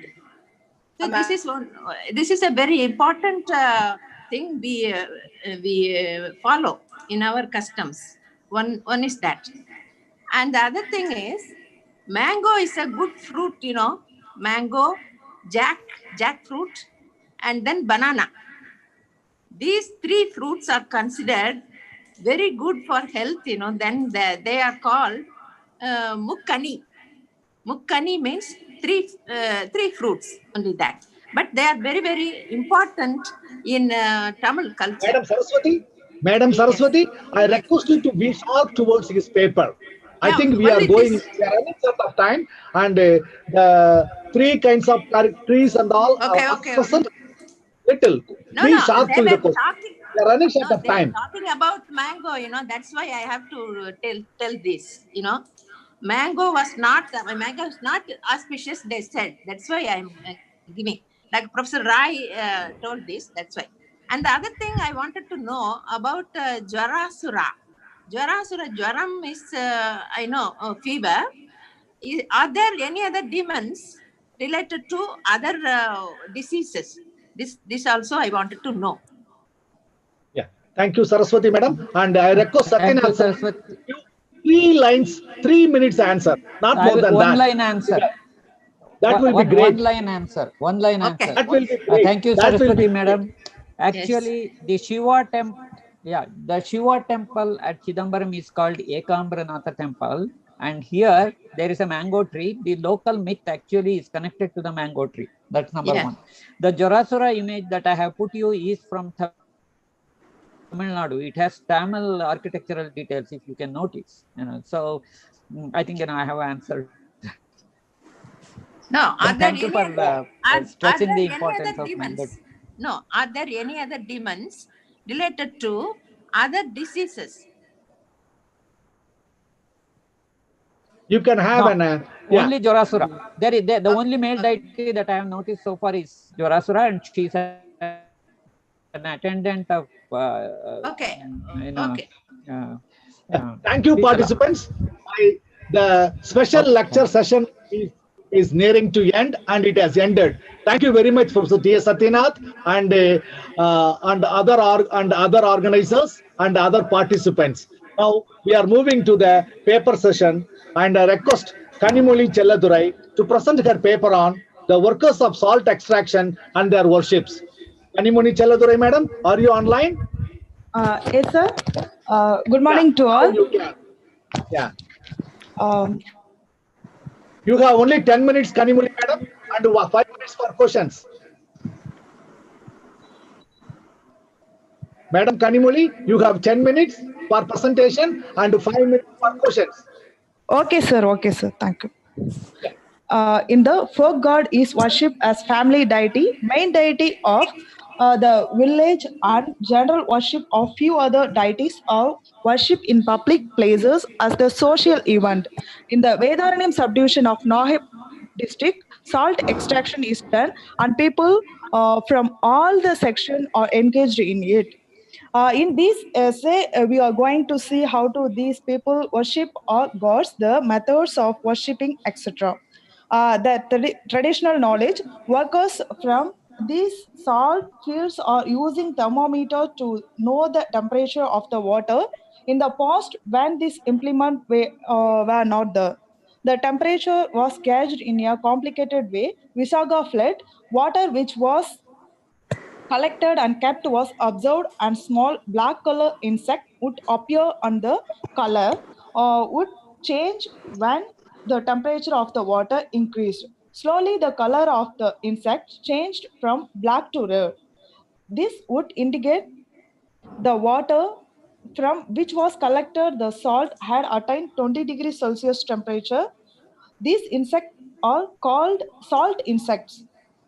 They are seen in the Tamil month of Panguni around March. The change in the color of the insect would indicate the temperature of the water. From this, we can understand how our ancestors were sharp enough to know the temperature from the changing color of the insect. The manufacturing of the salt.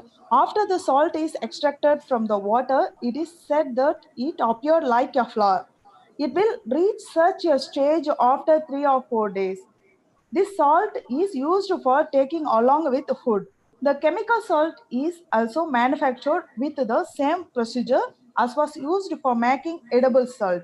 3 or 4 days is sufficient for making edible salt, but nearly 15 days is required for preparing chemical salt.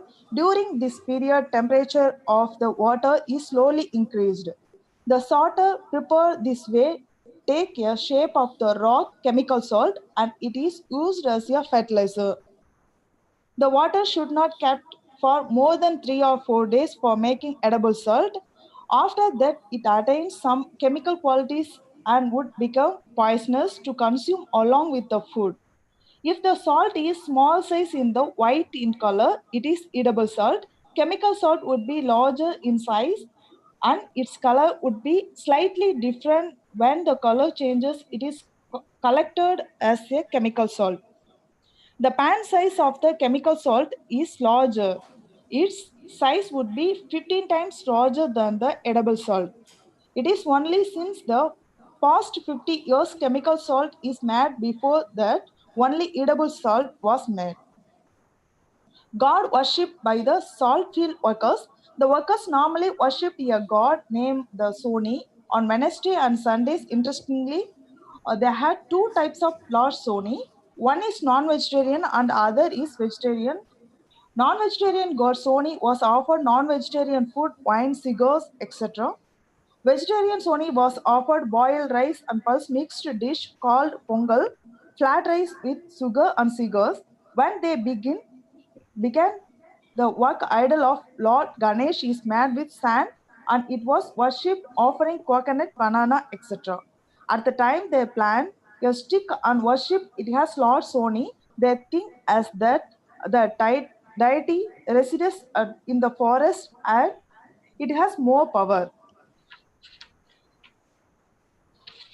At the Kodiyakare, about 1 kilometer away from the sea, Sevarayar, also known as Lord Ayanar and Soni's idol, are kept under a tree and worshipped. Separate temple is not constructed. They are worshipped as the god of forest. Lord Sevarayar is placed facing the east, that is the sea.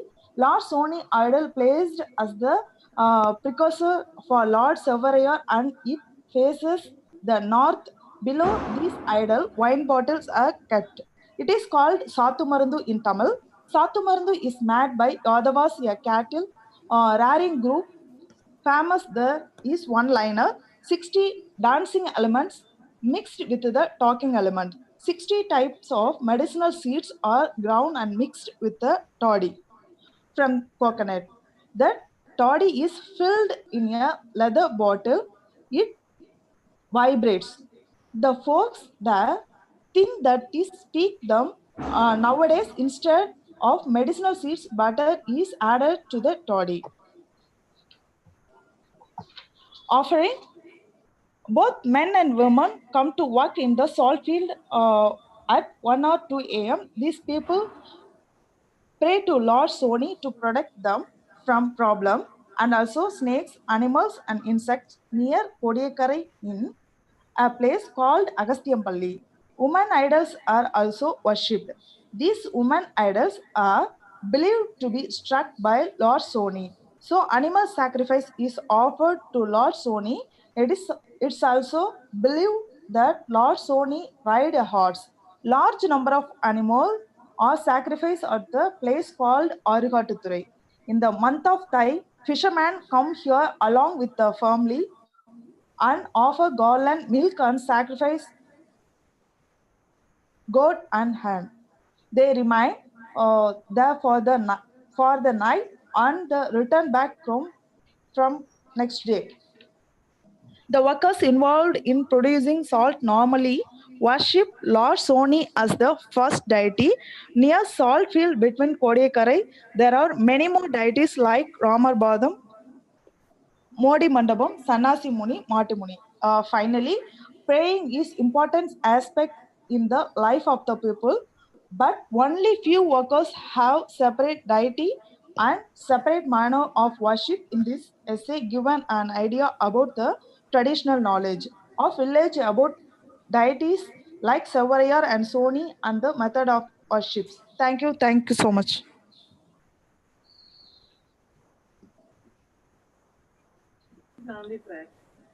Yeah, congratulations, Dr. Kanimuli Chelladurai. And I think your video is not, actually, I request you to, Kanimuli Chelladurai, please sit down and speak. Yeah, now it is clear to us.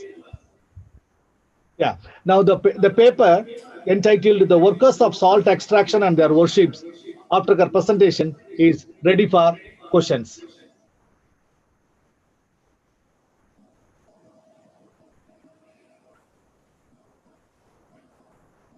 Yeah, in case of to begin to have a question, Madam, would you mind answering to me a simple question? In what way your topic is relevant to the theme of this paper, the workers of salt extraction and their worships? You know, worships you have not mentioned. You talked about the scientific properties of salt. Could you link to me how it is related to the scientific properties of, say, for example, home salt, that industrial salt, or linked to their worshipping methods?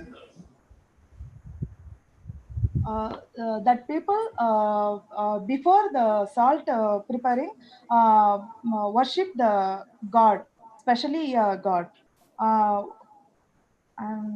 Soni and Savaraya, god name. Yeah, I understand. Yeah, thank you. Any other questions you have? Others? Yeah, in absence of the questions, I would like to move on to the next paper. Thank you, Mrs. Kanimuli Chelladurai. You have presented extremely well. Congratulations to you. And I invite Mrs. Prasanthi B. Shetty to present her paper on worship of Mariamma. Are you there, Prasanthi? Yeah, sir. Yeah. You have 10 minutes and 5 minutes for questions. Good afternoon to all. Thank you for giving this great opportunity to me. Now I am working as a guest lecturer in Tulu department. Now I am presenting the paper about Mari Puja rituals in Tulunadu. Mari Puja signifies various forms of worshipping goddess Mari, as indicated by the slogan Maridu Makalabbe. Tuluva people worshipped Mahakali in Tulunadu as the Shakti Devate or Mari Devi, which is the oral form of literature in Tulunadu, contains references to this fact. During the ancient days, Tuluva people sacrificed buffaloes and oxen to propitiate goddess Mari Devi. Eventually, these animals were replaced with sheep, goats, and roosters. As time passed by, the original mode of worshipping Makalabbe drew influences from Vedic tradition, which mainly led to the change in the name of the deity from Makalabbe to Devi. However, worshipping Mari is still part of the folklore tradition in Tulunadu. The worship of Mari signifies the worship of female power. Mari Aradhana is observed as a part of Deivaradhani, which is an individual part of Tulunadu culture. In Mari temples, the goddess is worshipped as Devi in the form of idol, and in villages, the goddess is worshipped once in a year by invoking the divine power into an object, means Bimba, placed in the open ground. The goddess Mahakali, one among the various forms of Mari Devi, is considered as the goddess of death. The deity is offered with sacrifices. The sacrifices are also made on the occasion to the various Deva worshipped the region. As per the belief in Tulnadu, Mariamma Avasin eliminates Mari or evil, which comes the form of deadly diseases. The word Mari also means evil power in Tudu. During the olden days in Tulunadu, the rural areas were affected with serious contagious diseases, claiming lots of lives as there were no proper medical treatments. The main reason for the outbreak of diseases was the unhygienic condition and lack of sanitation. Various types of poxes such as Hora, Neer Kotle, Dever Bangar Paduni, Banta Pidau would turn an entire village into a crematorium. Getting affected with these diseases means undergoing a huge amount of pain and suffering. A particular type of pox called as Dever Bangar Padani would cause large-sized poxes on the entire body, which would later produce pulse. When the disease reached the chronic condition, the affected people were moved to an isolated area in the outskirts of the village and were left there. The main reason believed for the outbreak of such contagious diseases was the aftermath of the fury of goddess Mari. Therefore, the people propitiated Mari, the goddess of death, by offering mass prayers in order to get rid of the deadly disease. The worship of goddess Mari in Tulunadu is different than the Mari Kunita practiced in other parts of Karnataka. A parallel is created to the Patri during Mari Aradhane, as in Bhutaradhane, where the divine power is invoked into the body of the enactor and he moves into a trance, depicting himself as the deity. The Patri belongs to a socially backward community. Sacrifices are offered to Mari Devi in Karnataka, Tamil Nadu, Kerala, Maharashtra, and Andhra Pradesh, which have the Dravidian culture in common. However, the rituals, mode of worship, and season of the worship differ. In Tulunadu, Mari is worshipped twice in a year during the solar months of Ati, means July months, and Suggi, means March months. The ritual of Mari Gidapuni or warding of Mari vary from region to region. Generally, men in every family carry the animals such as rooster and sheep to be sacrificed during the night and gather in a particular place in the village. When the elders and gurikar, means leaders, of the village arrive, the Deva is invoked. With the playing of the musical instruments such as Dolu, Nagari, and Nagaswara or Balaga, the Mari is chased to the Gaduvadu. It means border of the village. Traditional torches were lit during the older days to provide light. At the Gaduvadu, boiled rice and chicken curry is served on a banana leaf as an offering to the Deva, along with placing a tender coconut and lighting a traditional torch called Kol Nine. After obtaining permission from the Deva, the animals are sacrificed by the Madiwala of the village as the elders offer prayers. There are three major types of Mari Aradhane in Tulunadu. One is the Mari Puja observed during the worship of the village deity. A platform, means katte, is built on each of the four corners of the village in the border of the village and worship is offered at each platform every year in turns.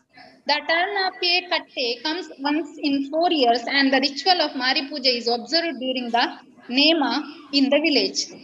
Another one is Mari Puja offered in the Mari Gudis where regular sacrifices are offered. The second type of Mari Puja is observed in the Mari Gudi. In every Magane, sacrifices are offered by the devotees in fulfillment of their oaths made before the deity. The sacrifices are held on every Sundays, Tuesdays, and Fridays. Generally, the people take pledge to offer sacrifices to the goddess. If members of their family or their domestic animals get recovered from their illness or on coming over any kind of problems. Women are allowed to visit these Marigudis and the sacrifices are held in their presence. Mari Puja in Gudi, where Vedic tradition is another one. Trikala Puja is observed in these Marigudis as per the Vedic tradition, but the prices are non-Vedic. The administration of these Marigudi is looked after by Magavira community, means Boi and Marakala. The rituals too are performed by them. The Marigudi comes under the jurisdiction of several villages or Magani. Mari Bali is not observed here. Bali Puja is observed during the Nadavali held once in a year. Sacrifice is offered during midnight at a particular junction of the village where 3 roads meet. Women are not allowed to take part here as well. However, women are allowed to enter the Marigudi temple. There is some regional differences in this Mari Puja practiced in Eastern, Western, Southern and Northern. Gombe Dirani is the unique practice of warding of Mari, which generally followed in Eastern Ghat region. The Bali is held in the presence of men during the evening at the Devasthana Gudi on the scheduled date. Gombe Dirani on the same night and chase the doll to another end of their village. Similarly, the people pass on the doll to another village and the doll of Mari Devate reaches the western border of Tulunadu. People believe that the Mari will climb the Ghat from here. In Kasaragod, which is also considered as a part of Tulunadu, the process of chasing away the Mari is called out in a slightly different way. After chasing Mari, the remains of the sacrificed animals are released into the sea with an intention to enable Mari cross the 7 seas. Mari Devi, who is worshipped by 7 Magani in Malpe of Udupi district, is revered as Amnoru. First, the Gaddige Puja is offered to the Devi. During Mari Darshana, the power of the goddess is invoked in the Patri, who belongs to carpenter community. Earlier, people from Ganika community performed the Darshana. Places like Kapu have high significance for making offering fulfillment of oath during Gaddige Puja. Welcome. But along with pizza. There are some major Mari temples in Tamil Nadu. One is Urvashi Mariamma temple.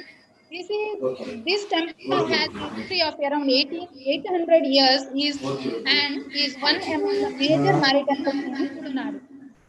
According to a legend, the person from Sulli Gurikara family. Your time is. Yeah, sir. Your Prasanti, time is moving. I request you to Thanks, sir. Yeah, the paper is now open for discussion.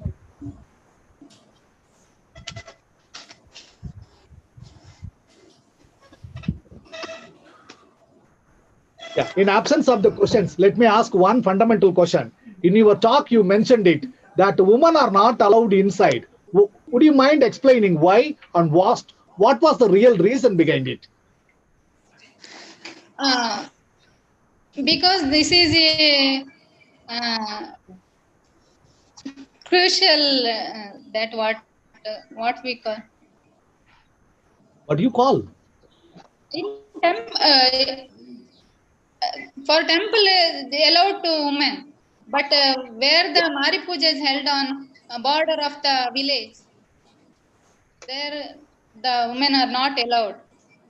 That's a question I'm asking you. Why? What could be the reason? See, Mariamma is a woman god, right? Irrespective of pollution and polluting creeds. But their woman is not allowed. It's very interesting fact you pointed out. But tell me why? Maybe I request you to go through pollution book written by one author is there. There is an explanation there inside. You can go through the book. Yeah, thank you very much. Any other questions anybody has?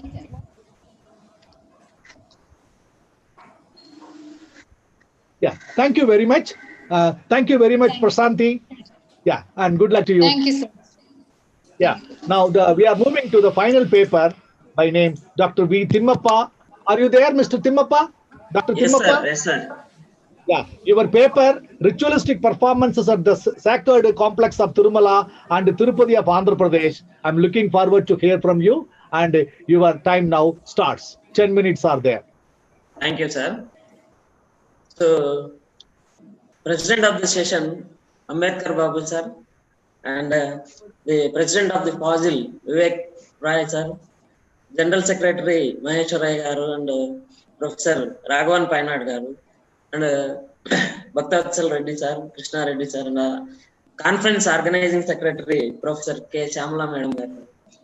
All of you, good afternoon. So, my paper is Ritualistic Performances at the Sacred Complex of Tirumala and Tirupati of Andhra Pradesh. So, this paper is highlighted to the rituals which are performed in the Tirumala temple on the based on mythologies. So Tirumala is the sacred abode of Lord, hence called Buloka Vaikunta. Of all the great shrines existing, one of the most revered place of worship. At Tirumala, as many as rituals performances are conducted in a year in the form of sevas, and festivals. Many of the rituals are authenticated by epigraphical records of this holy temple, providing that the rituals observed today have a hoary antiquity. Sacred performances conducted in honor of Lord Venkateshwara may be understood in terms of their functions with reference to the universal welfare, devotion, symbolism, social integration, and regulations of correspondence between great and little traditions of Hindu civilization. The present paper highlights the purpose of performing various daily, weekly, and monthly, yearly rituals to the Lord Venkateshwara. It also interlinks the mythological stories which are enacted, practiced in the form of rituals. The objective of the performing the daily ceremony in honor of the Lord is also meant for universal welfare in general and human welfare in particular. The morning services are meant for an increase of human population and cattle wealth, for ensuring the success in the performance of meditation. The noon services are performed to ensure flourishing of rightgoodness. The evening services are at achieving an increase of all quadrupeds. The annual sacred festivals also have significance in terms of universal welfare, human dedication to the worship of the deity, symbolism, preservation of traditional art forms, social integration and interaction between great and little traditions in the civilization. The significance of performances. Sacred performances conducted in honor of Lord have symbolic significance. They signify as if the Lord is living in the temple amidst. The grandeur and the glory of Vaikunta, the original abode of Lord Vishnu, is the sustainer of the universe. The several spots and structures of the Lord's temple signifies their counterparts in Vaikunta. The daily services are not a prayer to the Lord for being given the daily prasadam, but also for all-round happiness. The supernaturals to whom the food are offered are not being there by worship and proprated. The food offerings are made because humans have to share their prosperity with all living things. The food are distributed to all the supernaturals under superintendence of one of the processional images of Lord Venkateshwara. This is regarded as a universal parity. The human and supernaturals must be interdependent. Therefore, cooperative effort is necessary for the fulfillment of the purpose of creation, namely universal peace, happiness. Thus, the different ritual services offered to the Lord signify the welfare of the humans besides harmonious relations of humans with and welfare of all other natural and supernatural things. So here in Tirumala temple, the Vaikanasa Agama worship is following. The worship in Tirumala temple is done strictly according to Vaikanasa Agama. According to Bhavishottara Purana, Vaikanasa Rishi is said to have admired the playful leelas of Lord Krishna in Dwapara Yuga and did tapasya to obtain darshan of Lord Krishna. The legend goes that Lord Krishna appeared before him and instructed him to worship the Lord as a Srinivasa, who manifested himself in a hill on Venkatachala, and that one Gangadasa will help him to locate and worship the Lord. So Vaikanasa Rishi then proceeded to Tirumala and is said to have found the Lord with the help of Rangadasa and worshipped him. Thus, according to the legend, he was the first person to worship the Lord at Tirumala. Hence, in the temple to this day, worship is conducted according to Vaikanasa Agama. In Tirumala temple, most of the rituals are performing based on the mythologies. These festivals also have significance in terms of universal welfare, human dedication to the worship of the deity, symbolism, social integration, and intention between great and little traditions. For example, Padmavati Parinayam. So Padmavati Parinayam was identified or based on the mythology. During the celebrations of Padmavati Pranayotsavam, the annual festival at the processional deity of Lord Malayappa Swami was taken to the Narayanagiri gardens on the Gajavahana on the first day, while his two consorts adorned with special jewels followed him to the tastefully decorated Narayanagiri gardens and the palanquin. Traditional events which are usually performed during the Hindu wedding, including welcoming each other, throwing of floral balls by bride and bridegroom at each other, etc., have been performed, which has provided a feast to the eyes of thousands of pilgrims who covered in the gardens to witness the celestial feast during a heavy downpour. At the end of the celestial wedding, firecrackers were burnt in the open area, which stood as a special attraction for the entire program. Another one is Parvet Utsav. It's called a Mook Hunt Festival. So the Parvet Utsav was all fun and florific that prevailed at the ancient Parvet Mandapa. During this day, Sri Malayappa was taken out on a hunting safari. The hunting expedition is usually observed on Kanuma festival every year. And the Navaratri Brahmotsavam occurs in Adhika Masa. This mock hunt festival is observed on the before Makara Sankranti day. So Parvet Mandapa near Gogarbham Dam, about 2 kilometers from the temple, thousands of devotees took part in the mock hunt festival organized in the connection with the Kanuma festival. The processional deity of Lord Malayappa, dressed in royal robes of king, hunter was taken out to the venue in a grand procession which passed through the thick woods. The deity was equipped with Panchayudas, including Gada, Kadga, Shanku, Chakra, and Bana, befitting the occasion. The priest's silver spear was thrown at a wild beast, tied to the bushes as if the Lord is hunting them. The pilgrims thoroughly enjoyed the feat. Later, the Lord returned to the temple. So, another festival is Vasantotsavam. This ritual or a festival, it is also ancient time. This was performed from the ancient period. The first time mentioned this festival is known through an inscription mentioned in the year 1360, which says that Eramanchi Periya Nayakar, one of the general of Vijayanagara kingdom, who fought against the sultans of Madurai, attended the celebration of the festival in Tirumala. Definite mention of Vasantotsavam festival lasting for 5 days is, however, made only in an inscription. So here, this festival, this ritual also performed in a great manner. So another one is Pushpayagam. Among all rituals in Tirumala temple, the most colorful ritual is Pushpayagam. Timmaraju? Sir. Yeah, Timmaraju, your time is up. Can you wind up? With 2 minutes, I will be concluding, sir. Sure. In 2 minutes.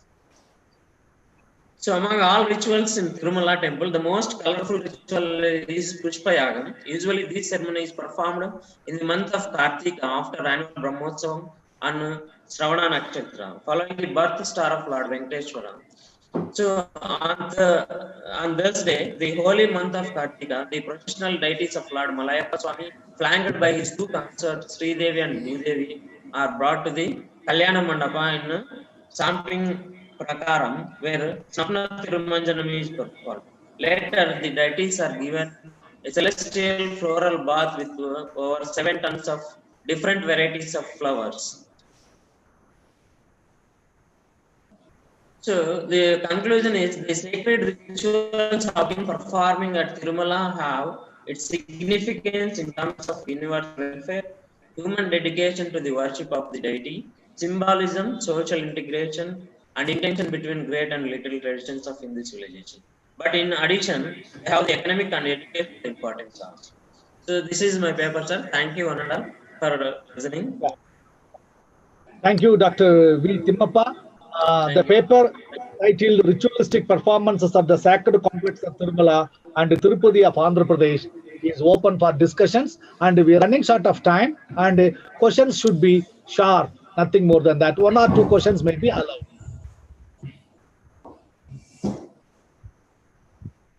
Yeah, in absence of the raising hands by others, I just wanted to ask only one question to you, Timmappa. Timmappa, did you analyze the meaning of ritual of Malayappa Swami, and in what way it is? You said the word significance. What is the significance there, and what is the signifier inside of it one? Take for example, I have seen lots of ritualistic performance performed at Tirumala temple. Can you show me one significance of act, one ritual and one significance? One ritual, one significance. Sir, so the Mark Hunt festival is conducted in Tirumala temple, sir. Tirumala, sir. We are not interested on the answer. It is conducted, sir. I wanted to know what is the significance and what is the signifier. Nothing more. One ritual. Take only one ritual. Sir. There are hundreds of rituals. Yes, only yes. one ritual. For example, Mark Hunt festival is there. So the festival is conducted every year based on the mythology. So the mythology where Timmaraju, based on mythology every year is not the answer. It's only a duration. Sir. I wanted to know what is the significance and what is the signifier of the ritual. Take one ritual. You are quoting chronological events. I'm not interested. I'm interested in the significance of a ritual and its significance. So, so it is a tradition only, sir. Based on the tradition. Thank you very much, Timmappa. Thank you very much, Timmaraju. And I thank all the participants and Kanimoli Chelladurai, Prashanti, Timmappa, and Professor T. Satyanath for their presentation. The session 2 is ended now, and I thank the organizers and for allowing me to have a session. Thank you very much. The academic session 2 ended.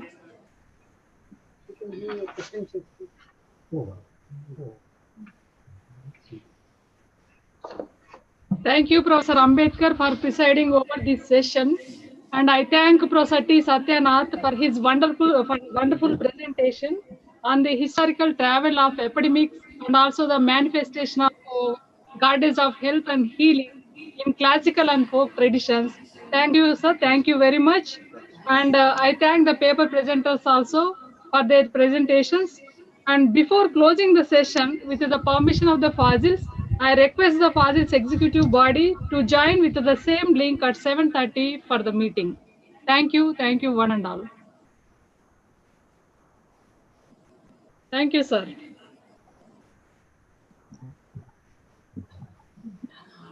Thank you, ma'am.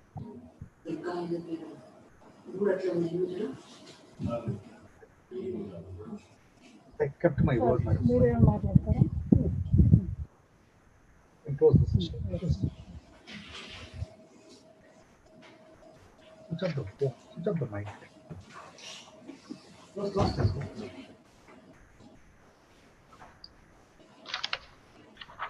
Thank you, ma'am. Sir, thank you, thank you. I think I ended. And I request all of you to join for the next session on tomorrow at 9 a.m. sir.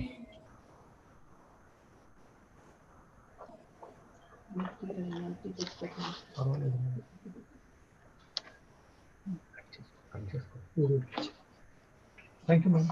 Thank you, sir.